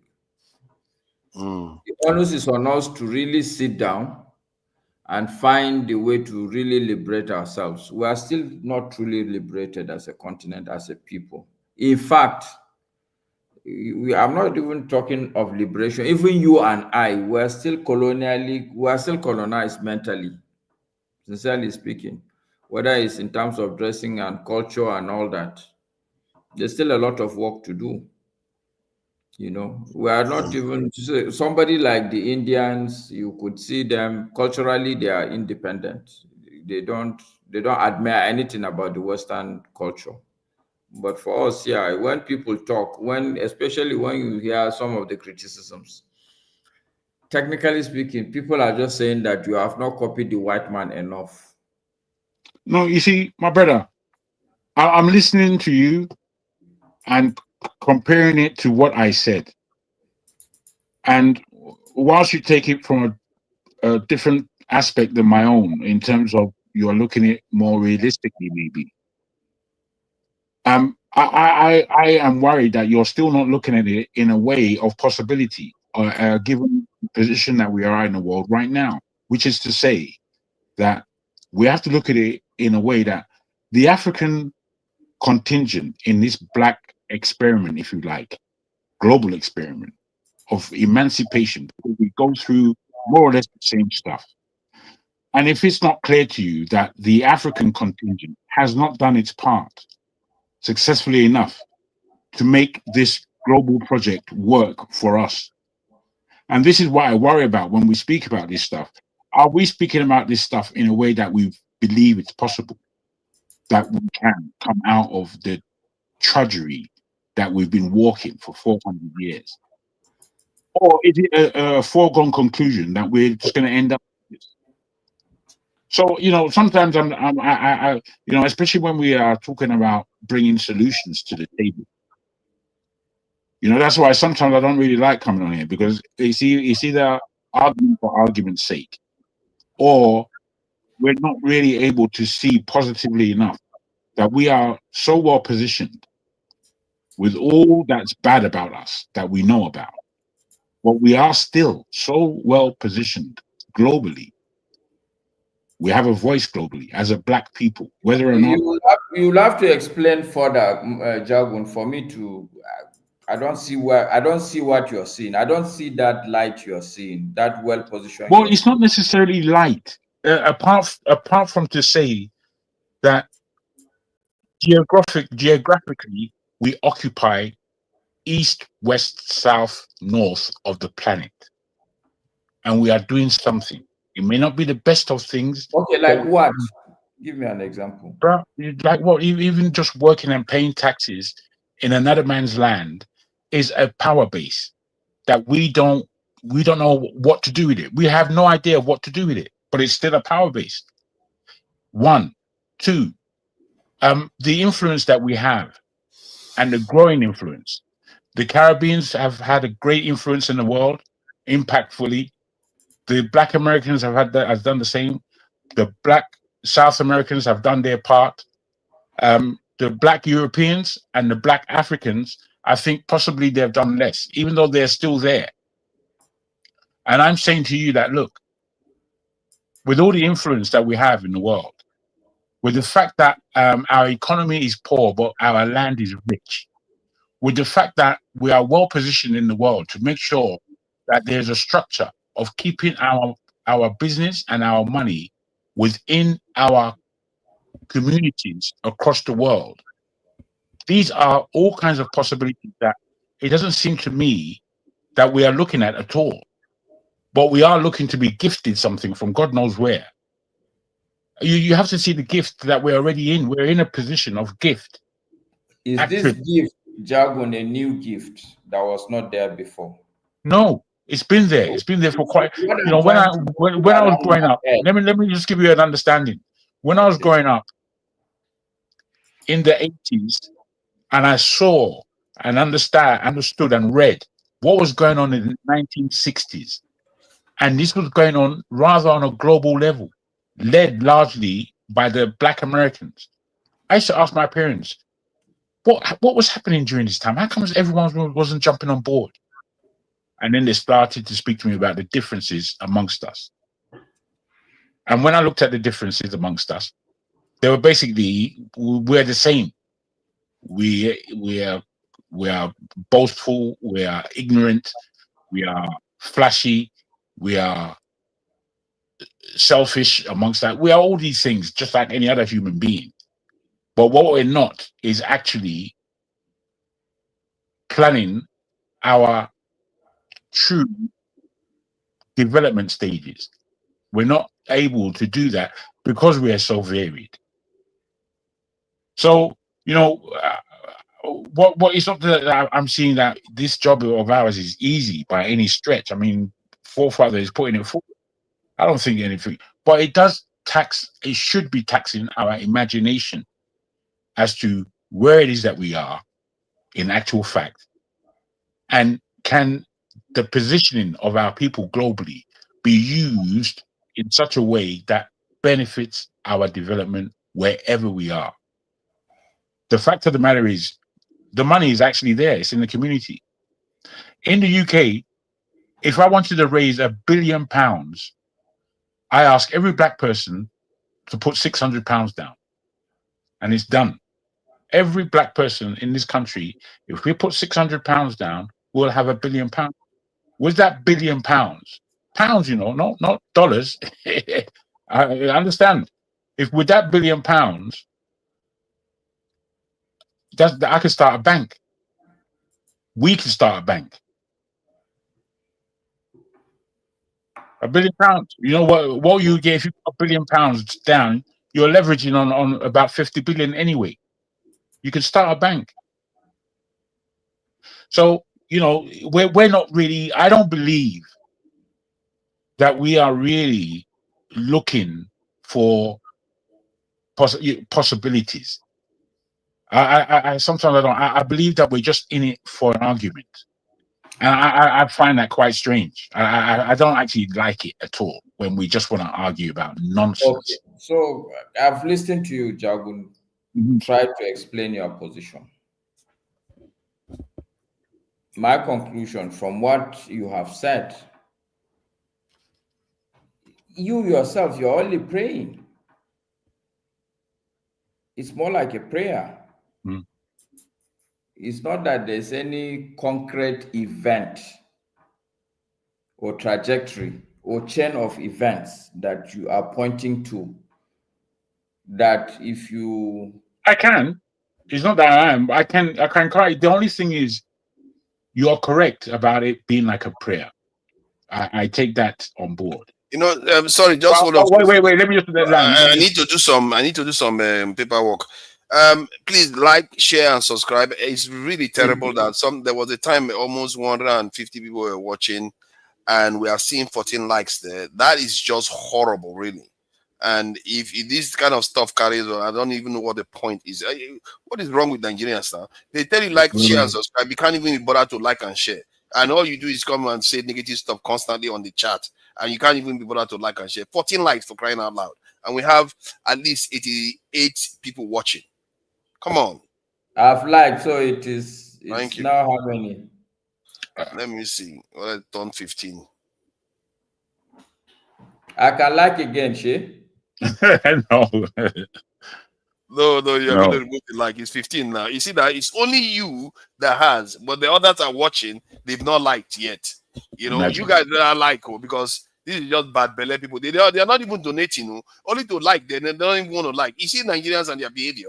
You have to just contribute a little bit. It's free. Just like, share, and subscribe to other people so they can watch the discussion that we are having here, and they can't even be bothered. You know, but insults is what they are good at in the chat. Well, this is what we're saying. I mean, it's possibly, you know, no one's to blame. People should like and subscribe and all the rest of it. But again, our conversations need to be constructive, I believe. And all I'm saying, Maska, is that this is a think tank, or maybe a thought processing that could go into deeper thinking. I'm not telling you that I'm coming with a solution. I'm saying that our discussion or such a thing that Forefather brings on,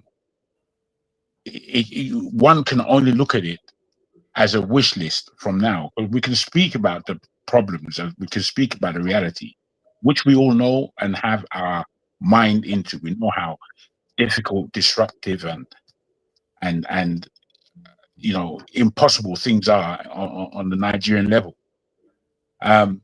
However, I'm putting to us here that our discussion needs to be tailored to the possibilities, because the level of impossibility that our mindset is being drawn to, I think it takes a lot away from us. I think we deserve a prayer, if you like, at this point, at such a point. I think that's a weapon in itself. And I'm looking to be armed. I'm not looking to go into a war without being armed. So if we are using these effects as part of our weaponry, then so be it. If it begins with a prayer, you know, I take nothing away from that. I'm saying that it's not. I'm not talking when I say £600 for each black UK person to put down. We would see £1 billion sterling. What we in this country of only 3 million black people, what we could do with something with a financial backing of £1 billion, and we are speaking from Western Europe. What we can do in the world is beyond. It's beyond. With £1 billion, I mean, I don't see why people like us don't see the relevance of such a small equation. If we've got such a small equation, think about America. What would they raise in a day if they were all each to mean it? Put down Yeah, $600. but Django, you have to understand our people have a sickness, and the sickness has been shown today clearly. That somebody came and said, let's try to stop this divisive behavior. Let's try to. Can you give this thing for father? Can you just stop? Can you just stop? You are exactly demonstrating my point. He is talking about bringing the whole community together to donate 1 billion. How do you think you do that? How do you think you do that? I don't know what is wrong with our people. We got problem in our head or something. And you think I'm the one that has a problem? How do you think if I tell Jagun now, how do you get 1 billion people? How do you get that $1 billion when people are so divided? How? You can't come up with a solution because everybody is fragmented. It's ridiculous. You say you want a solution, and when somebody tries to tell you how to get there, you attack that person. No, it's Jagun that said he's looking for solution. No, I didn't say I'm looking for solution. Yeah, but what he's talking about is saying that what he's talking about is progressive. At least depressing because you are not it even looks like I don't have that. any view of a solution. Yeah, but you are not even advocating that. At least he's trying to say, okay, if we get 1 billion dollars, like Africa now, Africa, all we need to do is get one African to donate $1 a day. That $1 a year is going to double the budget of the African Union. But we can't even do that. That's how useless we are as a people. And when we start talking about, the reason why this is not capable of happening is because we are divided. And so people come and start attacking you for even talking about that. That is so ridiculous. This is the minimum we should be talking about. No, I don't understand our people. Okay, we decide what we get. And you know what I will say to all these people that are doing this? Hold on, let me say my piece. You know what I will say to all these people that are doing this? Hold on, let me say my piece first. It's 30 seconds. Okay. If the day something is going to happen on the street of Lagos or Abuja, it's going to be on all of you. And that day I will be here. Because all of you, when they say they should do something about it, you attack the person for saying it. This thing you are saying, no, it's going to be on all of you. Because you are all saying it's not good. Because when the trouble happens, I'll be here. I'll just add story. Honestly, I'm not gonna look. Let me show you practically what we're saying. I'm not gonna elevate that your topic. You want to discuss it, you will discuss that division alone. I'm not gonna even join it, so that I will make sure it's a dead issue. You will not have me talk to you about it. We're not gonna have that discussion. Continue. You don't have to. You don't have to. You've already made your point clear. The point is that when the incidents occur, and I would like you not to say anything about it too that day. It's okay.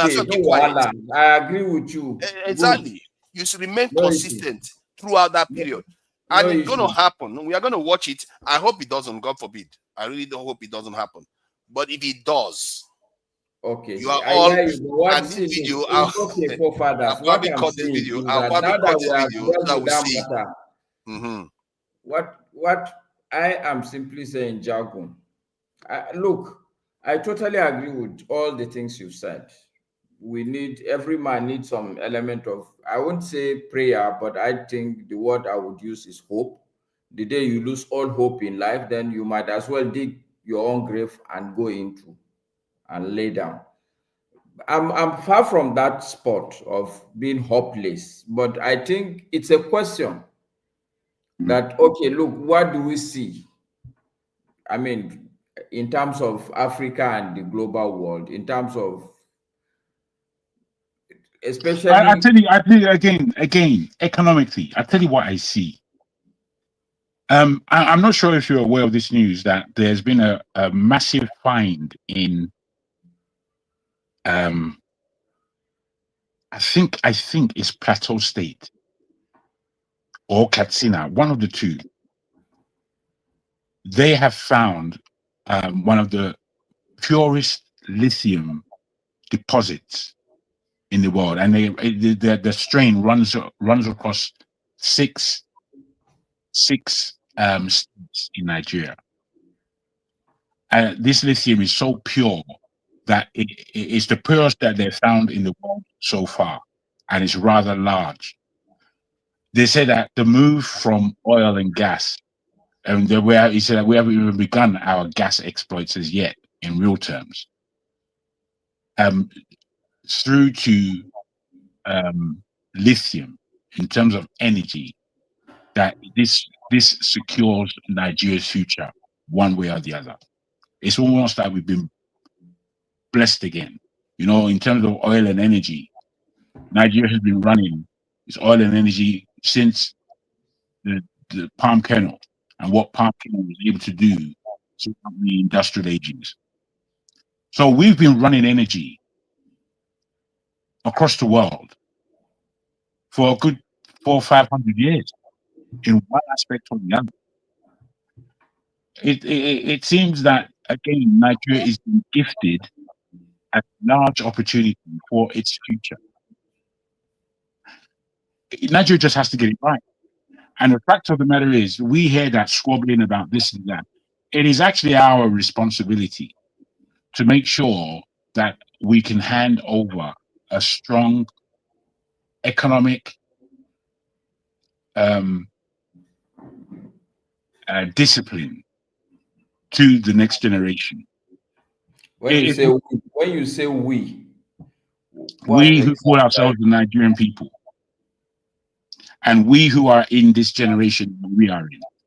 Okay, so Jagun, look, let's be very honest with ourselves, and it doesn't cost us anything. We can all dream, which is fine. I'm a dreamer. I truly believe that this continent will be a great continent. I truly believe. The only question I always tell people is, the only question I ask myself, whether it's going to be in my lifetime or after me. In fact, my daughter last 2 weeks posed the same question to me, because I was speaking a bit positively about the country, and she asked me, do you really believe that all these things you are saying will happen? My response to her is the progress of the African continent or the black man is like, it's in the same vein with hunger. If you're hungry, the question is not whether you should eat food. It's where and when you're going to find food to eat. It's not a question. We as a people, we have aspirations. That is fact. This aspiration you're talking about is not only restricted to you. I, day in, day out, spend time thinking, how do we move forward? But moving forward also, a bigger part of it is to really understand what is holding you down. Where exactly is the problem? You're right. You want to put 6 billion together, 6 billion pounds together. The question is, why the people before you, where have they not done it? Well, again, you know, you mustn't harp on. What I offer is an idea. What I offer isn't even actually my idea, but it is mathematics. And I like the mathematics of it. The mathematics of it tells you that your idea is actually sure that it can happen. You know, if every single individual doesn't give to raise it to the point of 1 billion, you'll have 900 and x million, which won't take it too far. You know, I'm saying to you that no matter how bad things might seem and are, the level of gifting that we have as Nigerian people and upon the land of what they call Nigeria today is still a big positioning for us who call ourselves Nigerians. You know, sometimes being in Nigeria could be a big plus because we're all together, but it could be a big minus because sometimes we don't know how special we are. You know, when I traveled and went to Spain and went to Japan, I went to these countries understanding that they have their own culture, they have their own way of doing things and how to fit in and all these kinds of things. But the way I fit in was partly due to my UK upbringing, I suppose. But there was another part that they couldn't even understand, and that was my Nigerianism. They were so far away from me. When I was bringing it to them on the table, they were eating out of my hands. Same thing in Japan. When I broke shit down to them in Japan, I had them eat my hands. Bro, Wait. This Let me. thing you're saying, I'm no. telling you what it is that we all have. That I'm recognizing that we choose to use wrongly. The giving and No. So the point I'm making, Jagun, I thoroughly understand what you're saying. I have worked outside this country. I've worked even outside this continent. And look, I've gone to school outside this continent. If there's anything I know, is that I, as a Nigerian, I'm a special breed. But that's individually. Yes. But I also know that the reality on ground is that every race tends to tender for its aspirations. We are the only race, I repeat, we are the only race that have not conclusively come to that understanding that we are in the end together. And the fight is not about individuals. The fight is a collective fight. Well, let me stop you. This is the whole understanding of leadership. Yes. The whole understanding of what one's responsibility is. What I was saying, well, what you confirmed is that we are a special people. No, I know we are when special. When I say we are special, I don't mean that we're better than anyone else. I just say that we are special. It's how we use our speciality. I'm saying to you that if Nigerians come to a point of sorting out their economy, sorting out their lifestyle, sort of bringing their culture up to date, once we're at that position, but the way we're influencing this world, they're following us, man. They're following us. Do we have where we're going? Do we have where we're leading? Leadership is really the most important thing in the Nigerian. Yeah, really. But when we say leadership, I don't speak necessarily only about the leader or the president. I speak about the leadership in our society. I speak about, I was listening to Forefather and Ovie arguing. And as they were having an argument, I found that the argument that they were having was just, it wasn't ever going to get anywhere because it was launched on the wrong premise. You're having an argument and you're sticking your feet in the ground, telling yourself that I'm not changing my mind. And you're not doing that because, again, the position that you're in, and it became more and more kind of heated that they're going to stick to their positioning. But the argument was wrong, as far as I could see. And it's this thing that we keep doing. Where we bring an argument to the table when we're just having such a crude and crass and unreal manner, almost, or a manner that doesn't bring our real critical thinking to bear and our honesty as well. Because in arguments we can be ashamed, not ashamed of what we say. We can be protective of the wrong that we do normally. Now you can come to the point where you're done, but you're still going to say something because whatever it is that you say, it doesn't even make sense sometimes. You're just going to say something just to continue the argument. No, that's not how to communicate. I don't believe. So I don't know why it's a challenge. What I'm saying, it will not. It is a challenge, but it's a brighter page than the one that we read. I understand that, Jagun. It's okay to not be happy with the page you're looking at and would wish that the page is a brighter page. But honestly speaking, we are looking at a very dark page. But the good news, I totally agree with you, is that this is life. Life in itself, it revolves around the fact that it's not there's no foregone conclusion. Yes, it's dark, but I honestly believe, like I've told you, me personally, I know that we are great people. Even when you talk of endowment, I am convinced that, look, we haven't even fully discovered our endowments yet. We haven't.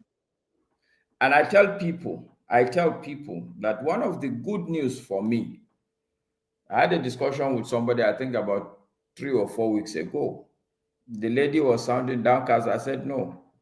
The truth is that, yes, people will say generation, but the good thing about my generation is that we have not even put in our acts together enough to have excavated all the resources. We've not even, because look at a simple example I gave her. The oil that we are supposed to, the crude oil we are supposed to export. How many years have you had that Nigeria has fully met its quota, the OPEC quota? Let's even start from there. We've not even put in our acts together to even excavate, even like they said, you can export 2.5 million barrels. We've never done up to 2 million. So the resources are still there. Is it the marine resources? Is it the arable land we've not started even tilling? Potential, yes. Possibilities, yes.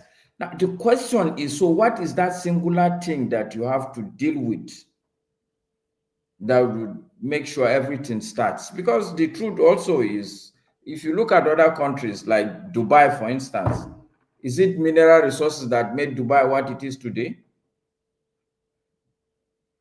The answer is no. It's leadership. So for me, I understand also your point that leadership should not be political leadership. Me and you should all strive to do great things. By doing that, we'll turn the whole place around. I totally agree to that mentality. And I think if that is the case you are referring to, it's not about saying it. It's good to say it, but it's more to do with doing. Individually, we should all go about and do it. Yes, sir. Yeah. So Because I see I think what I believe is that there does need to be a change of morality and a change of mind in many of our people. But in terms of this economy, I think it's business people would almost have to take a greater responsibility of the nation, more so than politicians, for a while at least, in order to get the politicians' mind right. Very fair. I think the politicians' mind in Nigeria is completely. It's not politicians that made America what it is, anyway. It's just dusty. It's just rubbish. It's clouded with. Sometimes I look at it and it's just like. But again, in fairness, jargon also, it will not be at the level we want it. But you should give credit also to Nigerian business people, whether it's in terms of the banks, Nigerian banks that are now giants across the continent, and even you have Nigerian banks present in the UK, in the US. Yeah, this is what I'm saying. The business people in Africa have set up the biggest refinery in Africa. And it's him, I'm looking at what he's done, to be frank, in the last 5 years. And I've had my dealings with him, and I haven't really liked the way And I'm sorry not to cut you, but this extends also to tech world. We have unicorns from Nigeria. So yeah, in fairness, I've been watching. I've been looking. These are the things I look at. And when I juxtapose them to where Nigeria is, I'm thinking, man, we're wasting time, man. We're wasting so much time. Let's bring what's his name, Jide, to the conversation. Clearly, none of them are discussing the topic that I put on the table. They are discussing something else. But if you want to go ahead, is that how you see it? I don't see that. Because it had nothing to do with the conversation that I put forward. But it's all right. I listened to when you finished the last conversation. That's when I came on. So I maybe I've got it wrong. If I've got conversation it wrong, about how our leaders were being influenced and if there's something we can do to mitigate it, but none of that was addressed. We're talking about that's what we're addressing. How our leaders. I thought you were talking about our resources that we have, lithium and all. No, I'm speaking about. You spoke. You did speak about our leaders, or you spoke about going forward. You know what is it that do we see a way forward? Basically, after you said that, and I thought, okay, let's really discuss this, and then we heard what Ovia had to say. I heard again what Maska had to say and what I had to say. I just began it from a different aspect because I'm looking at possibilities. I'm not looking at coming here and complaining about Nigeria for a session. It's very useless to me to do that. We all know how useless Nigeria is. But to speak into how powerful we are as individuals, how we should reposition ourselves as individuals, how we should strike forward wherever we are on the planet in case of Nigeria, and then how we influence our politicians, which is what I've been saying. I think it's the business people that can actually do that. So I don't know. As I said, I'm taking it from a different aspect. Maybe we should hear from you, so we see what you're saying on it. I think businesses influeing politicians is one way. No. Sorry, forefathers. Sorry, Jagun. See, forefathers. And let me say this so that you can correct me if my understanding of your position is wrong, Jagun. What Jagun is saying, my understanding of what he is saying, more or less like, yes, the politicians are bad, but the business people also should take leadership responsibilities, not to do politics, not to influence politicians, but do your own business as good as you can. I don't think okay. No, Jide, I'm asking Jagun whether that is his position. That's more or less correct. That's more or less correct. That's all I'm asking. I'm not asking to join issues with you. Okay, go ahead, Jide. Yeah, just to slightly disagree with some of Jagun's position on that. I don't think the business elites just being independent from the political affairs may necessarily and actually affecting and influencing the Nigerian fabric is actually going to solve the problem. I don't think we need more businesses. We need more business elites. I don't think that's the solution to this problem. I don't think so. I don't think the drive for profits, I don't think the motivation for generating profits in the first place is going to solve the problem.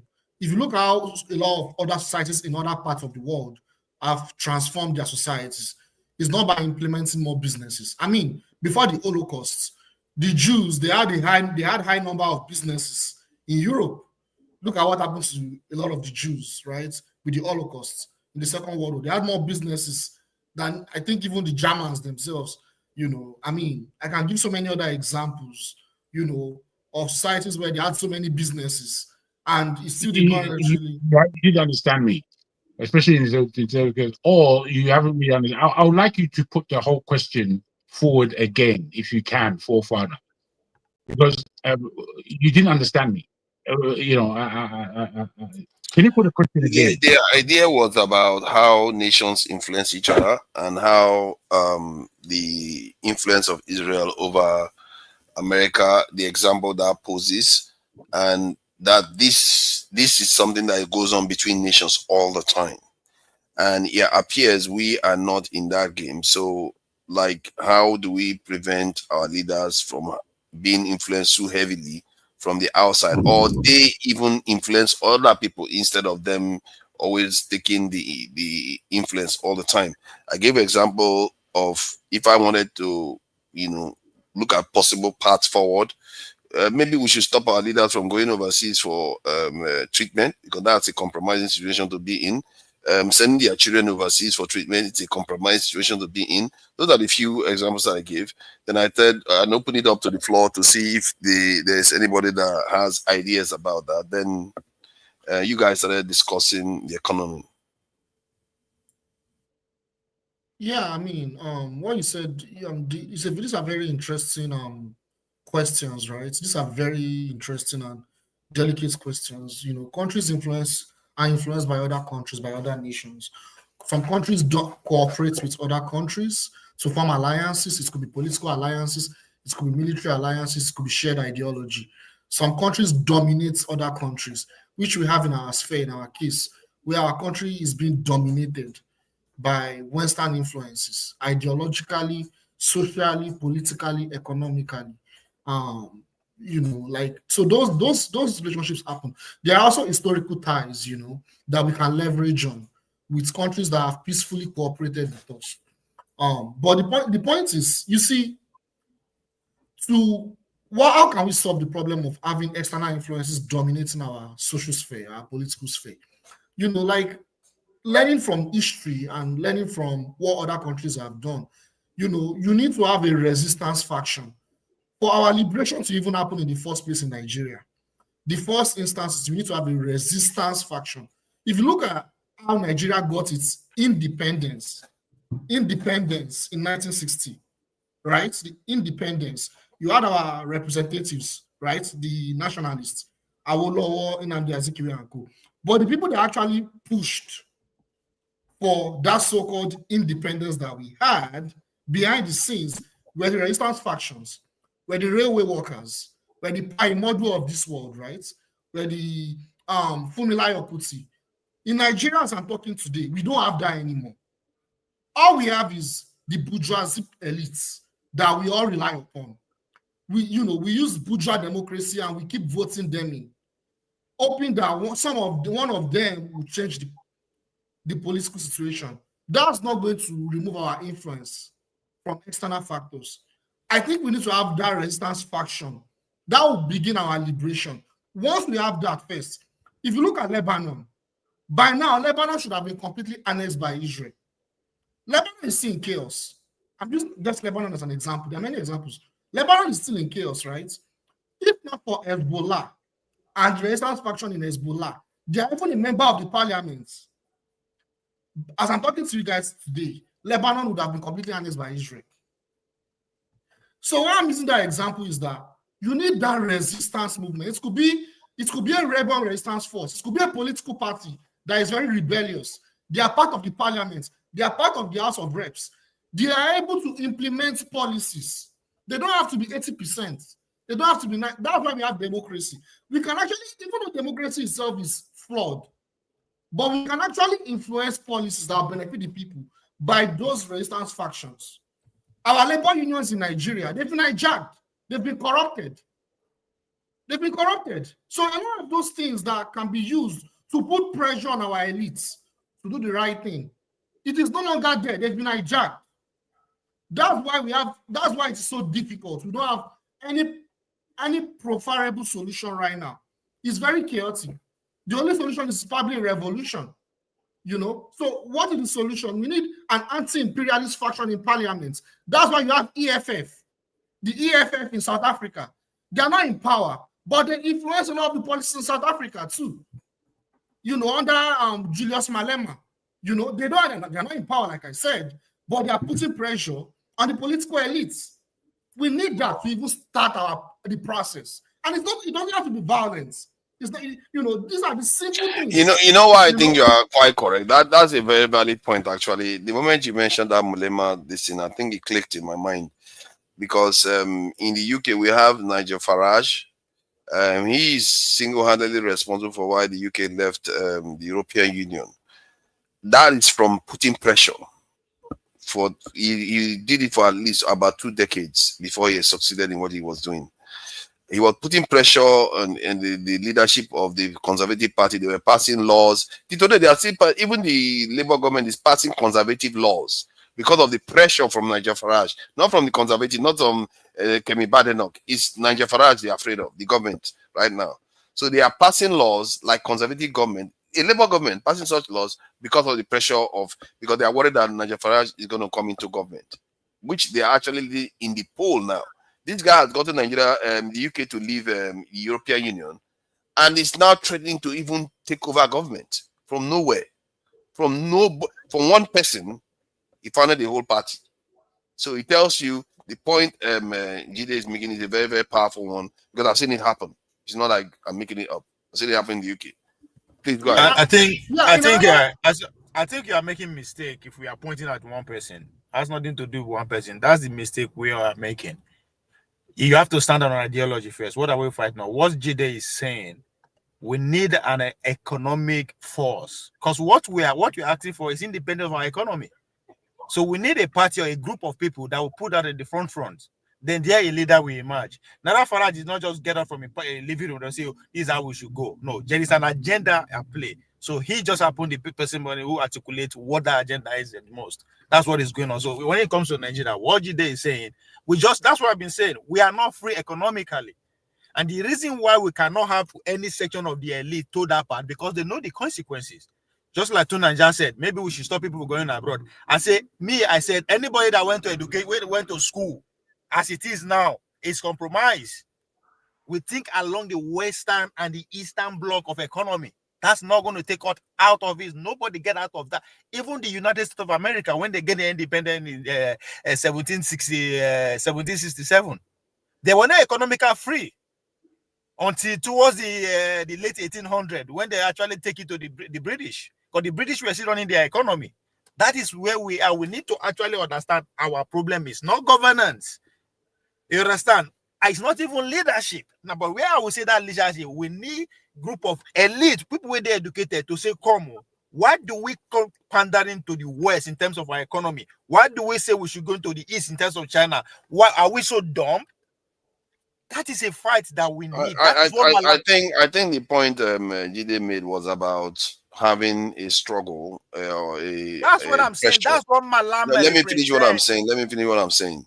So it's to have a pressure on the system so that they might actually start making changes because of those pressures. That's an important point to make. And from what happened in the UK, let me finish what I'm saying, please. It's not your turn, to be fair. Let Jide finish. From the point of view of the UK, I was reinforcing it based on what happened in the UK too. And it's based on an ideology, obviously. They have to have an ideology behind it. It's not just, like me, I'm Nigel Farage. Yeah. I think both of you are correct to a large extent. You guys are saying the same thing. But to reinforce, there are many examples of this. If you look at Russia is another example. You remember after the collapse of the Soviet Union, and the country was hijacked by IMF, World Bank, and a lot of these Western entities under Boris Yeltsin, and eventually Putin took over. When Putin took over, he reinstated some vestiges of communism. Not communism. Russia is not a communist country. When I mean vestiges, the intelligence agencies that the Soviet Union operated under, he rehabilitated it. Not because he wanted Russia to be a communist country. I don't know if that makes sense. Just to have like a counter effect, like, we have forces that are coming against us. So we need that. Not just that. Right now, the political force that is controlling Russia are not the communists, but the opposition is the Communist Party of Russia. They influence their foreign policy. Even the war going on in Ukraine, those vestiges of communists, of the Soviets, they still play a role into what's going on in Ukraine. That's why if you look at the Western intelligentsia, they talk about the fact that the younger Russians are more pro-American. They are more, that maybe when all these people that used to be from the Soviet era, maybe when eventually they are extinct, this new generation, the Gen Zs, that are more modern, maybe they would have a change in mindset. So you see that what I'm saying? So you have that pushback by those opposition. Putin is not a communist. He's not, he's probably not a communist apologist. But there are those that are opposing the Communist Party of Russia. They are pushing back. So whenever he wants to make policy, he has to consult with them, like, hey, this is what I want to do. And they have to say, okay, yes, it's going to benefit the people. So that's how it works. They have oligarchs, just like in Nigeria. Russia also have oligarchs. However, like I said, that pushback, that resistance force puts them in place. That's what we need to have in Nigeria. We used to have that in Nigeria when Nigeria was a better country. Maybe around the 1950s, 1960s. There's hardly any opposition in Nigeria. The chaos that happened after the so-called independence. But we don't have that anymore. There's no opposition in Nigeria. That's what I've always been saying clearly. I can't be an obedient. Because I don't know if you guys make sense. You guys try to understand why I keep saying that I can't be an obedient. I know why you say that. See, Peter Obi is not leading on opposition, and it's a bit of a problem. I had that criticism for him because I actually believe that while he got into this after that election, it was split in three ways. He could have led an opposition party, a real opposition party, to oppose the government's policies. But instead, he hung on his own and almost separated himself from the party and left the party to flounder. It's just, I don't understand that. Because all our leaders are all candidates of USAID. all of them right now. So You those like are flattening things, don't you? Just flatten it and say so. It's all No, USAID's fault. yeah, let me tell you now, all their platform has been sponsored by who? Now me and you, they sponsor the platform. The obedient movement, now your money flow time. Like I'm saying this because I know that we say with me, all of us will understand how this game works.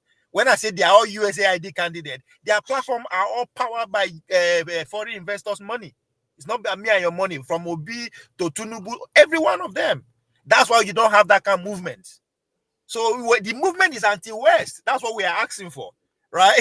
He said that they kill you or they. But does it have to be anti-West though? Does it have to be anti-West? I don't. This is why it's also good. Well, you see, that's why I began. Hold on. I'm going to be over. Just one moment, please. One moment, eh? Wait. Before you even allow me now. Go ahead. Yeah. Sorry. You see, this is why I began the way I began. I began by saying that we got to look around at the zeitgeist, where we are now as Nigeria and Nigerians, and what it is that we know we need to do. The zeitgeist is so set up in such a way that we are all over the world as Nigerians, not just Africa, Nigerians particularly. Then we are well positioned in those countries that we're in that, yes, there will be that person who's doing the cleaning job, but there are more than likely persons who are lawyers, doctors, and who are well positioned in the society. Then we have businesses and we have ways of raising money. I spoke about all these things because I'm thinking that we're up to date in terms of where we are. Somebody like Jide can't talk about it's not businesses that's going to do it. We're talking about an economy.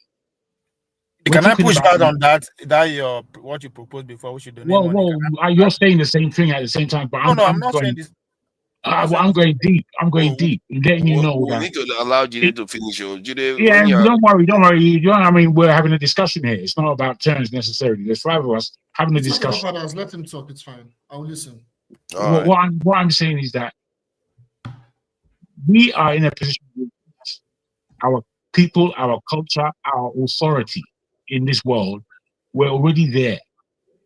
We just have to build our personal and public economy to a position where we can defend ourselves, can defend our culture, we can defend our way through to the future.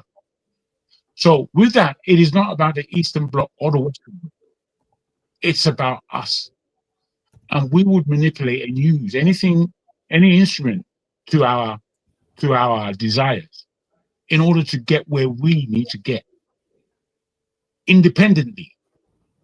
Because there is all kind of strange money flowing around, but is it money at all? Is it real money?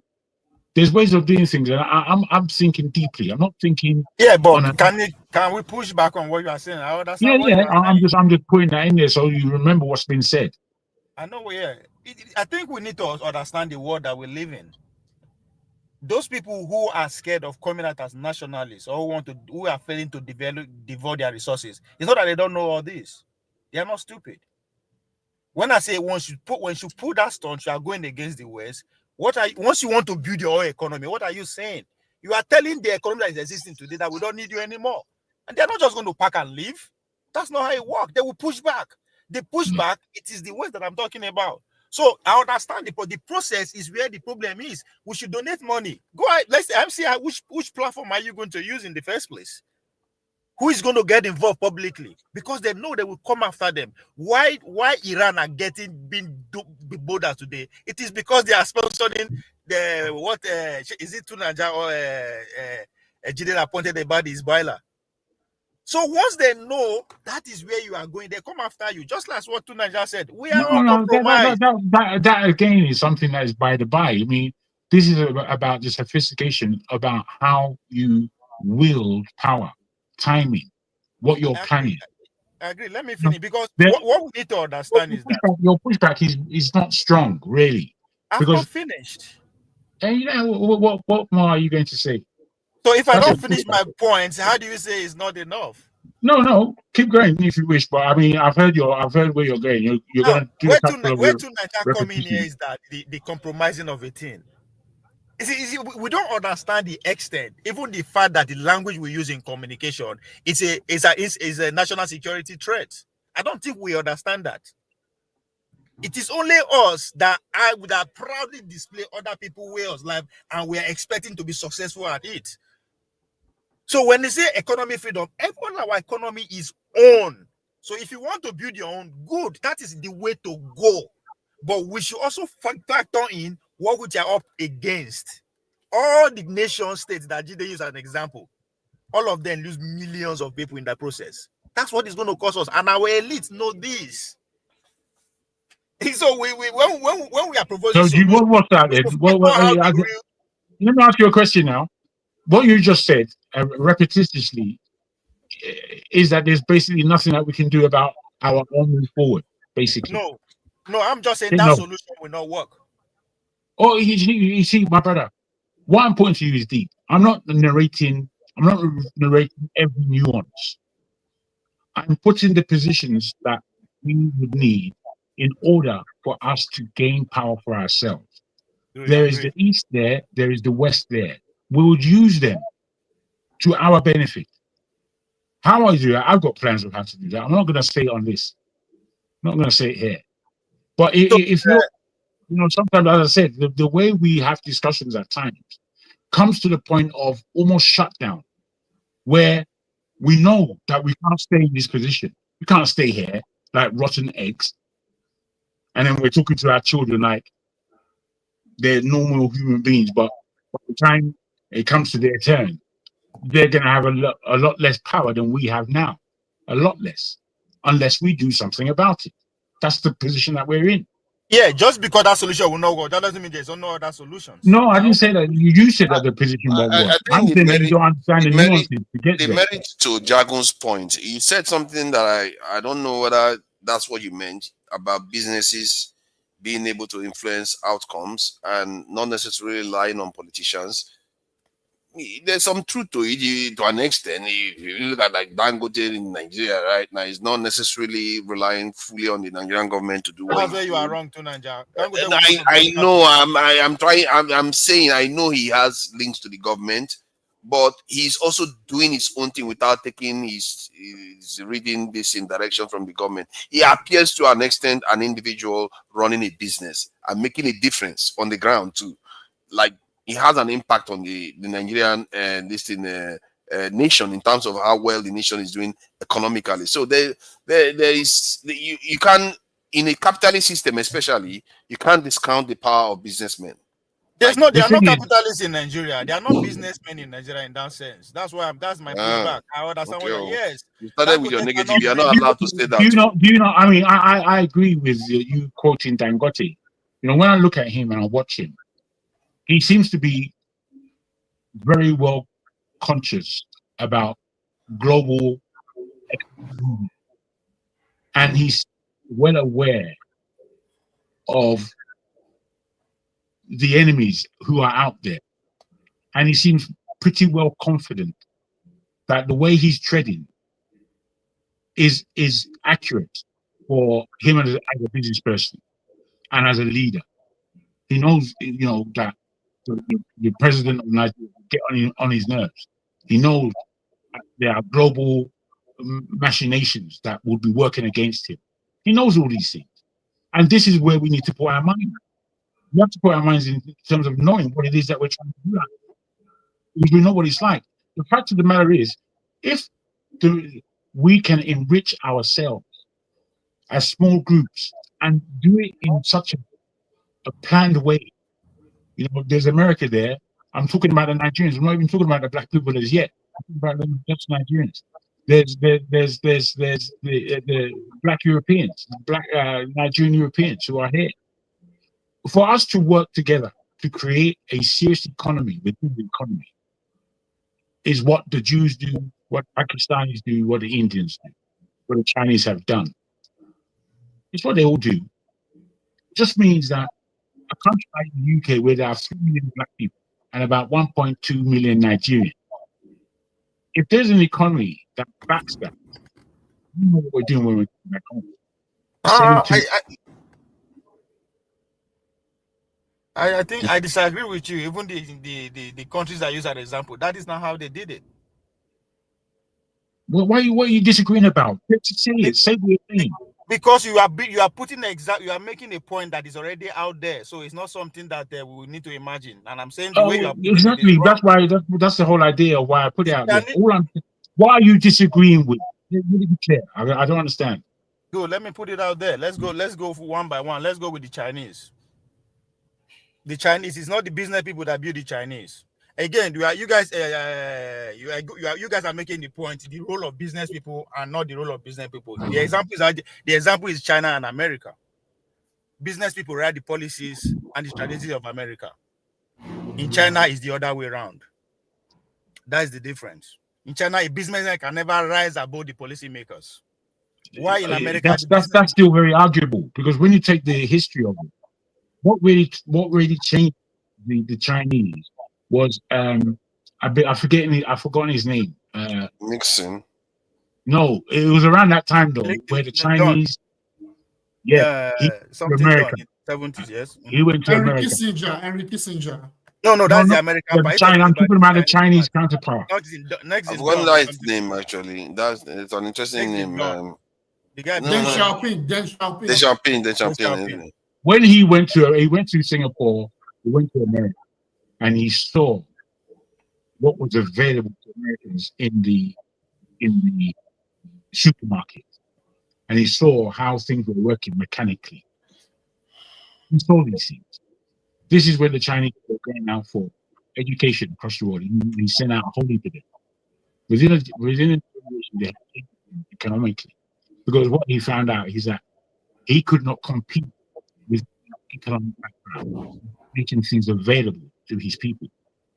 You know, we say things without understanding that there are machinations to these things. But that's not what happened, though.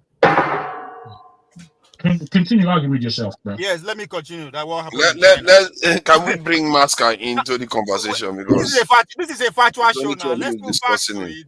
In Tunisia, not be so you start. It's a Okay, factual show. let me flatten the conversation a bit. Okay, go ahead. Let me open it up. After the 100 years of humiliation, what did China do? They locked themselves up. Locking themselves, what do I mean? Every aspect of the society was being monitored by the authority.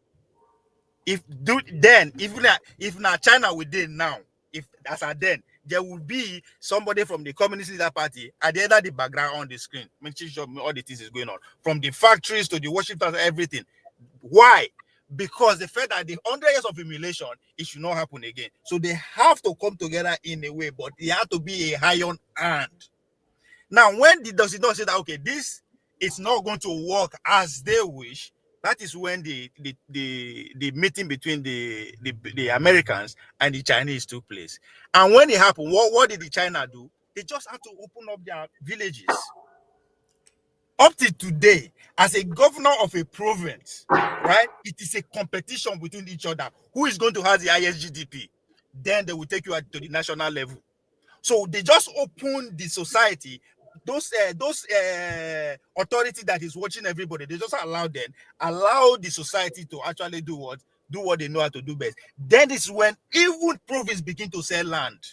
Up to today, one of their best source of income is selling land to build all those things.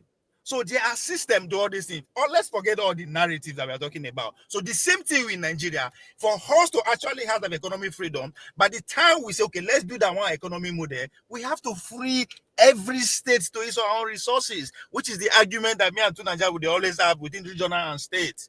Our people are locked down. We cannot actually do beyond what is available to us, which is the enabling environment we are talking about. And it is because the influence that is coming is enough for those few people who are in charge. So until you release the genius of Nigeria, the 200 million strong from no matter where they are, nothing is going to happen. That's what China did. If you want to be using example as an example, but our situation at the end is different. Because let's bring Masca in. Since you are for what you concluded was giving the states their resources.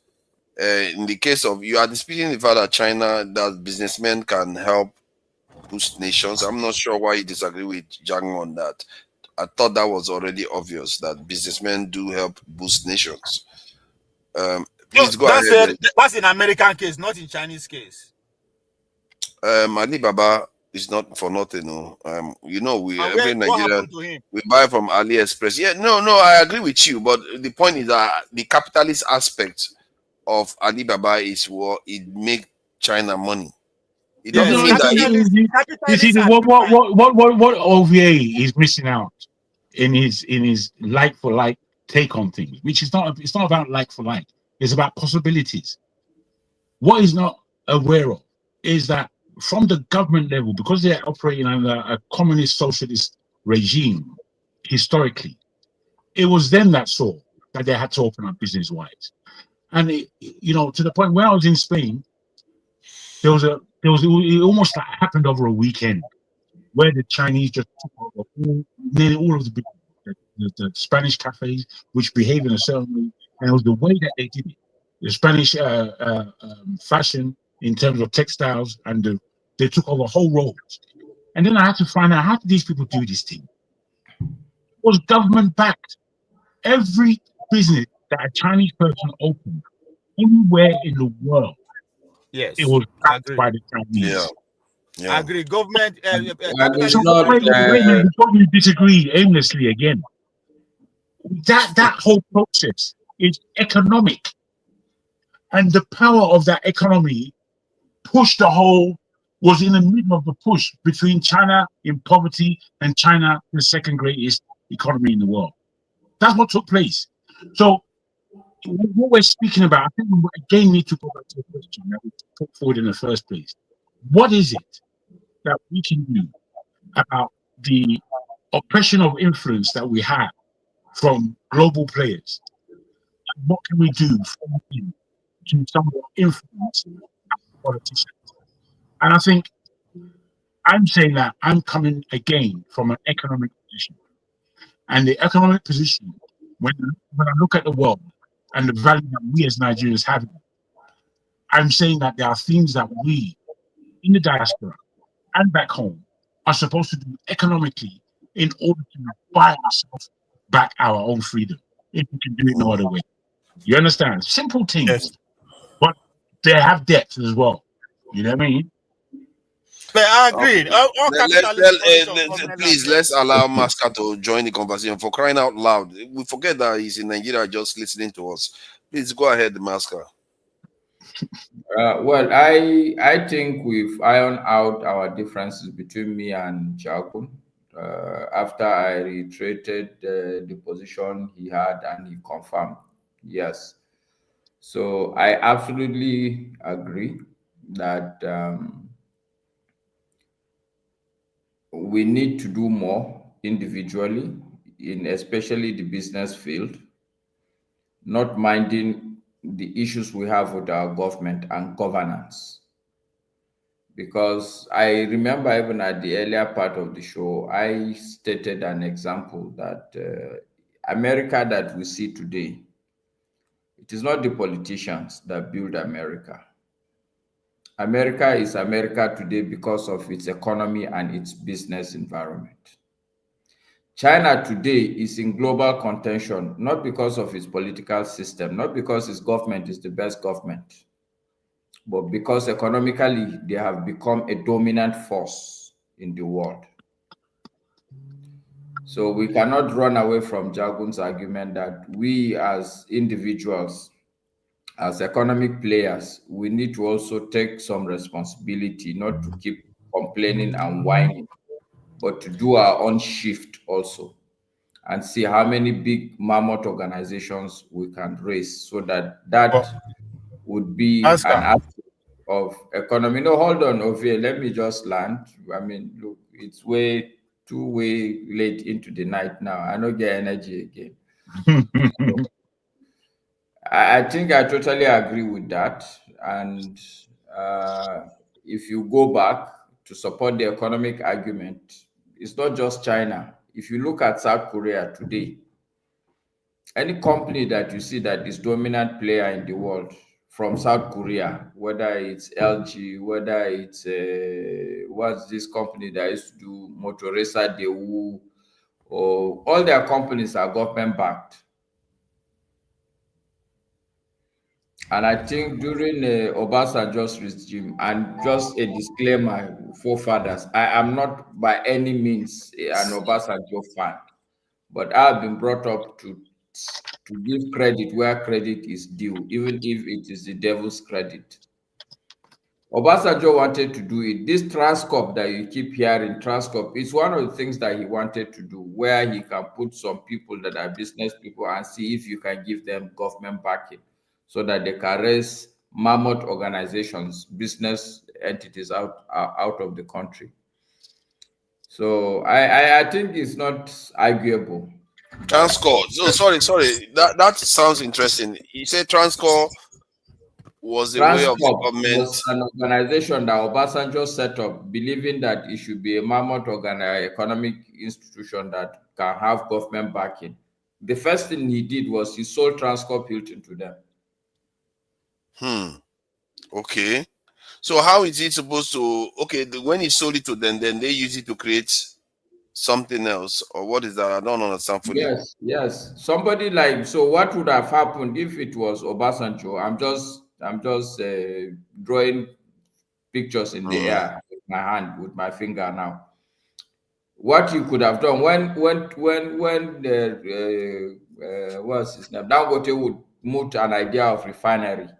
Tinubu will have fully backed, Obasanjo will have fully give him government backing. You see that? I think let me just add this. In the context of Nigeria, I was quite surprised when I came back, talking to Nigerians again, and it occurred to me that we have this dual mentality whereby we think in a Western way, we have a Western constitution and everything, but yet we want to maintain a socialist kind of narrative within the economic space, which doesn't marry very well. And what dawned on me when I think we were having this conversation here, that the West, especially like America or Netherlands, some people are accused of actually inventing capitalism because they created the Dutch East India Company. That company was sometimes larger than countries. So what it dawned on me, the capitalist system, one of the ways they project their power is through their businesses. It's like part of this government itself, but it's not obvious. It's not obvious. It's like Twitter now or WhatsApp and all the rest. Gigantic companies, but they are technically an American company, American government company, but they are capitalists, so they operate as businesses. That's why. So we have to understand that we shouldn't be thinking in a kind of socialist way. So capitalist system, you have to create big giants out there. Well, you have to be careful of your wording. You have to be careful, Oh, now you want to be careful. No, why? Because to say socialist, to mark out socialist against capitalism in the way you did, all capitalist states in the world have a socialist impact element, even because it's necessary. No, I agree with that. It's just that we argue too much on the socialist side, not acknowledging that the fact that capitalism in terms of big moguls need to emerge. The capitalist system. I think, that's why I say we need to understand the distinction between the China and America. When we talk, when you people go say, "Oh, no, we politicians build America and a capitalist," what are you guys talking about? I will explain what I'm talking about. One person said that. I am the one that said it. I will explain to you what I mean. Okay. Now, okay, go ahead. So what I'm trying to explain to you is that America became a powerful country, not because of its politicians, but because it is a solid economic force. After the Second World, even in fact, let's even talk about. I don't know why you have to go over this again. It's straightforward. Every nation begins as an economic entity. Less than 200 years ago. Gentlemen, this is 3 o'clock, 3:15. So thank you. I think you've done very well to endure this long. Today has been a rigorous one, And clearly, Ovie came to troll people with the same point. He No, managed see, to. because He would just, when we hear anytime you make an narrative, argument to Ovie, he would just flatten it. it's obvious that we listen to so-called experts, but how they arrive at their narrative, we don't know. And I am telling Yeah, you, but so what is your argument? the argument is bunker for you to say, oh, now business people build America, not be politicians. How does that even make sense? Okay, so explain to me how America was built. Wait, let me put this to So us. hold on, No. Don't worry, it will make sense. Don't worry. Are you all aware? I'm sure you all are, that the organization that was British sold what they thought as they created in Nigeria to the British government for 800,000 pounds. So, which means that the entity called Nigeria began as a business. It's the same as America. It began as a business. All these entities operate as businesses. What we have to understand is that other things come into it as well. There's ownership, there's authority, there's so much levels of politicking that goes on once you're taking over a whole nation of people as a business. And when this is entertained, that is where you begin to have your direction as politics and such like. But the economy is still the founding father and the lifeblood of said country, said business. So, we can go round and round and pretend that we know what we're talking about. That doesn't mean shit. But you haven't said anything. I haven't said anything to you that doesn't understand things. So that may be valid. You've been trolling people all day, man. That may be valid. Don't troll me, man. So business people. Ovie literally said every nation starts as an economic entity, as if he always that's what you have to laugh. He just flattens everything to zero whenever he starts talking. But we all know that that's not the confusing aspect. Who are the businessmen that build America? They don't get name. They have names. Let me quote these names for you, Ovie. It's there on the internet. This Ovie. Yes.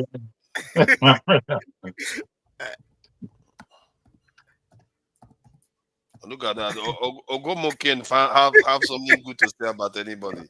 I don't know who Ogomo can is that Ovie in disguise? Okay, Ovie, do you know of Andrew Carnegie? Andrew Carnegie. These are 1800 businessmen. What are you saying now? Are you saying that America is a new country? I said 1800 businessmen. America was founded in 1700. Yeah, but what makes the country is like you are saying Nigeria is created in 1960. Today, sorry, it's like telling somebody that Nigeria was formed in 1960. Till today, Nigeria is nothing. Hold on now.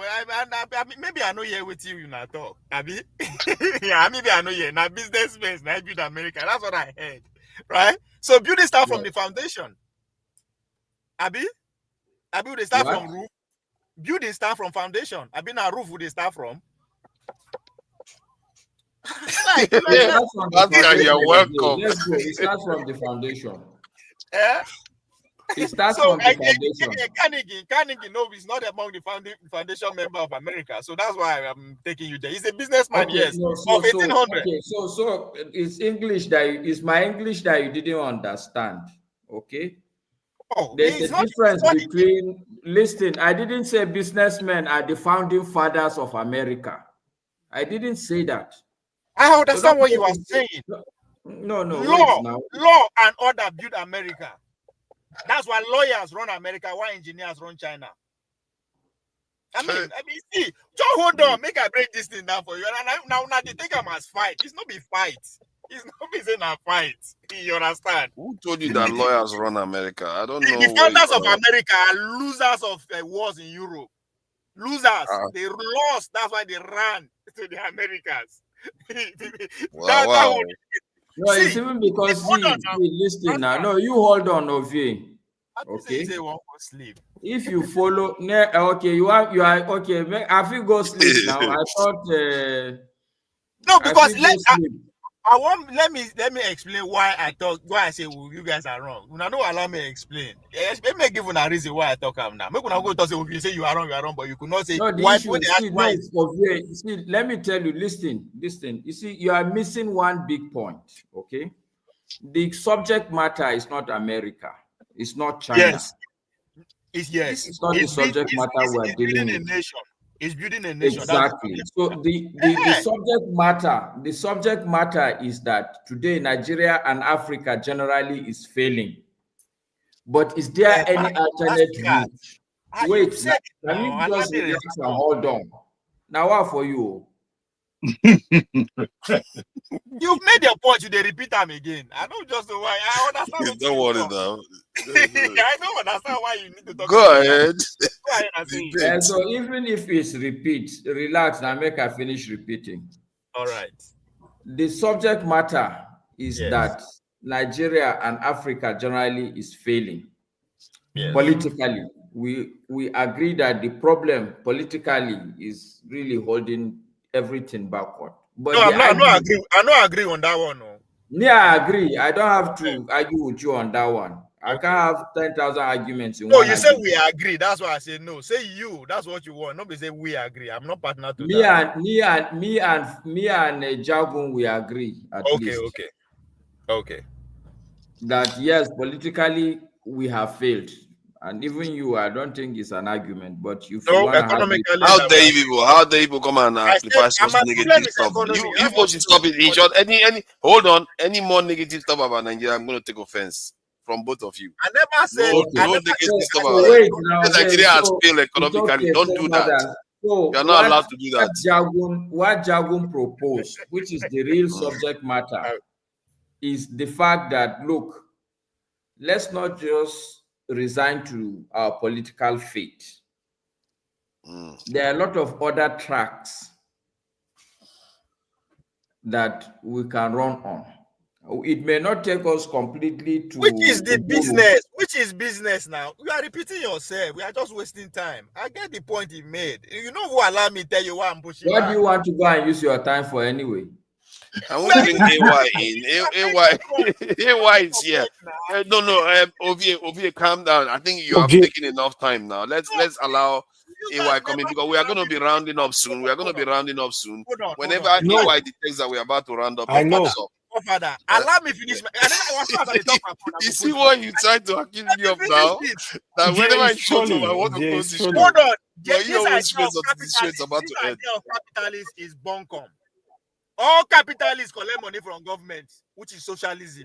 All of them, from America to your village, they all collect money. Collect now, Vie. Up to today, they say they collect money. They can all survive without government money, which is taxpayers' money. From Elon Musk to Eddie Carrigan to Dangote, all of them are government money. So they are not capitalists. Okay. Hold on.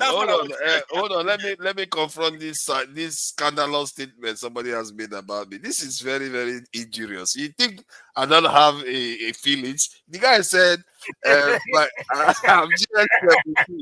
I didn't even know he's going to give me GS level 2. I thought he's going to stop me as I thought he's going to stop me at common entrance. I didn't know I made it to GS level 2. So we have to be very serious. If now the massacre era, that means you are brilliant. But if now my era, you know do. Yes, level 2. Yeah, man. How did I make it past common entrance? That's the mystery now. I didn't get past common entrance. Exactly. How did I make it to GS level 2? He said I made it to GS level 2. So Masca, don't go tell money now. Our government money they give until they do business. It doesn't matter. Look, it's because you don't understand economics. That's why you are making all this. They don't understand capitalist system. I don't know why. You don't It's understand. always like that. There is what is called a multiplier concept. Okay, government is meant to spend so that the economy will be boosted. Right. Okay. So all these things, the It's economy. It's a very interesting dynamics though. How capitalist system and the government and these moguls and captains of industry, how they operate. I think it's something fascinating that we probably need to examine more closely, because the government empowered them, but where does the empowerment stop? How do they relate to each other very well? It's very, very interesting. You know where it stops is what the Chinese are doing. Chinese says business people cannot grow more than government. That's why when they're talking about Alibaba, I mean, the government said that the business people cannot grow more than them. That's what I'm saying. So that's why Alibaba they put that where it belongs. Why in America they encourage business to because them actually buy the gold. Just as you are talking, all this business, all this company through America. People just talk. Even in America, there is antitrust. Yeah, they passed that law too. It's an interesting conversation. I don't know why I've never talked about it. What do you mean antitrust? I don't know how they operate. Hold on. Guys, what do you mean? Pass antitrust. What does that mean? Antitrust, simply I'm saying that an institution, when you say is bigger than government, that means you are saying that it's a monopoly. That's what America is. No. No. No, say America. Hold on. No, let me tell you why I said that. This is actually a law that was passed. No, I don't want to know why you said something wrong. No. I want to tell you now. Make you know say I know they're wrong. Go and do your research. It was passed into law that business entity has a right as a person even to vote. Business. Yeah, they did that in America. Business. No, but hold on, Obie, that was a more of this is the issue. You see, what China, the government decided that the business is not going to be bigger than them, but America somehow has allowed business.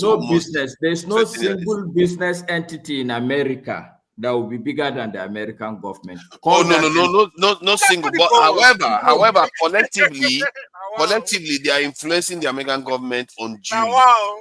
You can argue that collectively, if you look at their impact on the American government, they're impacting the American government unduly. I don't think maybe some people argue that it's not a good thing. You know. Now, quote me this lie. All about 95% on invasion came from American military. No be individuals. From the phone to internet to everything are all invested and developed by the American military. Now only then get money to invest in research. No individual, no corporation. You are saying it's not true. If you don't talk to us as if we are from the moon. That the only people go and sleep. Go sleep. It's okay. You don't try. Yeah. Okay. All right.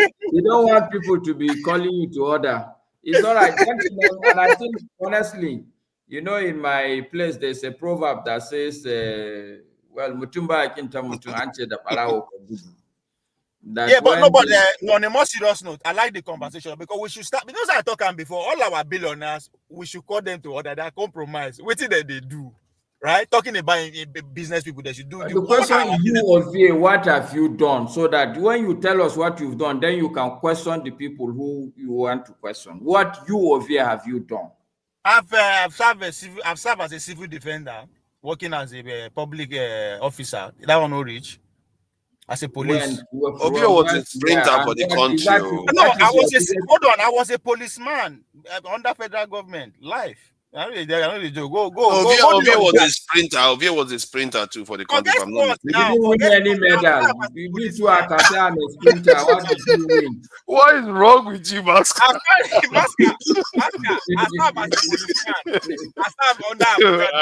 Have you not thought to drop? He didn't win any medal. So I he ran from Nigeria. That's the important thing. I wear uniform, civil defender for Nigeria. So Ovie, you are a wall, eh? No go Nigeria, they go catch you. Why? Why they will catch me? We be them there. I know their language. That's interesting, man. So you guys, Maska, you're still here. Both fathers. Yeah, nice one. Thank you for coming. I really appreciate it. You really spend a lot of time, you know. It's not easy. Don't mind me. It's not easy. Thank you for joining us. Maybe when I go to Nigeria, I will use his internet to host. I don't know why they worry about Maska don't go. Whenever I want to close, AY will show up. I think he times us very, very well.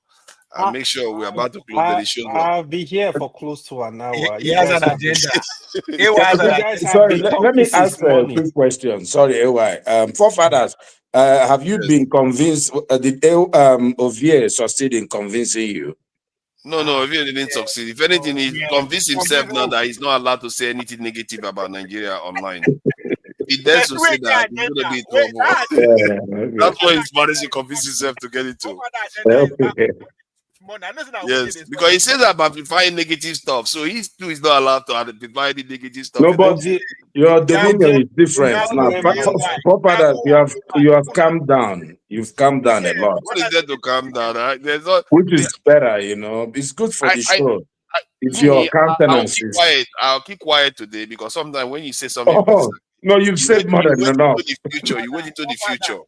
You've said more than Now enough you are for right. today. They are You right. are not tired. It's money. Which one do you want to quick? You okay? You want us to close? We are closed now. Okay, ladies and gentlemen, thank you all for coming in, and we'll see you all later. And let me I say, trust you. you know, you want us to close it? We can close it now. You master of you. I know the tire. Wow. For week, for father. Just in a week, you know, this, you know, be wicked. AY is your wingman. He has come. You guys will have a symbiotic relationship now and take down any opposition. Oh, look at that! Look at that! Who is that? So you think You that? So you AY think and that? forefathers now. You people have the same He ilk. thinks that because AY is more logical and the others are just talking rambling all over the place. To the point No, whereby but I think you have missed AY. he has cornered Your himself. man has He's come cornered now. himself into this one. Now he's not allowed to say anything negative in Nigeria about Nigeria anymore. He's not, and he did say that he doesn't even say anything negative about Nigeria. So to let you know how much he cornered himself. Prove it that you are not being sponsored by Wiki. Prove it. Wiki means get sponsored by Wiki. You know, there was a time I liked Wiki. You know, there was a time I liked Wiki. I thought if he had won the PDP presidential candidate this thing, he probably would be president today. He's going to win if he had won it. He's going to get because the party will be united. No, that's impossible. Why? He's going to get in 2027. Is he going to win?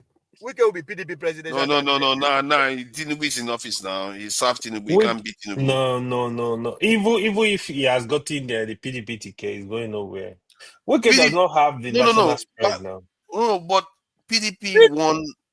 PDP and okay. Hold on. Let me explain to you. Is more than that.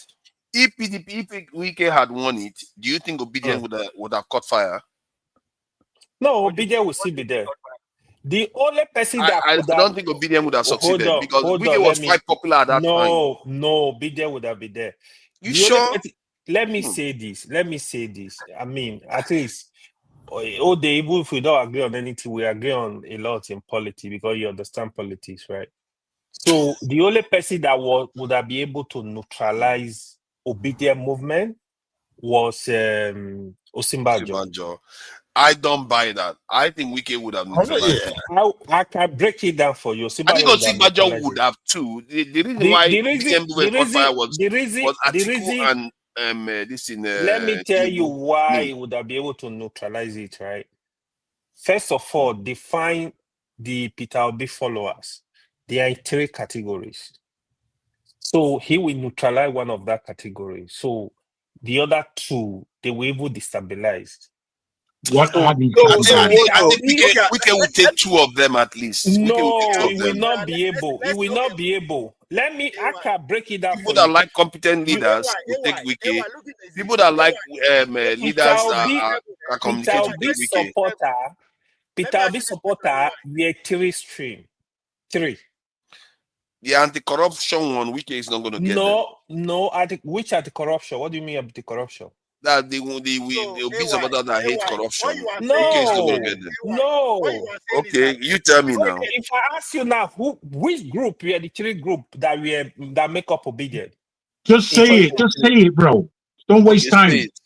Because there's no definitive definition of the groups. For long, I've not seen you. You could not even say hi. Look at the way you are talking to me. Because you are always with me now. We know each other. AY, what you are saying is that in 2027, Wike will get PDP ticket. Obi go day on it. So you are saying that still Obi no go beat Wike in terms of that's what you are saying. I don't know why some people are acting this.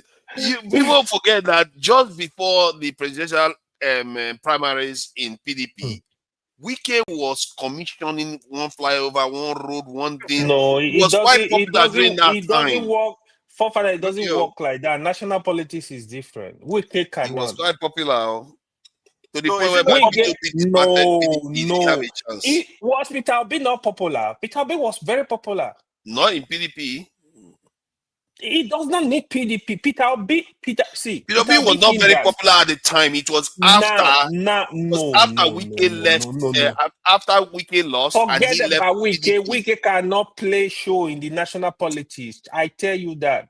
I was observing it then too. I was observing his pace. You then. don't Yes, follow Peter this B was stuff. around, So but he wasn't that popular. See, I was there when Wike went. No, hold on. Let me say this. I was there when Wike went to Anambra and was bad mouthing Peter B like crazy, and he was having an impact. He was like, he said, Peter B is not going to win anything here at all. He completely ran Peter B out of town. But Peter B, you gotta give him credit. 2023, he did massive, a lot of. You are looking at it after the event. I'm talking about during the time when it was happening, before the obedient movement fully started. Hold on. What happened in 2023? The poor politicians in Nigeria, they underrated Peter Obi until a month to election. Okay, when did obedient emerge? When did the obedient movement emerge? See. Peter Obi was a silent movement. It started as a silent movement. Peter Obi, don't forget. Emerge is the one where we need. When it became like it doesn't. Up. Peter Obi really blew up. Let's say 3 months to election. It was in full force. To me, it blew up the moment they elected Tinubu on the other party. I think they got. Sorry, please let me. I think they got Atiku first. Then the moment they elected Tinubu, I think that's the one that ignited it. I think when they elected Atiku first, that one triggered it to an extent because he left the party just before that time. Then you can see that the rumble was going on. But the moment Osinbajo didn't make it in APC, he just sealed it. Like there's no other place for those Nigerians to go. They were going to go for Peter Obi. That, to me, from observing it, I think that's what crystallized it for Peter Obi. That's my take. So now, who go win now? They are still going to contest 2027. So the result will change or not? Within the two of them, let's forget that. I don't know. The moment if PDP shows up, ADC shows up, Tinubu is in. Forget it. It's over. See, that is the summary. So I've said it repeatedly. The only time they can really compete with Tinubu is when the whole opposition come as one, as unity. Okay, Otherwise, no, forget but it.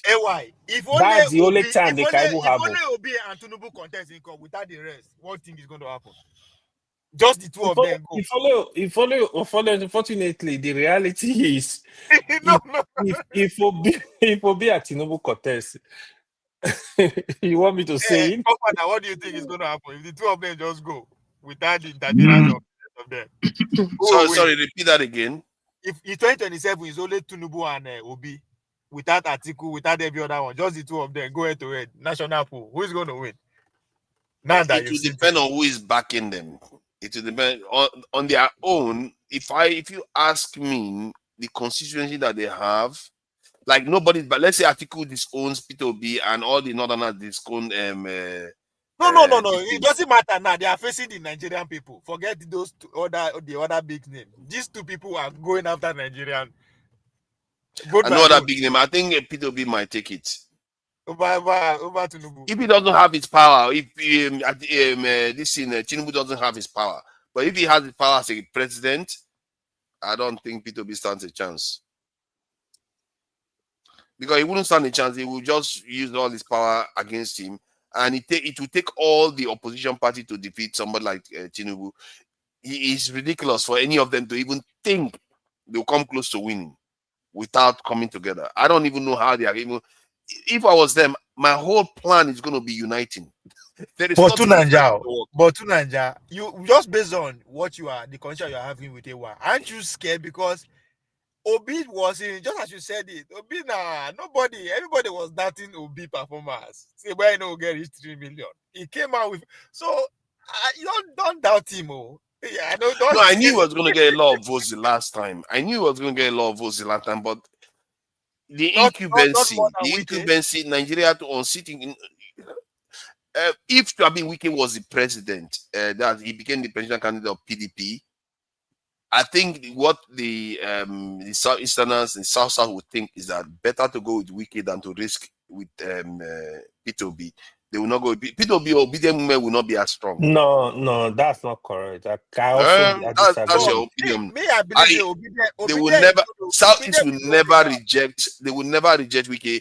If you look at the way the Southeast vote, let me explain it. The way the Southeast votes is that the moment the evidence suggests that the moment there is a Southerner in that election, and the other one is not on their side, they will choose that Southerner.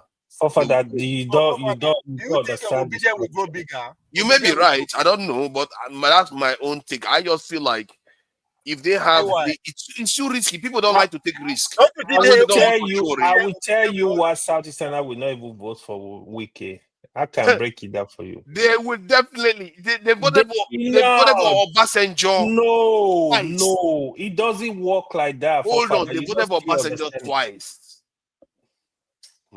Okay, but they voted for Obasanjo. They voted for good luck. So why is Wike different? Okay, tell me why Wike is different. Father, opinion is growing bigger. It's going to go bigger. Even up to 2031, it's going to even be more bigger. Yeah. You know that? Do you believe that? It might be bigger. It might be bigger. It might be smaller. I don't know. What I know is that if they don't come together, if they don't form a bunch, obedience is going to reduce in number. No, I said that if obedience grow in number by 2031, who can beat Obi? I don't know how they can grow in number because by that time it's already the northern turn to rule. Anyway. So you're going to have a lot of problems. More younger people are coming. There's another generation that will be of. Then it's not Obi. It's not going to be P2B. It's going to be a new person, and a new person may emerge in this election too. Let's not just assume because P2B, nobody knew he was going to emerge in the election. We just think we know the future. Obi is not going anywhere. Let's just know that fact. Yeah, my point is that a new candidate, a totally new candidate that will blow all these people out of the water might just show. Politics is a very what Nigeria actually need that. What Nigeria need. They need, Nigeria are ready to make it. I'm rooting for Pantami to come out. Nigeria are ready to make a change, but they are looking. Nigeria are ready to make a change. A young guy. Oh man, why is Okpewolo? Why is he not on camera? You see, he's just disturbing us here. You don't like Pantami.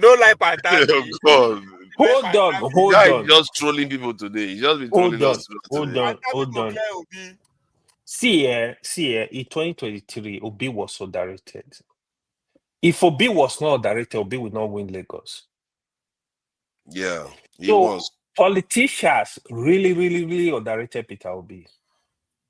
Like, that was why it was close to election. They realized that this guy is on the move. So that was why whatever they did. But if you allow election to go free and fair in 2023, like one man to one vote, Peter Obi will win that election. Without any disturbance, no rigging, no any form of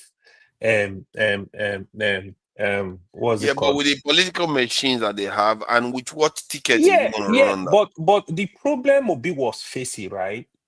Obi, he does not have political structure. So when we were saying that, people will say, oh, what is structure? What is structure? You need political structure in Nigeria to protect your vote. If Obi was in PDP and he had that movement, they would be able to protect his vote. So, let me talk. Let me give you an example. Like if you go to Forefather village now in whatever state, Dalala state, if you go there, you go to a village, who will protect Labour Party vote there? So that is part of the problem Peter Obi was facing. Mind you, Peter Obi does not have money to actually run the election along these rural area communities. Yeah. He does not have the money, right? You touched on something that I wanted to highlight there. Let me finish now. Okay, go ahead. Who were his sponsors? It was just the common people that contributed 1,000 naira, 500 naira, 10,000 naira. So it was a struggle. They don't even have money. Labour Party had no money to pay even the agent across the country. So you needed political big weights with money in those states, in those local government, to support Peter Obi. So the structure was not there. Nobody to protect the vote. So what you actually saw, the major, that's why what you actually saw was in the main capital where people are more enlightened, where they were able to garner vote in those areas. But if you actually pull up Peter Obi, will be better later ahead of him. Huh? No. I wanted to add something. I wanted to add something about this thing. We're gonna just hold on. You see the point you made. I agree with that in terms of. But let me break it. Let me finish party it. this That thing. you talk. Hold Okay. on. You since morning you've been talking. You won't know let they tire. anybody talk. I wanted to Let contribute to me what you are break it saying. down first. Let me break it down first. Okay. So the three group that really supported Peter Obi, even though people will play politics, they no want to hear those stuff. Obi had the original obedient group that were not attached to religion, they were not attached to tribe. Those are the people that bought Obi message of production from Those are 700. They are 700. consumption. Hold on, from consumption to production. Like those is beautiful statement. That is the message people wanted to hear. That's one group. Then you have the Christian community group. The Christian community group also was very massive, especially with the Muslim ticket in APC. Don't forget, Obi belongs to the Catholic. Catholic is one of the biggest religious groups in Nigeria. So he got their support. The Christian community, especially in places like Lagos, Obi got their vote because of the sentiment. In the north, the Christian community in the north, because of the sentiment of Muslim ticket, they voted for Peter Obi. Then you have the tribal vote from the east, for example. Some states, if you are not voting for Labour Party, get out of here. So, because the Easterner, they really believe in Peter Obi. So, the people actually troop out to vote and supported him. That was why he got that support. Ordinarily, I don't believe they will be win Lagos. Obi won Lagos. He won Lagos. So you need to look at the demography, what happened in Lagos. It's just unfortunate that, but I can bet my money in 2027, the politician in Lagos will not let Obi win Lagos. It's not going to happen. I can bet my money for that. Because now they know that Obi is capable of winning Lagos. So they will fight with money. So that was why after presidential election, you saw the governorship election, they used tribal, any kind of stuff to make sure they convince the people to not vote for a Labour Party.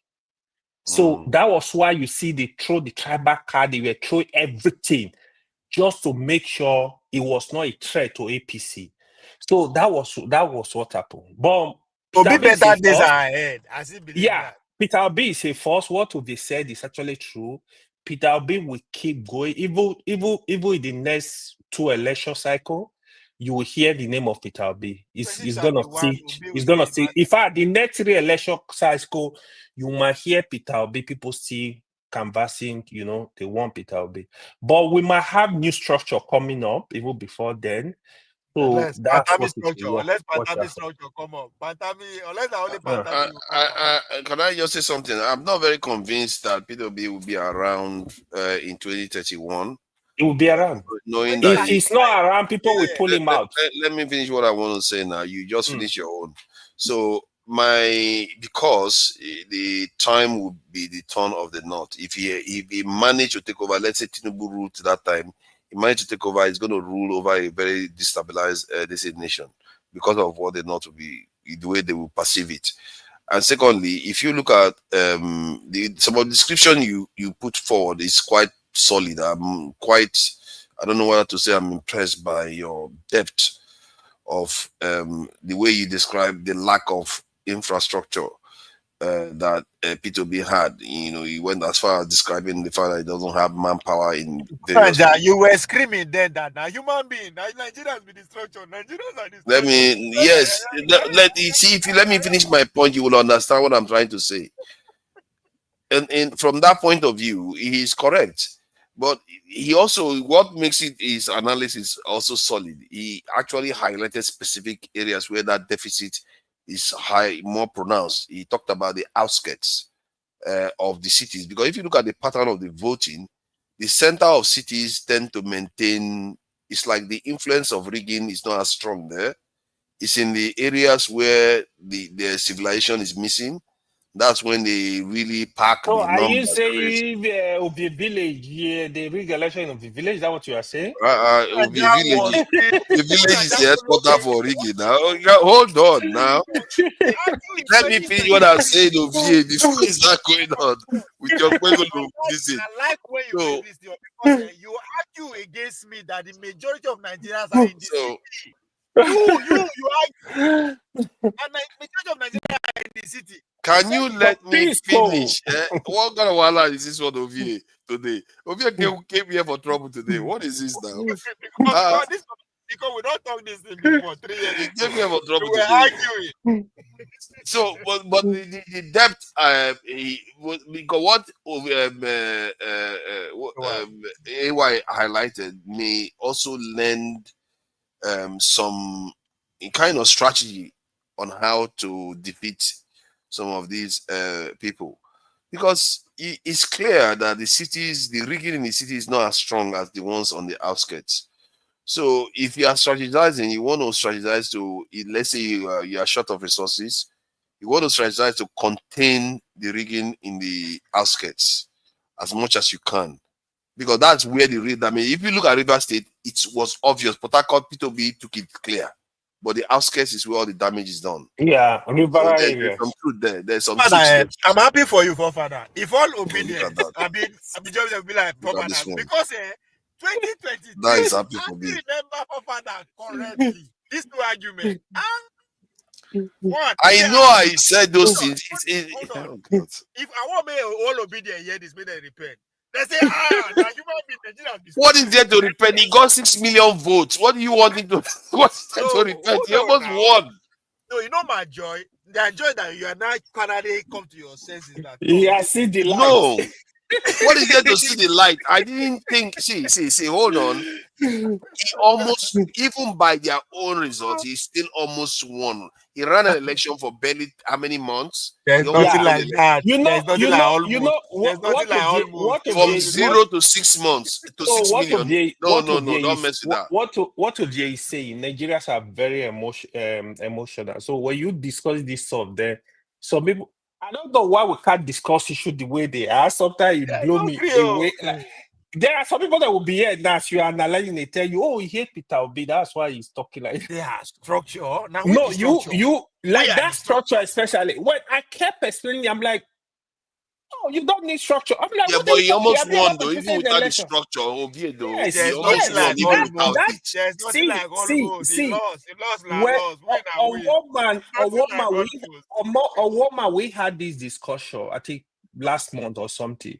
Some people were like, "Oh, B is nobody, it's not." I'm like, even Tinubu, we give credit. He will not even say that about Peter Obi. That's the biggest mistake. That was the mistake PDP had against President Buhari.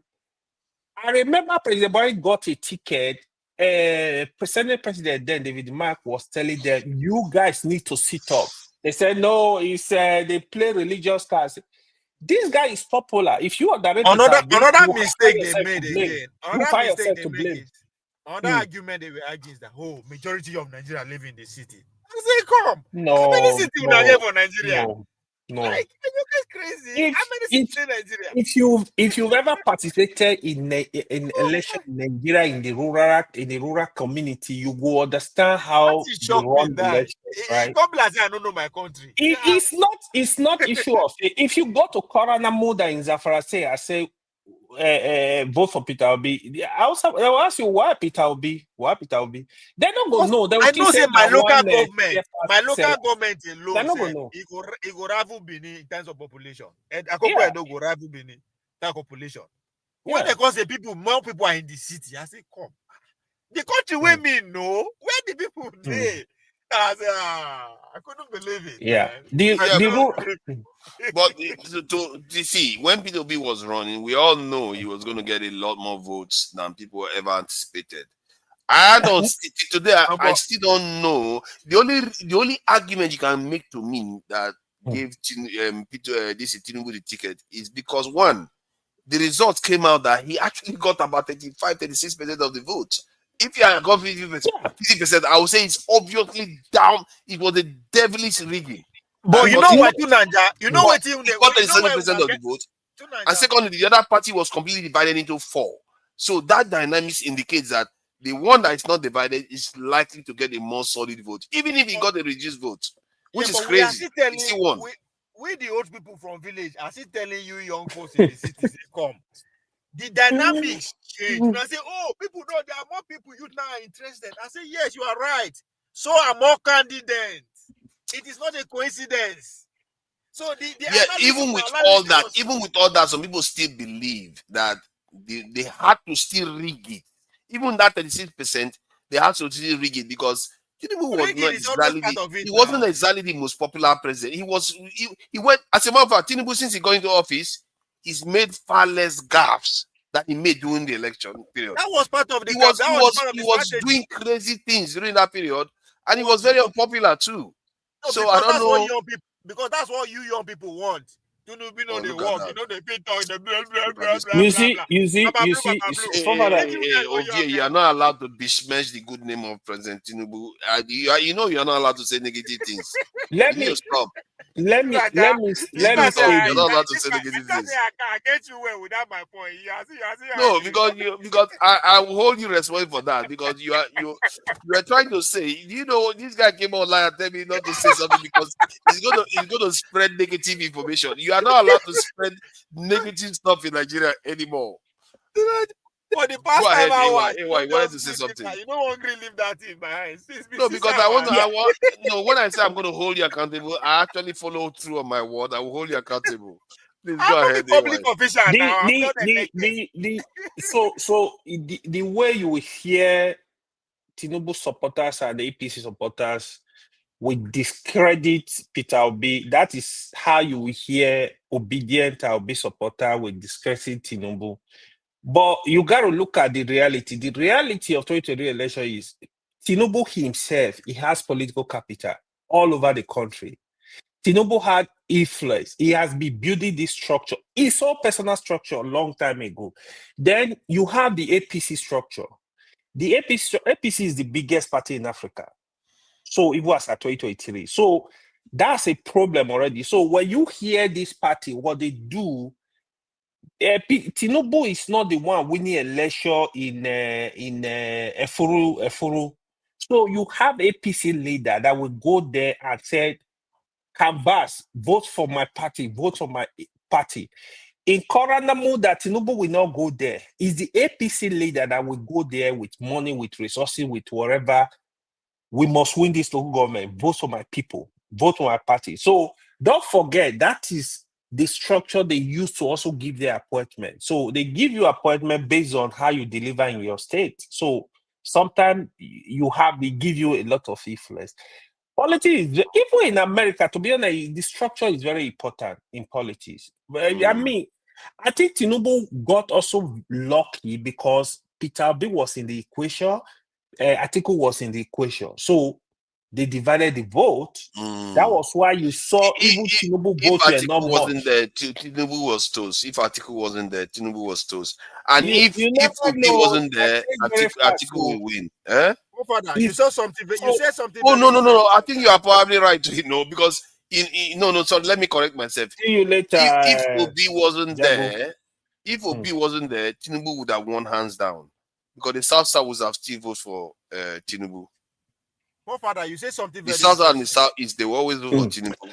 Father, you said something very interesting. Father, you said we're talking about possibility of Obi winning next 2031. You say even if you win, it will be presiding over what a very disorganized country. I mean, there's a word that you use. Sorry about that. I'll come to that. Sorry about that. So let me just recognize Jagun first. Jagun, well done. Thank you for coming in. We really appreciate it. I know it's not always easy. I really appreciate you for coming in. And same thing for AY. Those people, they do make a lot of sacrifice to show up here, even when they don't have to. Please go ahead. You said something about 2031. He said You know, type of hold on. You said if Obi Yes. win 2031, he's likely going to preside over a divided use a word about A over a very nation. resentful, it's very resentful not.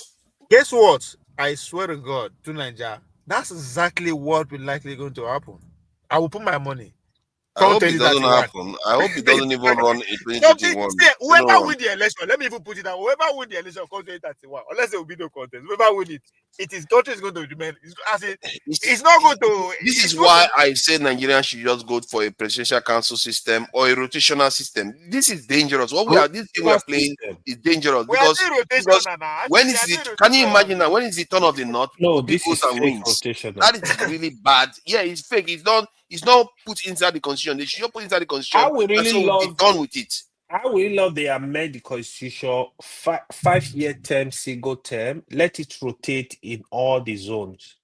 Yeah, just do that and save us the trouble. It's not what they are doing now. It's really dangerous because sorry, Ovie. What we are doing now is in a way it can be quite dangerous sometimes because let's say Tinubu wins now and decide that another maybe Southwestern guy goes around and wins, legitimately wins. Yeah. You will see the resentment that will build up in one side of the country. It's going to get what you are not seeing, we are already in the danger zone. I said it when they went to Nubi, and I said, come, Nigeria is due for negotiation. He said that the elite, just as you talk, they sit down within themselves and talk to themselves and say, come, we have to do something among themselves. Or else, the masses will do it for them, which is what you are scared of. Civil war or anything. It's going to happen within the next 10 years. Something will happen. Either they make it happen themselves, or the whole country will. I'd say we float a presidential council system. All regions are represented. None of this nonsense, politics nonsense that they keep doing. Yeah. Because we are always looking at Peter Obi. Somebody say somebody is my come up, and that is a fact. Because not only Peter Obi now, there's going to be more people that will come up from the north and from the south that will make the situation, because there are so many elites who are in that position. Nigerians are a little bit weird, you know. All of them know this rule. They know quietly, but they will look to break it. They don't care. Look at what Jonathan did. Jonathan shouldn't have run for a second time, but he did again. And this is why the North really opposed him strongly. Because they felt like kind of injustice, you know, because it was supposed to be a platform and he just took it. But now constitution give everyone to run. Hey, we've got donation today. You see, this is a new one. That's my money. All these enemies of progress that have been insulting me on the chat, they didn't donate anything. And now, Fofana, well, you guys were discussing the hate. Yes, the law against hate. I was sending a lot of messages. You just ignored them. I don't know. You don't like voting. Yeah, I chose something. I thought you were gonna. Sorry, AY. Talk where you are supposed to say happy birthday to Monday Paolo. He's celebrating 55th birthday. Oh, look at that. Look at that. Now he wants to do Paolo. At least that's not a negative. Even me, top person don't wish me birthday. Happy birthday this month. Obi, I beg, stop defending. No. Leave. We are not allowed to say something negative about body. No. Yeah, because you give $10. If not, we are for no agree for you. But you give $10. That's real money there. That's real money, not like Olata that keeps giving us $2. But still, Olata is better than Owalele and all the other people that like to insult people. So thank you for the donation. We really appreciate it. Every little goes a long way. But you were saying something about come here as a dictator. Carry law on the proof our head as a dictator. Some go swallow say law. Who you be to? I'm not imposing law. He started again. I didn't impose any law. I just said, can we stop? It's like you are even more charged than I am. You are Abacha look alike. You are coming to give us a look at that! Oh my goodness! Yeah. You She see, has put so I many don't give people you to shame. $20 now. We really appreciate it. I don't give you $20. Madam Tokwe has done us proud today. And AY, thank you for it. Happy birthday. Oh, it's your birthday? I didn't know you were It's born. past though. It's this month, August. This You know, month. August is special people. What a disrespect. August special people. It's true now. You don't know. Why Thank you give you. AY? You want me to Why give you name of people that were born in August? I will give you names of people that were not born in August too. What are you going on about? Trust me, all the top people in the world, they are born in August. Majority. I don't buy it. I'm not so sure. I'm not so They sure. are leaders. Yeah, they are leaders. What go give Monday Paolo birthday $10 and he go give you $20. Why? Because I'm more than the governor. Take your money back. Take your money back. I'm more than the governor. Don't rate me now. Oh, look at that. Guy, let's say he was my good and I'm too stubborn. So that's why you see the chat and abuse me. You see? You are say they want your own good. What kind of attitude is this? These chat people, they will be abusing say they want the good for you. Wait, that is not the good for you. What do you call her? Chat people? Yes, now they are in the chat now. They are in the chat causing wahala all the time. Nothing I say is good enough. I say we should pass hate speech law. Many of them are sitting in countries that have hate speech law. But no. You shouldn't do that. You shouldn't do that. No, Why me, not? I support hate speech law. I support it. Nigerians are too careless with their mouth, man. They insult people too much. See this chop belle food Nigerians. Now don't chop belle food. Now who no go insult you now? Now who they insult you now be una problem abi? We need it to. Majority, do you know that majority of the countries in the world have it? Majority of countries in the world have it. And they don't even have 500 tribes. Nigeria, 500 languages. Nigeria has 500 languages and 200 something tribes, if I'm not mistaken. So that's a lot. That's a lot to take. How do you get our GDP from 100 billion to 120 billion? It should be your problem. That's what we should be working on. No. How do you get our GDP from 100 billion to 120 billion? We are already 100. We are getting by rebasing the economy. I think we are about 240 billion now. We did come down from 477 billion, which is still terrible. You know say Trump give India 50% tariff because they support BRICS. By the time Trump give another tariff, that one $200 will come to 75 billion. I think this tariff thing that Trump is doing is shooting America in the foot. I don't know what game he's playing. Maybe he's playing a subsidiary game that I don't understand. It's really affecting the economy right now. Because he's driving everybody to China. Everybody's going to China now to do business. Why would he do to America?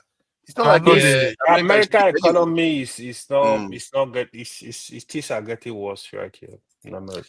They talk now, all these people. One thing that is surprising me today, there's no rival to Starlink. How is that even? I would have thought China is developed enough to have a rival, or European countries will put another thing in the sky as a rival, as an alternative to Starlink. Nobody is selling Starlink till now. They get the technology. Elon Musk must be quite impressive to have done that himself for how many years now? Only him. For Mokuna know they see things. Yes, there's a disruption happening. They are resetting the laws of the world, the business laws of the world. That's what America is doing. Now they write the one way expire. They're writing a new one. So you guys should just sit down and enjoy the process. Stop complaining. Look at that. They are calling me a hater of wigs now. I don't hate wigs. I hate foreign wigs. Be specific. If you are wearing black, if you are wearing Afro wig, I don't have any issue. If you are wearing Afro wig, I don't have any issue. It's when you wear weave to make you look like Vietnamese. You make yourself look like Chinese. That is what I have issue with. I have issue with all wigs. No wigs. No. Why? I don't have issue with all wigs. What is wrong with the natural hair? Are you against natural hair? No. I don't have anything against natural hair. It's just that you have the freedom to wear it, but don't advertise other races. Don't stop advertising other people. That's my own. I'm not that. You see, you are even more extreme than I am. I'm not against wig per se. I'm against foreign wigs. Even this cap where I'm against it. It's foreign. Look at that. I'm against it. What's wrong with this one? This is just facade. That's not even go that far. So yeah, I mean, for day against your glasses now because the Monday Bible will wear one, so I go feel look that at one. that. You know one thing about Ovie, you have to give to him. Once he has a candidate, he will keep piloting that candidate to the end of the earth. He's not going to let it go. That's how you support Kwakwaso to the very end. That's it. I know the conviction. Once I believe in something or somebody, That is how we support. That's how we support me when I want to contest. Exactly. No, you go pay. You know, you go pay money. Yeah. I go pay with good work now because I go deliver. No. I do not pay before service. So suddenly now he has to pay. Why he has to pay? So, there are people where go pay. Obi go pay too. For me to support Obi, you need to pay. Obi they go pay. But you know, in my mind, like this law, if let's say, you know how I said if Tinubu decided to recruit the number he said he was going to recruit, let's say up to 1 million soldiers, I'll forgive every sin he's ever committed in Nigeria. This law, if he passes this law, I'll forgive half, not every. The law is already on the work to Nigeria. No worry. It's not there. They tried to pass it in 2019. They kicked it down. On it. I said they are working on it. How do you know? Were you there? You are not. You just say something you don't know. Because see, this now we go talk about that again when it happen, and I will tell you, say this is why I'm actually against you because you are pushing that. Don't worry, he go come out. It's already something that is on this. In fact, they are actually. I go to say they are for sale one to you. They are actually law already. Be propagated that good Akpabio pass under Akpabio was pass cyber security, cyber whatever. Let me look for it on my phone. Somebody posted on one of the group. Oh yeah, I know they talk about the cyber security one. All those, see, I don't have any issue with it. They will abuse the law. Any law they will abuse. They are abusing the laws now. So why are you going to say you're not going to put it in place? I just think that with the law there, so even this law says you're going to reduce it by 5-10% is something. Now, what is show what they do 2023 election now? Before there was a law like this when they always go fight against international elections. Oh no, it doesn't have it. I did check. Nigeria doesn't have it. I think it's freedom of speech or something like that. No, they don't pass on, but it was fighting against them. 2019, yeah. Show they fought against 2019. Yeah, I don't know why they keep fighting against everything just for the sake of it. You know, you can't just fight against hate speech law that will prevent people from bad mouthing people left and right. So that's why he own USAID candidacy in a job that's his job description. That stuff worries me, it worries me a lot because Nigerians sometimes during the election I was really surprised. It's like Nigeria was like it's like we didn't have elders in Nigeria. You see people saying very bad things about the other tribe. This one will say this one. Some of them will make incendiary statement, like a kind of slight statement against the other tribe. Like, no, you shouldn't yeah, maybe you're right there. After people like Bola Ige passed on, maybe Wole Soyinka is becoming a little bit quiet, and we don't have. You don't see for Brazil. We used to have brave. You didn't see in Brazil. In Brazil, with I didn't see him there. I know that the last time I saw him, he was in his nice house in somewhere in Nigeria. It was in this trip, but he said that it's a coincidence that he went for a private visit. All that bullshit. He went there, present a book to the president of Brazil. But you know, he's a cultural icon. So it was a trip. Nigerians will do what they can to market themselves now. So what can we say? No, it was I don't have a problem with that.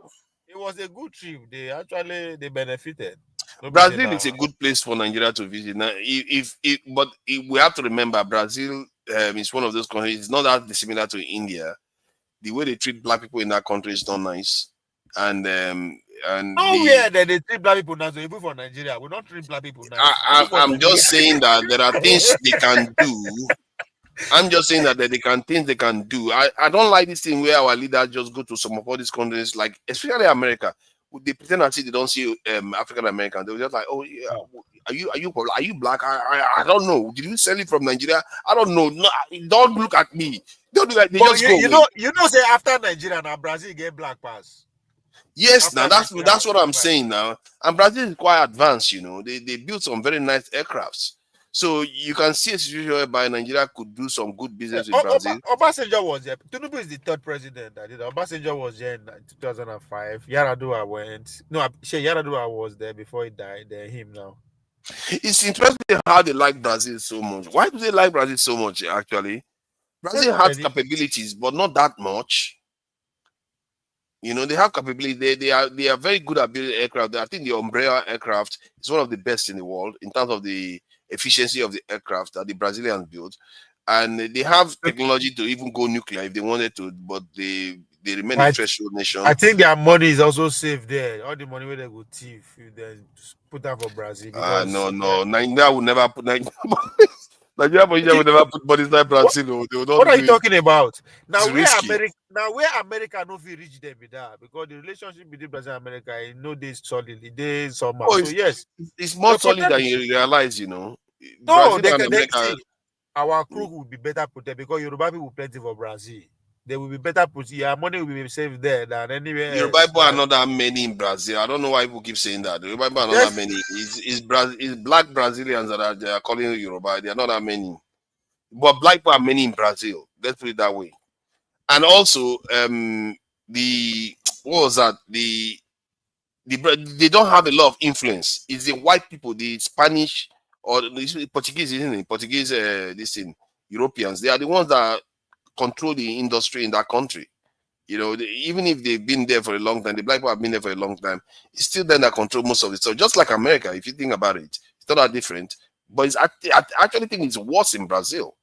You know, I don't know whether we've had one black defense minister in Brazil or one black president in Brazil.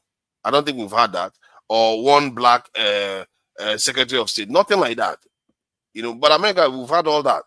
So black Brazilians are still in a kind of way in a worse situation than relatively than black Americans. So from that point of view, I don't know, man. If I was him, I will sign deals with them, but I'll be like, you know, when you are sending people over to Nigeria, send try to send signals to them to do the right thing. You know, not to be oppressing your people constantly. I don't know why they don't say anything. I guess leaders, they have their priority. Their priority is the people that they are leading right now. This is AY. I'm beginning to worry about leaderships in the world. You know, the way they lead, I don't know. It's like they are leading in the old ways. They don't, or is it in more modern way, whereby they always just look at their own domain. They don't interfere with. They don't like to talk about other issues that much. Even when they say something, they just stop there. An example of this is when you see what is going on in Gaza right now. Like even Arab countries, if you look at the way they are behaving, every one of them wants to stand on their own. It's only Yemen, Iran, and a bit of Hezbollah that stepped out of line. Why are they so in line in terms of not wanting to stick their neck out? Even European countries, they criticize, but they don't want to stick their neck out on anything. What is going on? Yeah, I think with the West, I understand it, but with the Arab, yeah, I know you've complained a lot of time.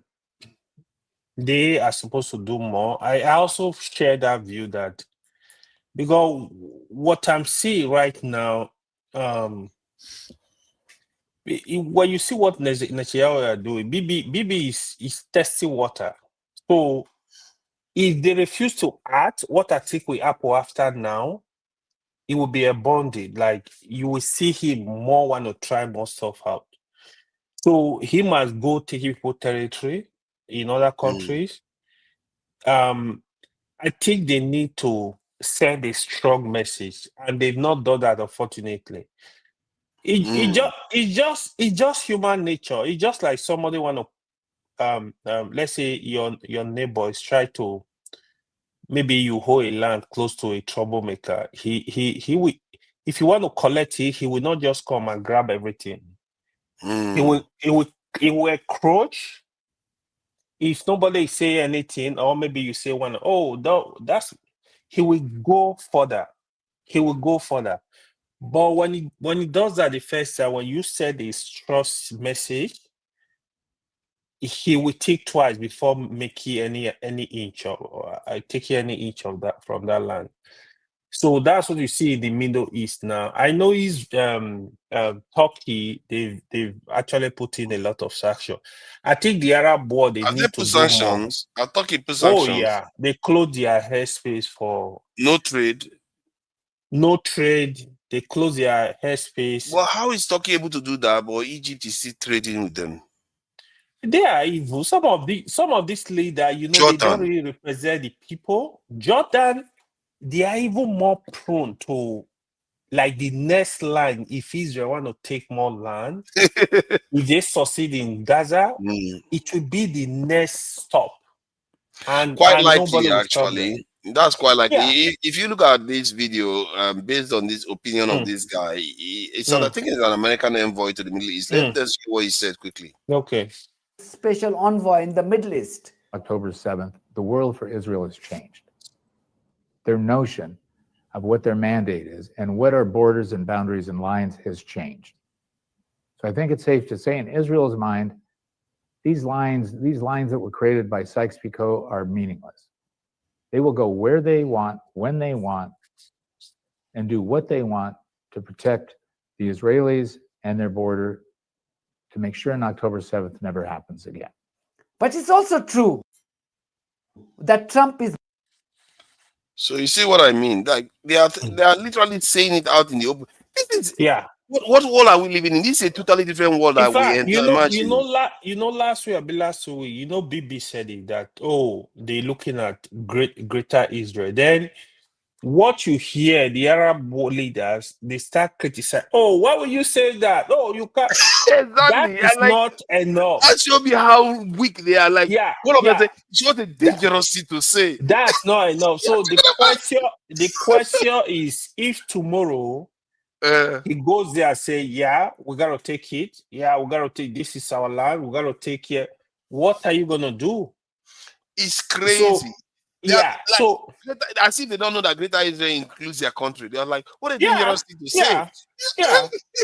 So if you watch Iran now, they're not gonna say that about Iran. Let me tell you, you see that 12 days war they fought with Iran. Trust me, for Israel to throw another missile to Iran, they will think twice. Because they didn't expect that Iran will come with that force. They didn't expect Iran have those kind of missiles. Iran really destroyed Israel. That was why he looked for a way to have that ceasefire immediately. Because he knew if that war continued, Iran have a missile they can use to destroy more stuff. So they might just turn Israel to a graveyard. So that was why you saw he quickly. So now, Iran, they know that their situation is even better because they know that I don't have America to protect me. I don't have anybody to protect me, but we got to do it. Iran, they have smart people, the smart society, they are very intelligent. If you ever work with Iran, the Iranians they are some of the smartest in the world. They are women, they are in STEM. Majority, up to 75% of Iranian women are in STEM. So they are very good. So even if you kill 100 top scientists in Iran, they have another 1 million to replace them. So they don't play around. So any country that want to go for Iran, even Trump said it, said Iran, they are tough. Actually, they are tough because they will be ready to fight, to defend themselves. But the other countries, are they ready? Because a lot of them, they are backing on America. America, where you have Trump, he's just going to pretend that he doesn't know what is happening. It's crazy. Like Israel has gone into Syria already. They've Syria. collected land in Syria already. Because they know Syria have weak government, they can't really do anything. It's only America that can stop. They say, don't go into Syria. So you see the politics. I see the game they are playing now. Yeah. I think what Israel is doing now, I think somebody mentioned it before, but I don't know why I forgot it. They said that Israel is looking to do all this quickly before the next election in America, which is next year. That's a long time. Yeah. They would have destroyed the military by that time. Yeah, because next election, they are scared that, Democrat might come in. Democrat that might be more like, no. So now they have a guy that can look away, do Trump the is dirty totally job. looking away. It's looking Unbelievable. away. Yeah, it's looking away. He's Even in letting it Gaza, happen. he's gonna make comments in Gaza, but the reality is, I don't listen to what they say. I watch their action. He's looking away. So now they're gonna keep going. So even the country you hear talking today, to me, I don't feel excited when I hear Canada, when I hear UK, when I hear Netherlands, when I hear Europe, people they are talking now. I feel they are hypocrite because the truth is, do they really mean it? Do you get it? So where it got really shocking is in 2025, these things are happening. To me, it's like a movie. It's like you're watching Exactly. a movie. But The more it that's the goes, reality. the more it seems like, are we in a Yeah. totally nether realm here? You see politicians pretend as if they don't know what they are doing anymore. Where I get actually agitated, scared a little bit was sometimes I'm gonna think of even I was having discussion with my elder brother a few days ago. I'm like, this can happen to us in Africa. So CNN will not even cover it. They will just be slaughtering people like foul. So that is where we are playing, even ourselves, like we are just joking around. Because that worries me big time. And I've been warning about it, that we think the world is going to remain the same. And this is a sign that the world can change. Yeah, right? because it's gonna change. So because if you watch even what is happening, if you watch even what is happening, don't forget in the world today, Arab they even have a voice more than Africa. Africa will consider them as the lowest of the low when it comes to having that voice. What are they gonna do? They know you don't have the military power, you don't have the capacity. They're just gonna slaughter people like fire and take the land. So like foul, I'm telling you, we don't have anything. The only thing we have now is forest. And they have ground penetrating line that can penetrate through the forest. What are we doing? So it's real. If you think it's a joke, you play, man. It's not a joke. But I know then you look at the economy of the world. In fact, I was in like an economic seminar today where we're having that discussion. Things are changing very fast. I also have this feeling that Trump might do a lot of damage to America within 4 years because right now the economy is struggling really. So with the tariff is struggling. So is it gonna recover? How is it gonna do the magic? So it's basically firing people, threatening people now to bring out fake data to pretend that the economy is why doing good. though? Because maybe one day we will try to game out what Trump is playing out here, because it seems like it's madness.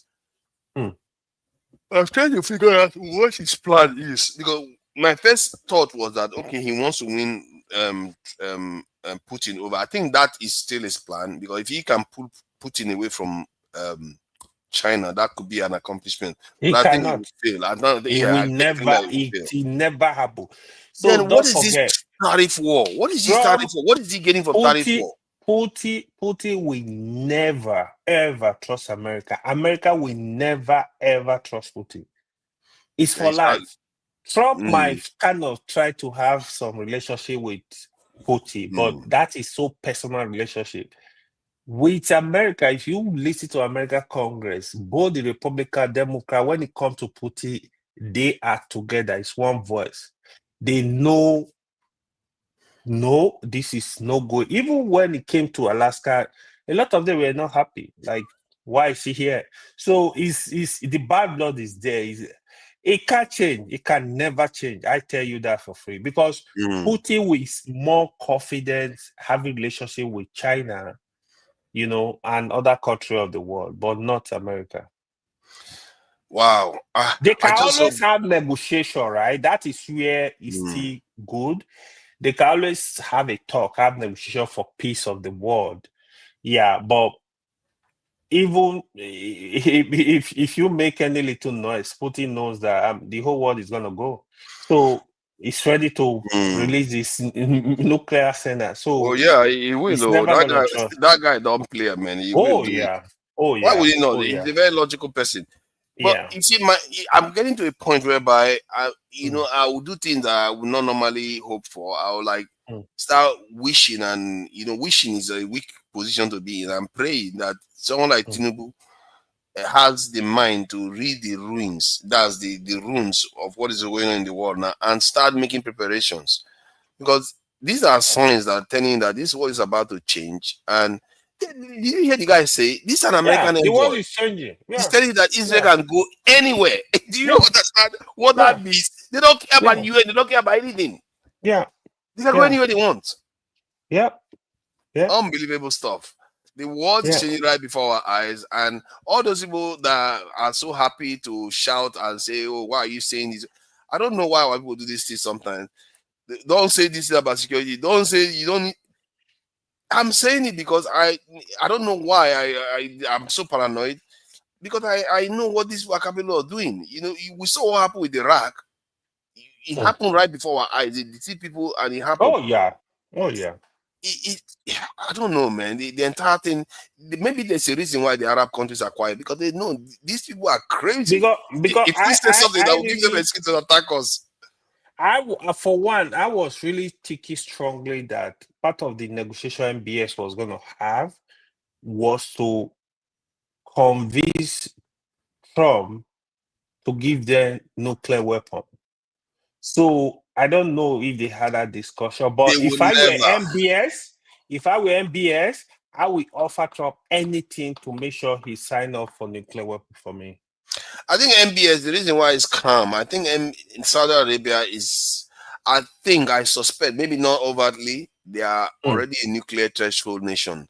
Because I did hear that they got some materials from China, nuclear materials from China. So maybe because once nations know that they can build it, they relax. I heard him say if Iran goes nuclear, they can go nuclear. Why do you think he said that? Because he knows Iran should go nuclear. I support Iran to go, because if the Gulf careful countries, what you're right, advocating here. Saudi Arabia, Dubai, all those countries, if I were them, I will look for a way for us to work together, because the resources going that area now, the Let me issue a infrastructure. disclaimer. I need to issue a disclaimer. The point that the assertion that was just made that Iran should go nuclear is not the opinion of True Niger or Dr. Damages or Oh, Europe Post AY. or AY. No, it's AY's opinion only. It's only AY's opinion. We have no interest in Iran going nuclear. It's none of our business. It's none of our business. It's not our business. It's only AY that believes Iran should go nuclear. Thank you very much for listening. Please go ahead. So the politics, right? So you need Saudi Arabia, Dubai, UAE, all that Aziz, they would look for a way, at least let them even have some nuclear protection in that region, because with the money going to that area now in Saudi Arabia, a lot of investment, Dubai, that, because they are kind of like, I see them as the future in 10, 20 years in terms of tourism, in terms of, so a lot is going to be happening in that region, which is really happening already. So they need some kind of protection. I think one of the things that I worry, he said that area is in terms of tourism. You would think the place that should be supercharged for tourism, it should be Africa, not there, because they have very restrictive culture. It should be Africa, right? Yeah. But Africa are not ready for anything. They are sleeping. We are sleepy. So Nigeria, as a case study, we have a lot of movement.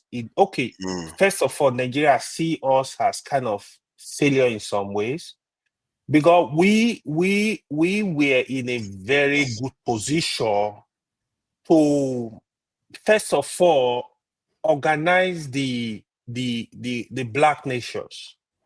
Nigeria is supposed to be leaders of the black nation, black world, you call it, right? In terms of let every black country be looking up to Nigeria. Nigeria is supposed to be home to the black. In such a way, we are kind of the only country that can really do that in some way, because if you watch Nigeria, despite our little differences in Nigeria, we are very accommodating. Nigeria will not see a black South African living in Nigeria. They tell you leave our country. I don't think that would have They won't happened. do that. They won't. Now, when you watch the area of education, Ghana, they have some kind of like advantage. But in the 80s, even down to the 90s, African countries were coming to Nigeria to study in our universities. Chad, Cameroon, Ghana, Gambia, all those countries. But that is not happening. Now, if you go to Nigeria Federal University, you see them there because we were doing better. Now, you have a structure where university have research programs, where you are supposed to be giving scholarship to Africa countries. If their best brain to come to Nigeria and do research, pay their stipend, give their accommodation, give their job if possible. So that is one area they are supposed to be coming in. Then in terms of investment, you're supposed to open a window where even African American, other African countries will come into Nigeria, have investment in real estate, for example. So we will have tourist environment. You look at Lagos We now. have super ones though.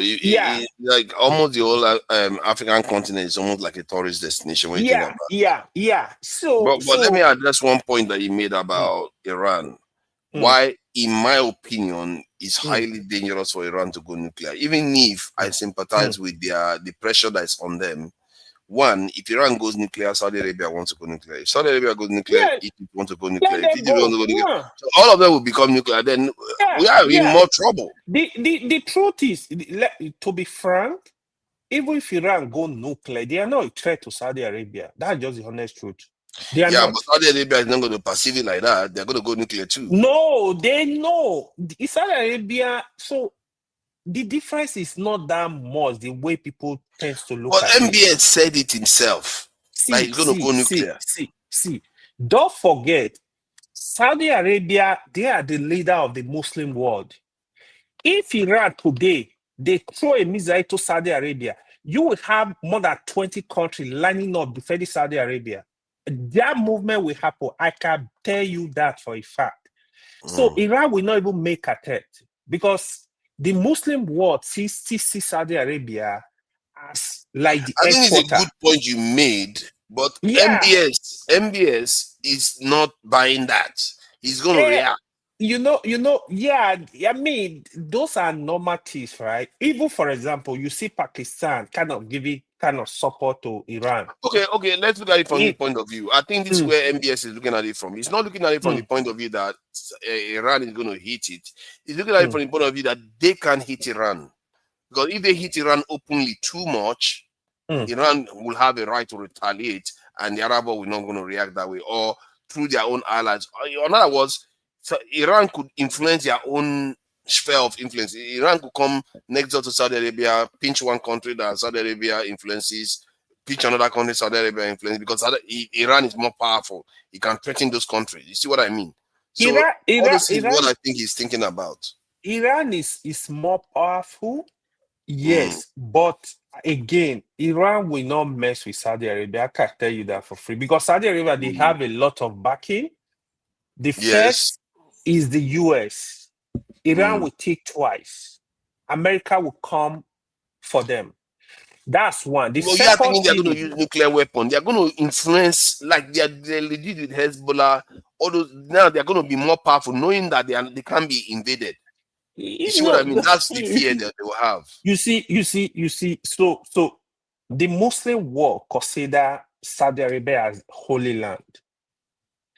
If any country, I repeat, go ahead and do anything foolish in Saudi Arabia, both Pakistan, Indonesia, Africa countries, all the top Muslim countries, they are coming to Saudi to defend Saudi Arabia. You are not understanding what I'm saying. They are not looking. See, Iran is not going to attack Saudi Arabia. I get your point. They are going to influence all the people around Saudi Arabia. They might even influence Saudi Arabian people to remove their regime.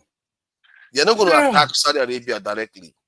I get you have a very good point there, right? But Not even my point. MBS is what telling you that You know, they're not going to sit by and allow this guy to go nuclear. Because Saudi have money. If I were MBS, really, Mm-hmm. I'm gonna do whatever it takes because they need their independence, military independence. They don't have it. So Exactly. South America can agree to give you anything, but they want to supervise. They want their military to be there. They want to. I will look for that independence through Trump. Whatever is gonna take for me to convince President Trump, whatever he You do have a needs, point there. I will do it because right now you have the resources. Why don't you spend the resources? Because I will do it strategically. I'll be looking for my independence because until you have that independence, you can't really make some noise. Well, maybe they already do though, because I did mention that they got some fiscal material from China. They have the ability to trade with China. Yeah, they do. They are, but what I'm saying militarily, look at North Korea. North Korea will make. They can wake up tomorrow at say they want. Oh, you know what? Let me test some missile like they are throwing knockout. Because there is nothing you can do. Because Let me make another disclaimer. Please forgive the statement I just made that I don't know if you are scared like this. that Saudi Arabia got this fiscal materials from China. It's alleged. It's alleged. Allegedly. It's not the categorical statement. It's alleged. That is not the view of Dr. Damages. That's not the view of Iroko Post. That's not the view of True Nigeria. Not even my view. It's alleged. Just in case. I have to be careful what I say, because people are getting very touchy these days. It's true. It's true. It's true. So I feel the world order is gonna change in the next 10, 20 years. It's gonna happen because economically, look at Warren Buffett. Warren Buffett granted an interview. He said that the American economic boom is over. If you go study what is really going on now, with the I feel Trump is kind of like he's kind of like reducing America's strength, but he doesn't know it. But he's doing that because what was the strength of America? The strength of American economy was the immigrant. Now there is a lot of movement, against the immigrant, from the student, the asylum seekers, a lot of things going on. So you kind of pushing these people out because they build America over the years. This is not new. Even over 25 years, there was no time the population of illegal immigrants in America is less than 20 million. But now you're looking for a way to get all these people out because they do all the dirty jobs. America will not be there to go work in construction for you. They will not be there so they don't have that capacity. So now the education too, a lot of internationals that are coming to America get education. Don't forget, they spending money in the economy.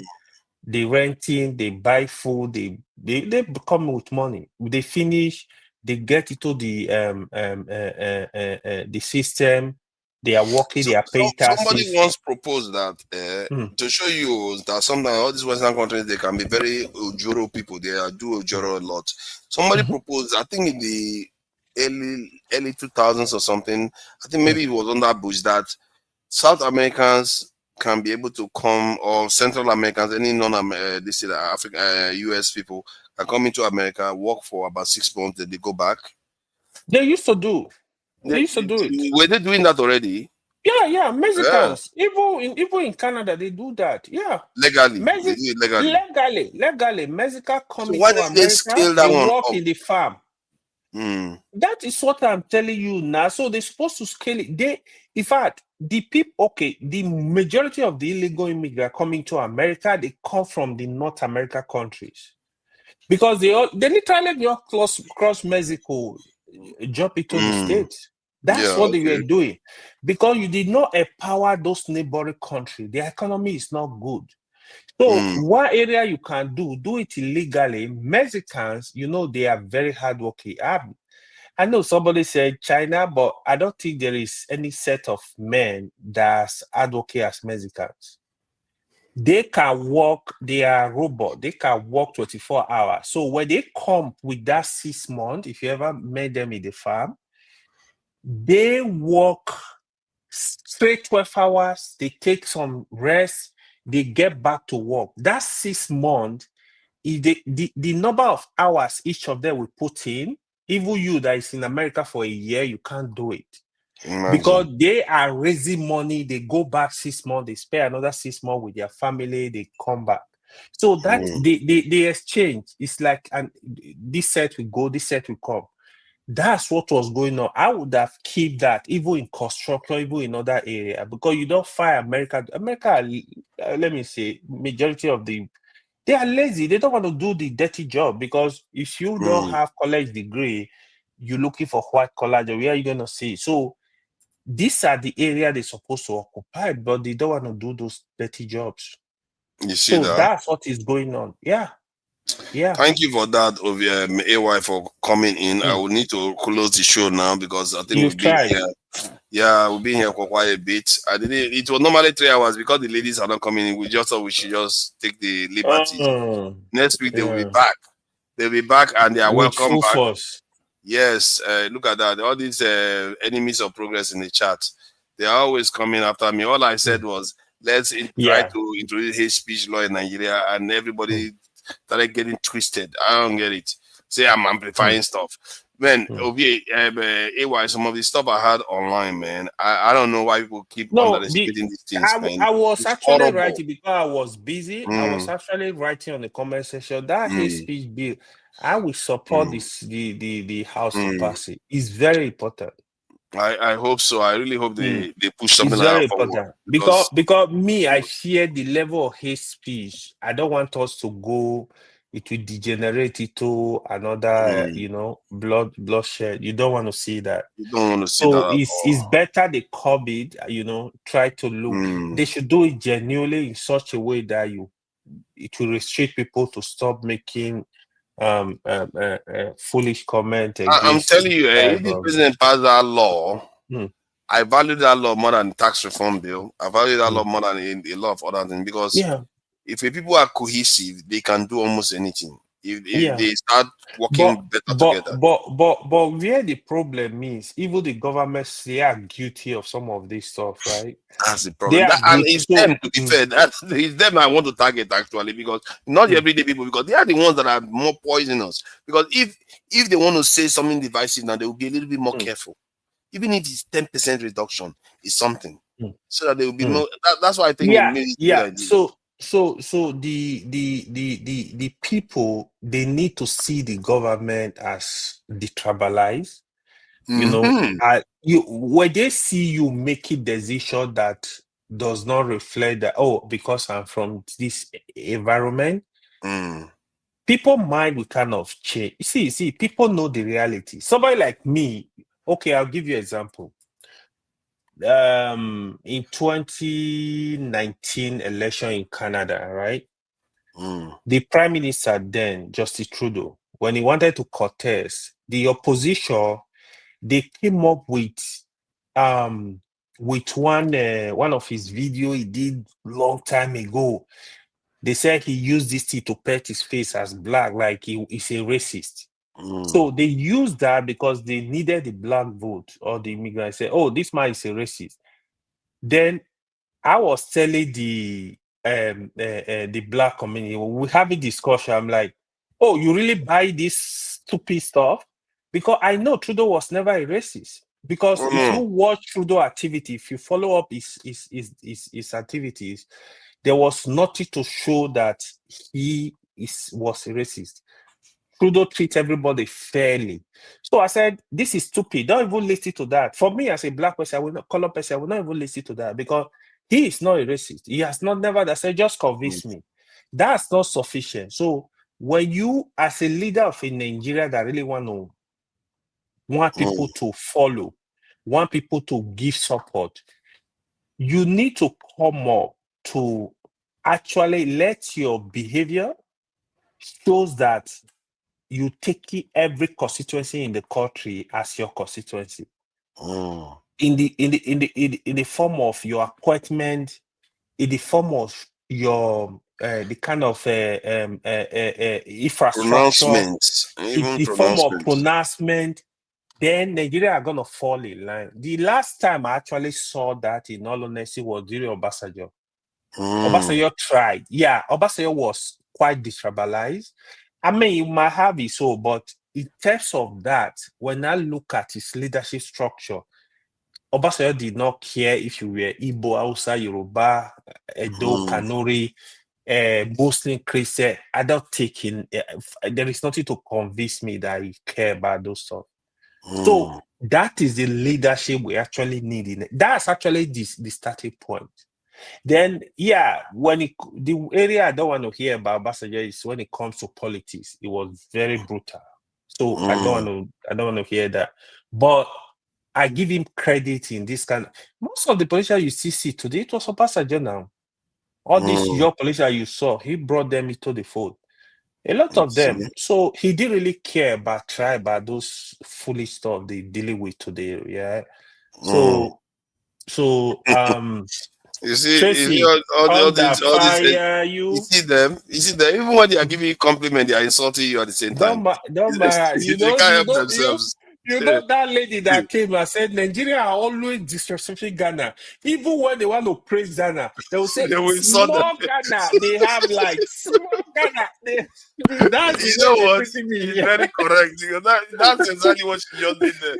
Even when she's complimenting you, she's insulting you on They top will of see put insult on top. See the lady, I was laughing. That's a good one. I heard that lady say that actually. Yeah.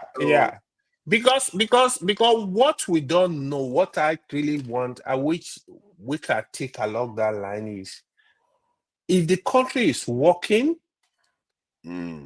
everybody will come. Anybody, it doesn't matter your tribe. You will do business, you will do well. You will come and excel, you will come open up the system.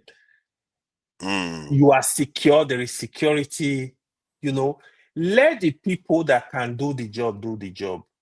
If you watch our civil service, that's how it's messed up.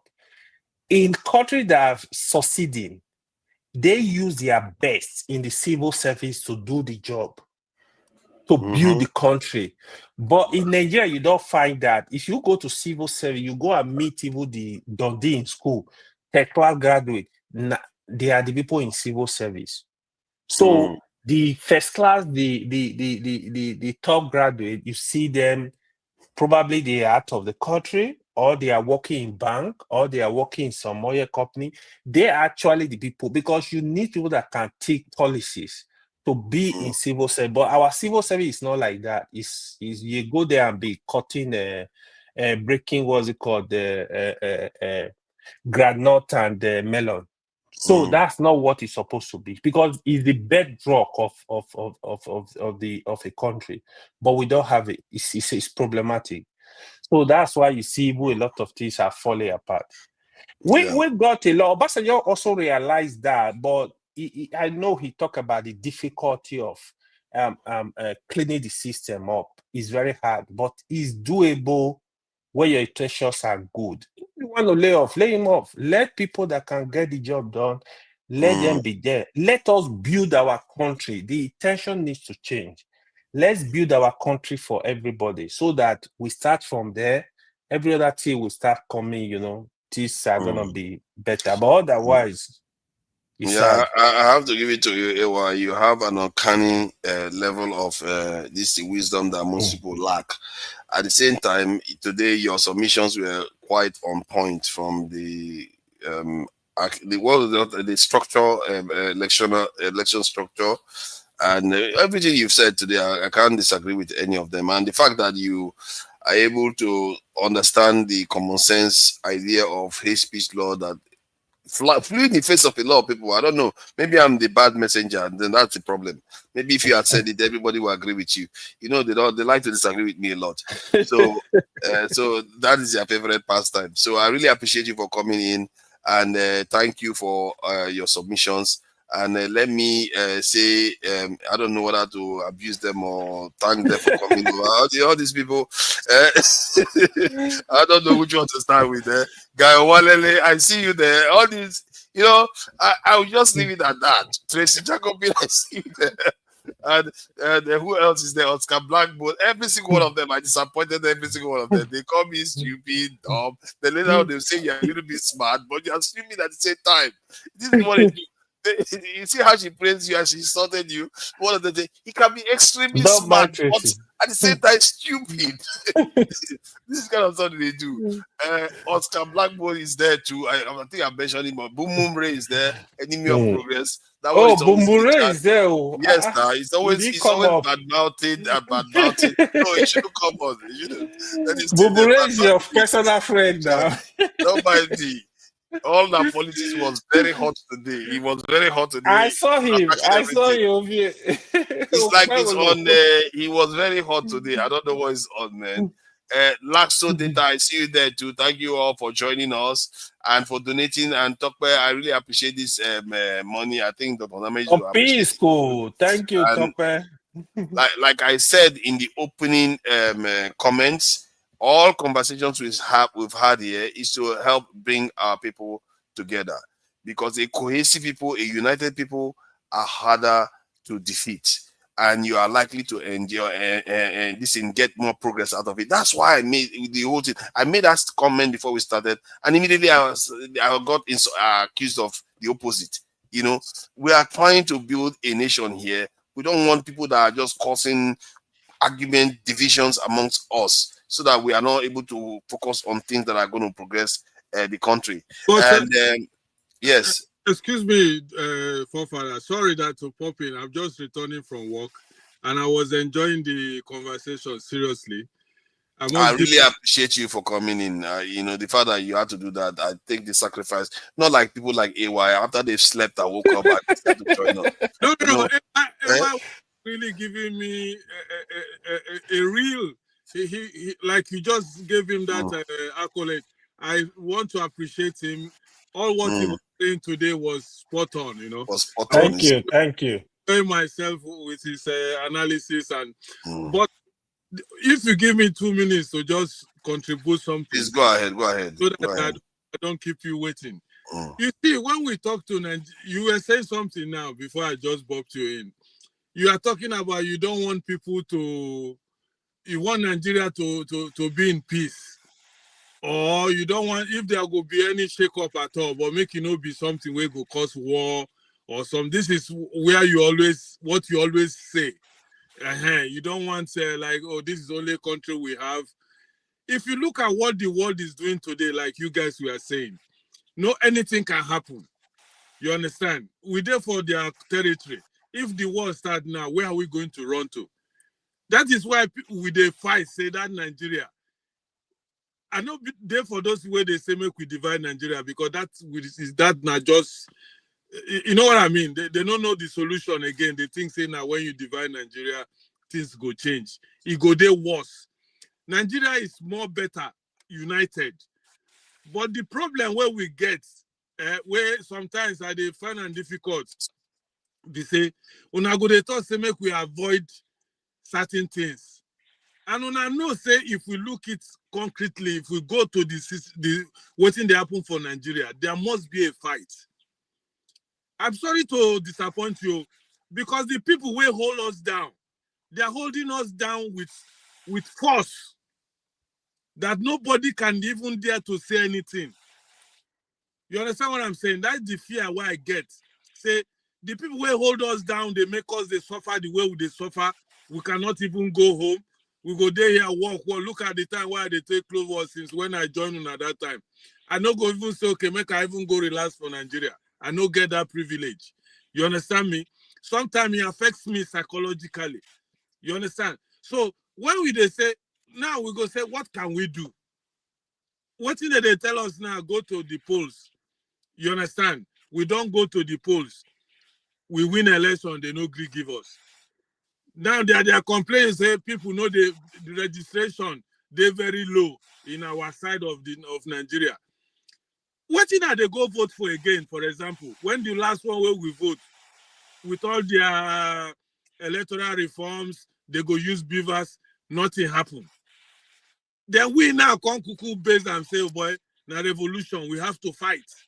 But when I go see they discourage us, no, we don't want to fight.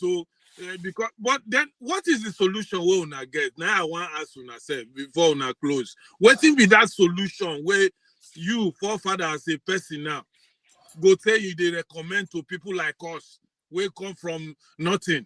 You understand what I'm saying? Where we don't see, say, there's one thing where we know those days where we there for streets, there's always a bully in the street. And bullies, when they go, they bully you, the only day, the day where that bully go end, now the day where you rush up. You understand me? The day where it is, so boy, that one don't do self. They will come leave 12 now. Una will come settle up. Now that day go end. And Nigerian situation today, we have agreed on everything they told us. You understand me? Go to the polls. We went to the polls. They go do what you look at waiting all the by-elections and the local government. Now who they winner?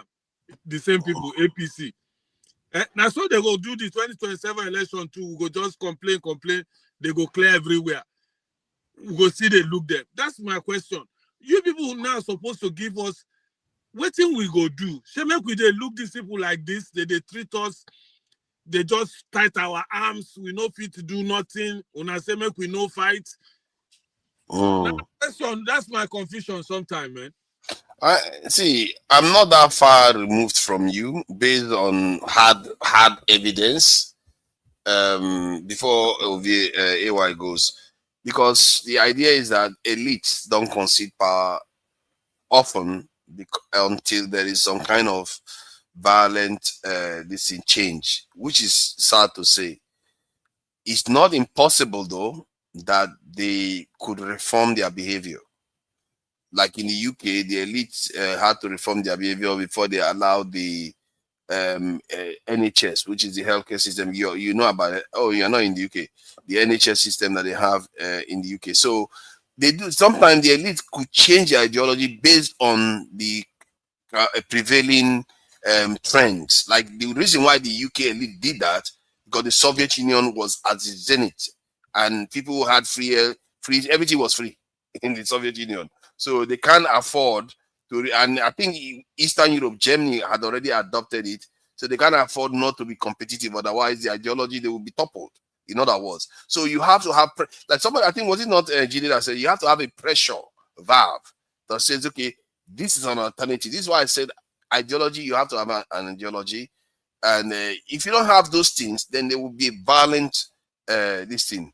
You have to put pressure on them to change. If they refuse to change, it will be violent. There is no two ways about it. I think it's been said before now. Those who make a peaceful change impossible, make violent change inevitable. It's inescapable from what we are seeing. But in the context of Nigeria, the reason why I fear that is because if you do it, you don't know where it's going to lead. The people that are going to take over, they will be taken over too by powerful forces. Until you know, when you take over, if you remove them, when you rule that country, the forces that are going to be against your progress are not the one that actually control the people that are ruling. Because if they take control of the people that are ruling, you just back to square one. There's no win. You just kill people for nothing, really. You just wasted their life. So it's not an easy thing for people to do. This is why it's not that simple. Let me just put that way. It's not that simple. I don't want to overanalyze it so that AY can speak to. And I'm not far from you. I understand your frustration because rich people, powerful people, they don't concede ground. They really don't. It's until something forces them before they change. That's history from the history that I know so far. AY, what do you make of it? Yeah. The summary of the whole thing, right? So what Revolution said, he is actually very right. We gotta look for a way to speak the truth on this matter, right? The reality on ground is, if the leaders, if they refuse to do what is right, and they are not willing to make changes, what will happen? Nigeria will break up by force at the right time. It will go in naturally disintegration. That might take some time, but if things keep going the way they are going now, probably in 20, 50 years' time, it will go on a natural disintegration. You don't need to throw a bullet. And that is, I pray we don't get there, but we might be forced to get to that point. So, except they need to look at it, because if you watch what is happening in Nigeria now, they take the people for granted, because Nigeria have been very patient. There is hunger in the land. The population is blowing up. They are neglecting all this stuff. There is high level of unemployment. What is keeping us sometimes is, this idea of religion. Oh, if you both the Christian and the Muslim, which are the dominant religion in the country, they have some level of cautiousness, some level of hope to the people, no matter how you're gonna say it. So they still see it from, okay, you go violent, so they give us some consolation, but it will get to a point, things are changing very fast right now, that even you see majority of society now, they are questioning more things. They are questioning even God, they are questioning even religion. So things are decaying, but they think it's a joke. Politicians think it's a joke. It's not. So a friend of mine once said, when somebody does not have hope, he or she can actually do anything. So when you now have majority of the people, they are hopeless, then the inevitable will happen. So it's more like, I'm living in hell already. What the heck? I'm ready to die. So when you push people to that point, then you have a fight that even the bullet cannot stop. So I pray we don't get there, but that seems the direction we are going. This is the reality of the country. Except we need a leader that will change the mind, that will change that about the people. People will see that, okay, we have hope, our country is getting better. Oh, we have light now. Oh, the economy is getting better. Things are getting better. Then we might stay afloat. Yeah. When you said that this stuff is happening everywhere in the world, they're questioning things. Man, the changes the world is going to experience in the next 10 years, man. I don't even think people are ready for it. You see the Gen Z, they are not messing around. Gen Z are questioning more things right now. So they are not like, Gen Z are more outspoken. And even after the Gen Z, the next group, don't forget, they are coming up. They are going to be more brutal. They are going to be more, they are going to be more confident. They are going to be more audacious, questioning more things. So that is where we are going. Did you listen to that Google former exec? No. He was speaking about AI. AI is going to wipe out almost every job, like including It's programmers. job All of them already. is going to wipe out everything. Okay, hold on. That is exactly the point. So if you don't understand the trend of things, a lot is going on now that. So, okay, I'll give you an example. I don't know of UK. If you come to America cities now, autonomous vehicle, they are doing Uber. Nobody is driving them. Yeah. So you order them, they come pick you, drop you off. So those jobs, they belong to the poor. They don't belong to the rich people. Food delivery, for example, there are several robotics. They just put food, they'll go to your address and deliver the food. Yeah. So I think last month, Microsoft lay off 9,000 workers. Last month, Intel lay off 20% of their workforce. Wow. It actually affected one of my friends. Over 20,000 workers. Wow. Look, number online. So these are reality. The programming, for example, you are talking about. I have a friend, he's a software engineer. He does 2 jobs. He literally used ChatGPT to write his code. You just take them, and they do that. So now they begin to know that, we don't need programmer, because everything is going towards automation. So even the software that was very popular is going to be obsolete. So they only need one person to mark what other people are doing. So that's a problem. The customer service is going to be wiped out of style. So you have robots, chatbot doing all those jobs. So a lot is going. Okay, to the extent, I tell you this, go and confirm this. A friend of mine did surgery recently. It was robots. So where the world is going now, you are operating somebody from Germany in Nigeria. You are giving instruction to the doctor. You are using robot to tell him what to do. Operation is going to be carried out. So everything, anybody that is thinking that AI is a joke, I'm sorry for you, man. It's a serious problem now. Somebody said, the guy said you should go and learn plumbing. Learn things that are hard to replace. Those ones are going to be the last things to be replaced. Farming,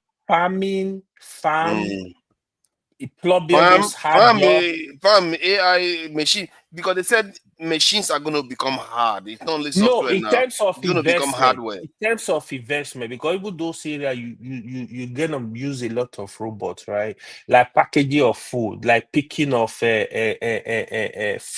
Those ones, so AI all those who are gonna be, they will take over all that, right? So there are areas where, probably. Plumbing is hard now. Plumbing is hard Health for sector AI. is also a fee that it is not going to health is going to health, especially nursing. Especially diagnosis they will take over. Nursing too. Nursing, you'll be shocked what is possible because AI don't make mistakes. If they especially when AI start getting into homes, this is what they said in the next 5-10 years. Even Bill Gates was testifying to it that AI will start getting into homes. That is some serious change. So when they start getting into home, already it's only what do you, let's say here, for example, you use the washing machine to wash your plate dishes. You have robot that can sweep your house. You just put it there to clean up your house. You're using machines to do literally everything. So once those robots come into home, to the extent that even some women will be obsolete, men will buy robot and be doing what they are doing with a woman. And what kind of wahala is this one now? It's why real. It's gonna be. No, why are people trying to join the channel? What is this? I'm not letting anybody. We are closing. All these wahala people. We start talking about AI. You want to start coming in there? That's not happening. People what like kind of will wahala not is be this? doing yanga for our men again. Don't allow people to. Not allow people to join. We are not. It's too late. You came very late. 7 hours. No problem. No problem. I just wanted to say I was enjoying myself. I really appreciate it. AI was first class today. Yeah, it was first class. So the AI, the quantum computing is another area that is popping up. The next 10 years, you're gonna see more quantum computing. So a lot is going on. A lot is going on. Drones now are also another thing that is everywhere. Drones are the other day I saw a FPV drone bring down a helicopter. The whole world is going bananas. It's going crazy. Have you said they don't need soldiers again? No, when drones are doing everything. Look at that. You see now they want to start. Don't start now. Don't start now. Don't start. The more soldiers you have to fire drones, the more power you have. Hey, stop it! Boy, good night. Good night, boss. Thank you for coming in. Thank you for coming in. Let me bring this boy to come and say good night. He just come and say good night. There's no Obey is smiling. Obey is enjoying Okpewolo now. He's not complaining anymore. He's enjoying Okpewolo. Well, Obey, come and see your brother. Enjoy the way you live for us now. Go to enjoy. Obey is enjoying Okpewolo. He's not complaining anymore. He's just making his money. Oh boy, it go hard for them. They are beginning to see the aftermath effect of the choices they make, so they're gonna live with it anyway. Say that at that time when about take home mic, you fear say you go miss you the fear. You the fear say you go miss as a talk call the track word back. Those are the fears. that is really making it Is he so not sad. doing well? It's Doing well as well. Obolo is trying. He's doing good. He's manifesting a script of a masterminder who is in Abuja. That's the problem. When a man can't stand on his own to make decisions, somebody telling him what to do, what not to do. Yeah, that's where my fear is. You become lesser of a man. Because the statement he made makes him look like a puppet. You know, those are the issues. You don't do that. So what? But let me ask you this: what about don't question him. Don't question me. He's coming to say No, goodbye. you don't do that in leadership. Even if you assist me to come to leadership, you don't do that. No, we are just here to say goodbye. Okay, just a little an addition to the AI thing he was talking about, replacing the human factor. I think like that we are very fortunate we that are in the health sector anyway. I think we will be the last to be replaced according to Mr. IT's analogy. You know, the basic issue about medicine administration is abuse of medicine. So that part of it will last for a longer time because of if you tell people give them drug, you can't send narcotic to your house for to be taken. How many people will take it? They will abuse it. So at that point, the hand-on-hand nursing will still be very available for a long while because of the hand-on-hand one. I don't know how AI can do that. Yes. That is why these days now people are losing job. Me, I'm making more money because I'm better off. You know, those are the advantages. Right from COVID till now, I think the health sector has been very good in America. I had tripled my income, and it's very appealing. And that's the point. That's why when you go to a different location, ask for what moves this economy. What are the job stabilities you have in America? Either you're a truck driver, or you're an IT person, or you're a medical. Those are the three things you should be doing that will never fail. People are going to be wiped out. See, I know, but this one will not stand the test of time. Drivers are going to be wiped out. The AI that is coming when the superintelligence shows up on the highway with the truck. Yes, now. Oh, look at that. You see now. See, that's why he doesn't understand. They are going to wipe out professors. We are talking about this stuff is going to wipe out everything. Oh my God! This creation is going to be smarter than human beings. You did driverless truck already. It's going to be smarter than oh human my beings. God! Let me say, I'm not going to drive again. any machine failure is the end. In your city, you don't have driverless cars. No, we can't have it in New York. It's not possible in New York. They will crash everywhere. They don't have in New York. I don't have in my locality here. No, I mean in Staten Island, right? I've not seen it around here. They've been piloting driverless cars in New York for almost 10 years. Yeah. Right. Thank you for joining us. But I think in a tighter city like New York, it's gonna be very, very. I think it's gonna be the last places for you to try that kind of thing because it's too tight, it's too clumsy, it's too much of vehicular traffic right here. Not at all. Right? They've been piloting it in. He said they have them. So they've had it. Gugure said they have them. Which part of New York is he living? Right there in the city. He's a New York guy now. You don't. Which part of New York do you live? You talking to you want to know guy, his man. house? What are you talking about? You want to know his house? He's in New York. The part of New York. In New York, are you in the 5 borough? In the city. I grew up in Brooklyn. What are you not hearing? He's a Brooklyn guy, man. Brooklyn boy. Okay. I live in Westchester now. me, I'm in Staten Island. So you know, I don't see it around here anyways. I've lived in Staten Island for like 4 years. This is the real Americana. No be fake America. I got you. Right now, I grew up in Brooklyn. Yeah, I know in many cities now you have robot taxi everywhere. Right there in Manhattan. Humanoid robots are the ones you should be worried about. Humanoid robots, when they start getting into homes, getting soft. That is why I told my son, please just forget about this thing you are talking of because I'm going to go on Face IT. I'm begging him, please. No, you should go to IT, but also I said anything you are doing should be IT related. That's what I'm saying. You know, this chief exec, he said the ones that are going to remain are the exceedingly good ones. Maybe the top 1% or so will remain within the industry, but the others will have to go. Because the AI will be rewriting its own code. They've already tested it. will write your own code. But let me ask a quick question.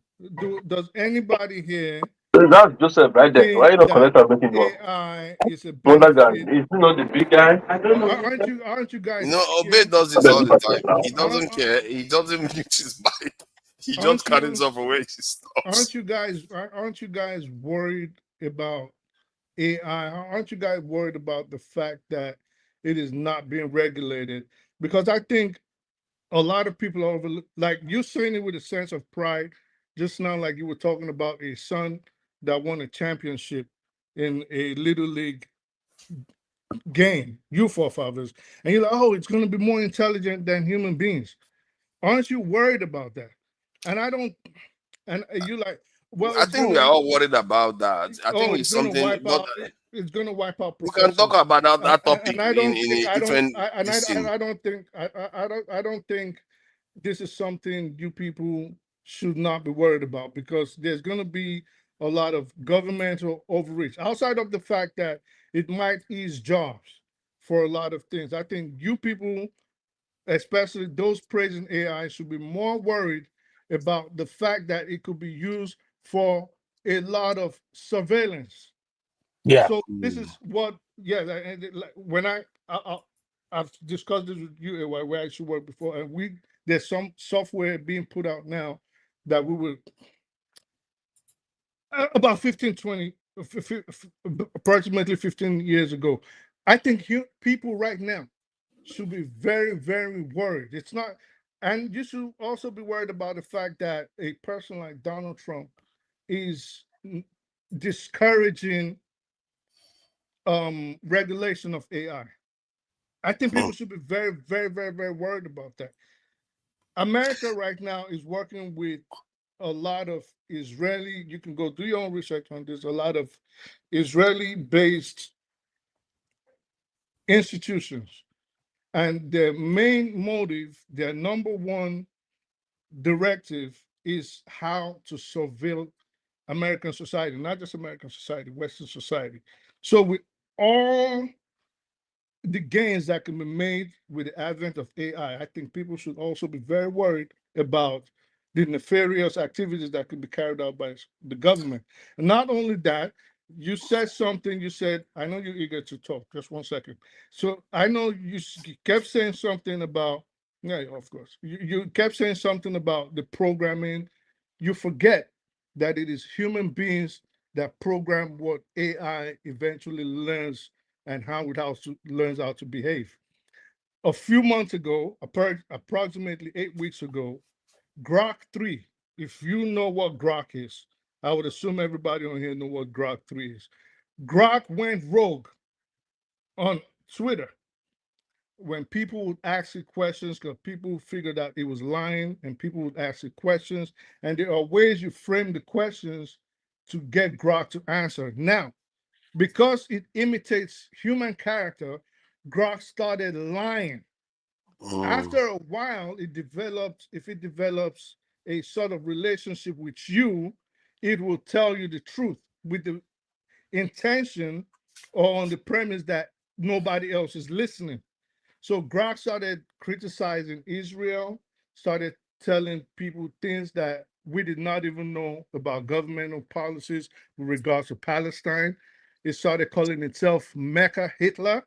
It started giving the calculations on and documents that the government even knows that the 6 million Holocaust victims is a lie.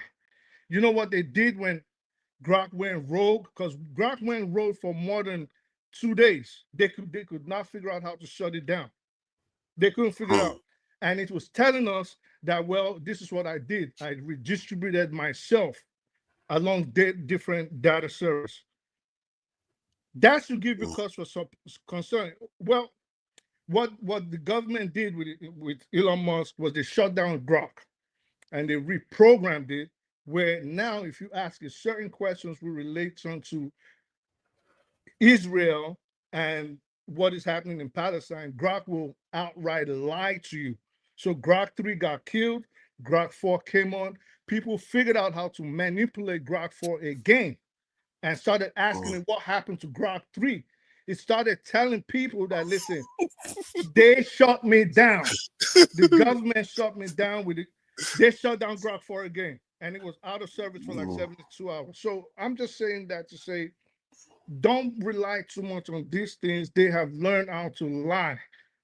They've learned how to. They are learning how to I don't know survive. what this guy is talking about anyway. But I think So they are. let us provide solution to what If we're you, No, talking we're not about. providing solution. We are if you ending the don't know what I'm conversation. saying, We have to make a proper No, topic no, of. no. so AY was let talking me about. finish. No, Can no, I no, no, no. finish what Don't do I'm that. saying? We cannot Can I extend it. finish what Sorry. I'm saying? I just You always do this give shit. you both of you one chance to speak so I Yeah, can you close always out. do this shit. First, you want to interrogate me where I'm from. Where you always do it. If you don't like me, stay on your lane. I stay on my lane. What did they talk? Which one be like you? Like you? Let me I'm not hearing what you're saying because your voice is down. get on with it, please. So in any event, that is it. So we got to be really concerned about AI. It's not just, we have to also be very worried. I'll end it with this. We also have to be very worried about the fact that it is not going to be regulated, at least in the United States, for 10 years. And there's cause for them to go rogue. And if they should go rogue, I don't think as human beings we would like the results that will come after. We have to be worried about AI, very, very worried. I heard about these cases that you highlighted. It's not only that one. There was one that blackmailed his user that is going to rat it out. All kinds of different stuff that AI is doing now. And the reason why this guy was saying that, who was this person? He was an expert in AI. I think maybe one of the ones. I think he's the one that quit. He quit. Was it Google AI? He was part of Google AI. He quit. So he was the one saying that the way they are trying to program AI now to contain it, to force it to behave, that it's not going to work. They are going to always betray us. They're going to do something, and all kinds of hell is going to break loose. Some are going to be against us. Some might be for us. That They're the way to go learning. about it.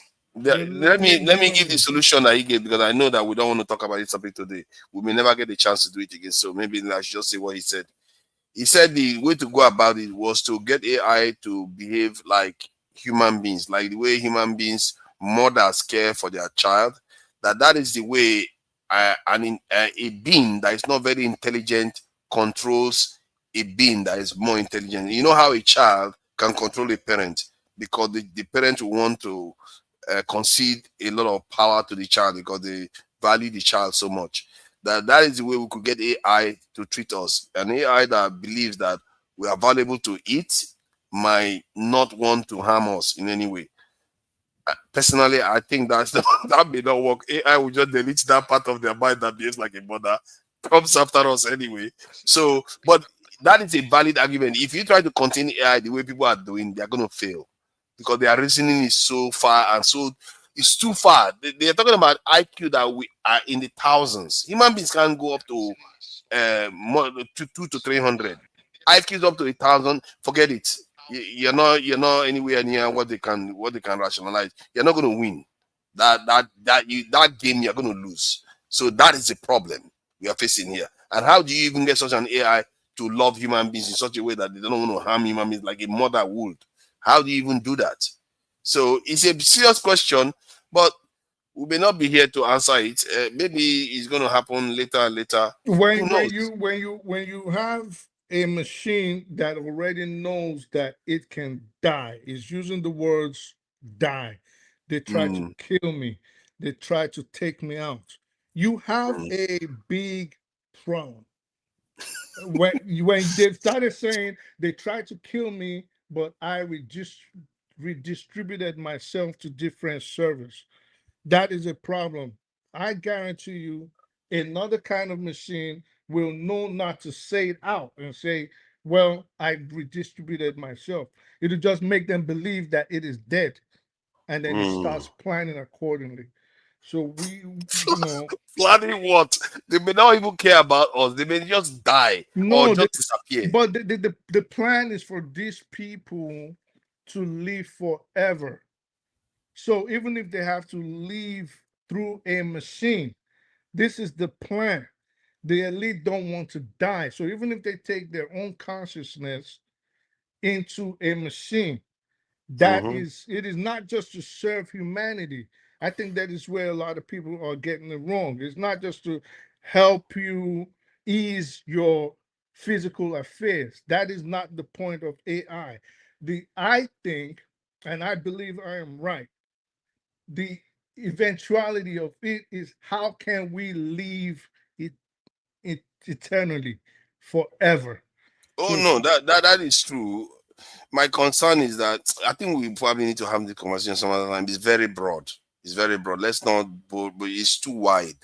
So I really appreciate you for highlighting that topic. If I have a chance to do any Sunday or time, maybe what I'm going to do is break up Saturdays in such a way that after the ladies program at the end, if I have time is very tough these days. An election is coming up too, so we have to prepare towards that period. So, AY, happy birthday, bro. yeah, we never really wish him happy birthday.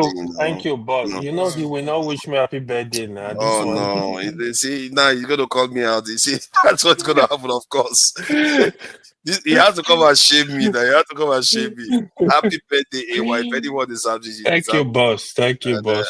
I hope you live a lot longer. Nigeria, we need you. I'm telling you, we need brains around. A lot of them. For that matter. So Obe, thank you for joining us. I really appreciate you all. We forget that most of you guys are extremely smart people. Thank you for joining us, and you all always keep sharpening your brain. I'm trying my best. Nobody is appreciating all the effort I make to sharpen my brain. They keep calling me retarded. It's all right. So that these people. They keep calling me all kinds of things. All the effort I make they say I didn't even make it past GS2. You see, they literally I know. What kind of people are these? I know. Hey, why I hear say your governor want put a pot for a donut. You hear that one? Oh yeah. But let him develop. How does that make sense? Only Benin has only two flights in a day. This is not the time for that. Benin has 2 flights in a day. They want to put another airport. Don't need a new airport. So let me thank Tokwe. Hello, you guys chill out. Let me thank Tokwe, please. Tokwe, thank you for the donation. I appreciate it. £10 there. It says Ovie, I beg, stop defending Monde Wagolo.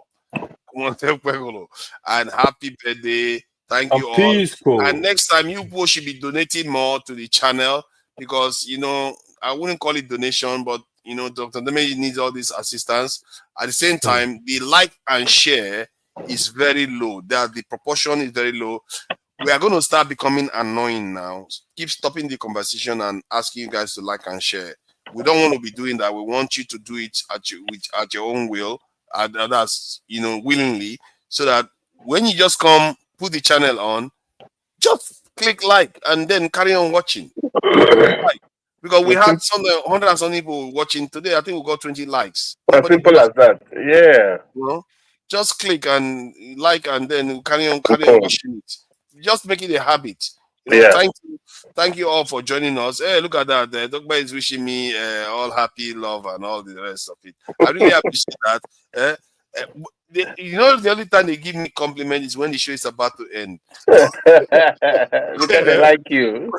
Yes, when it's about to end. When the show is going on, the hate is just never ends. So I really appreciate everybody for coming in. I will try to close it out with some Nigerian this is traditional music.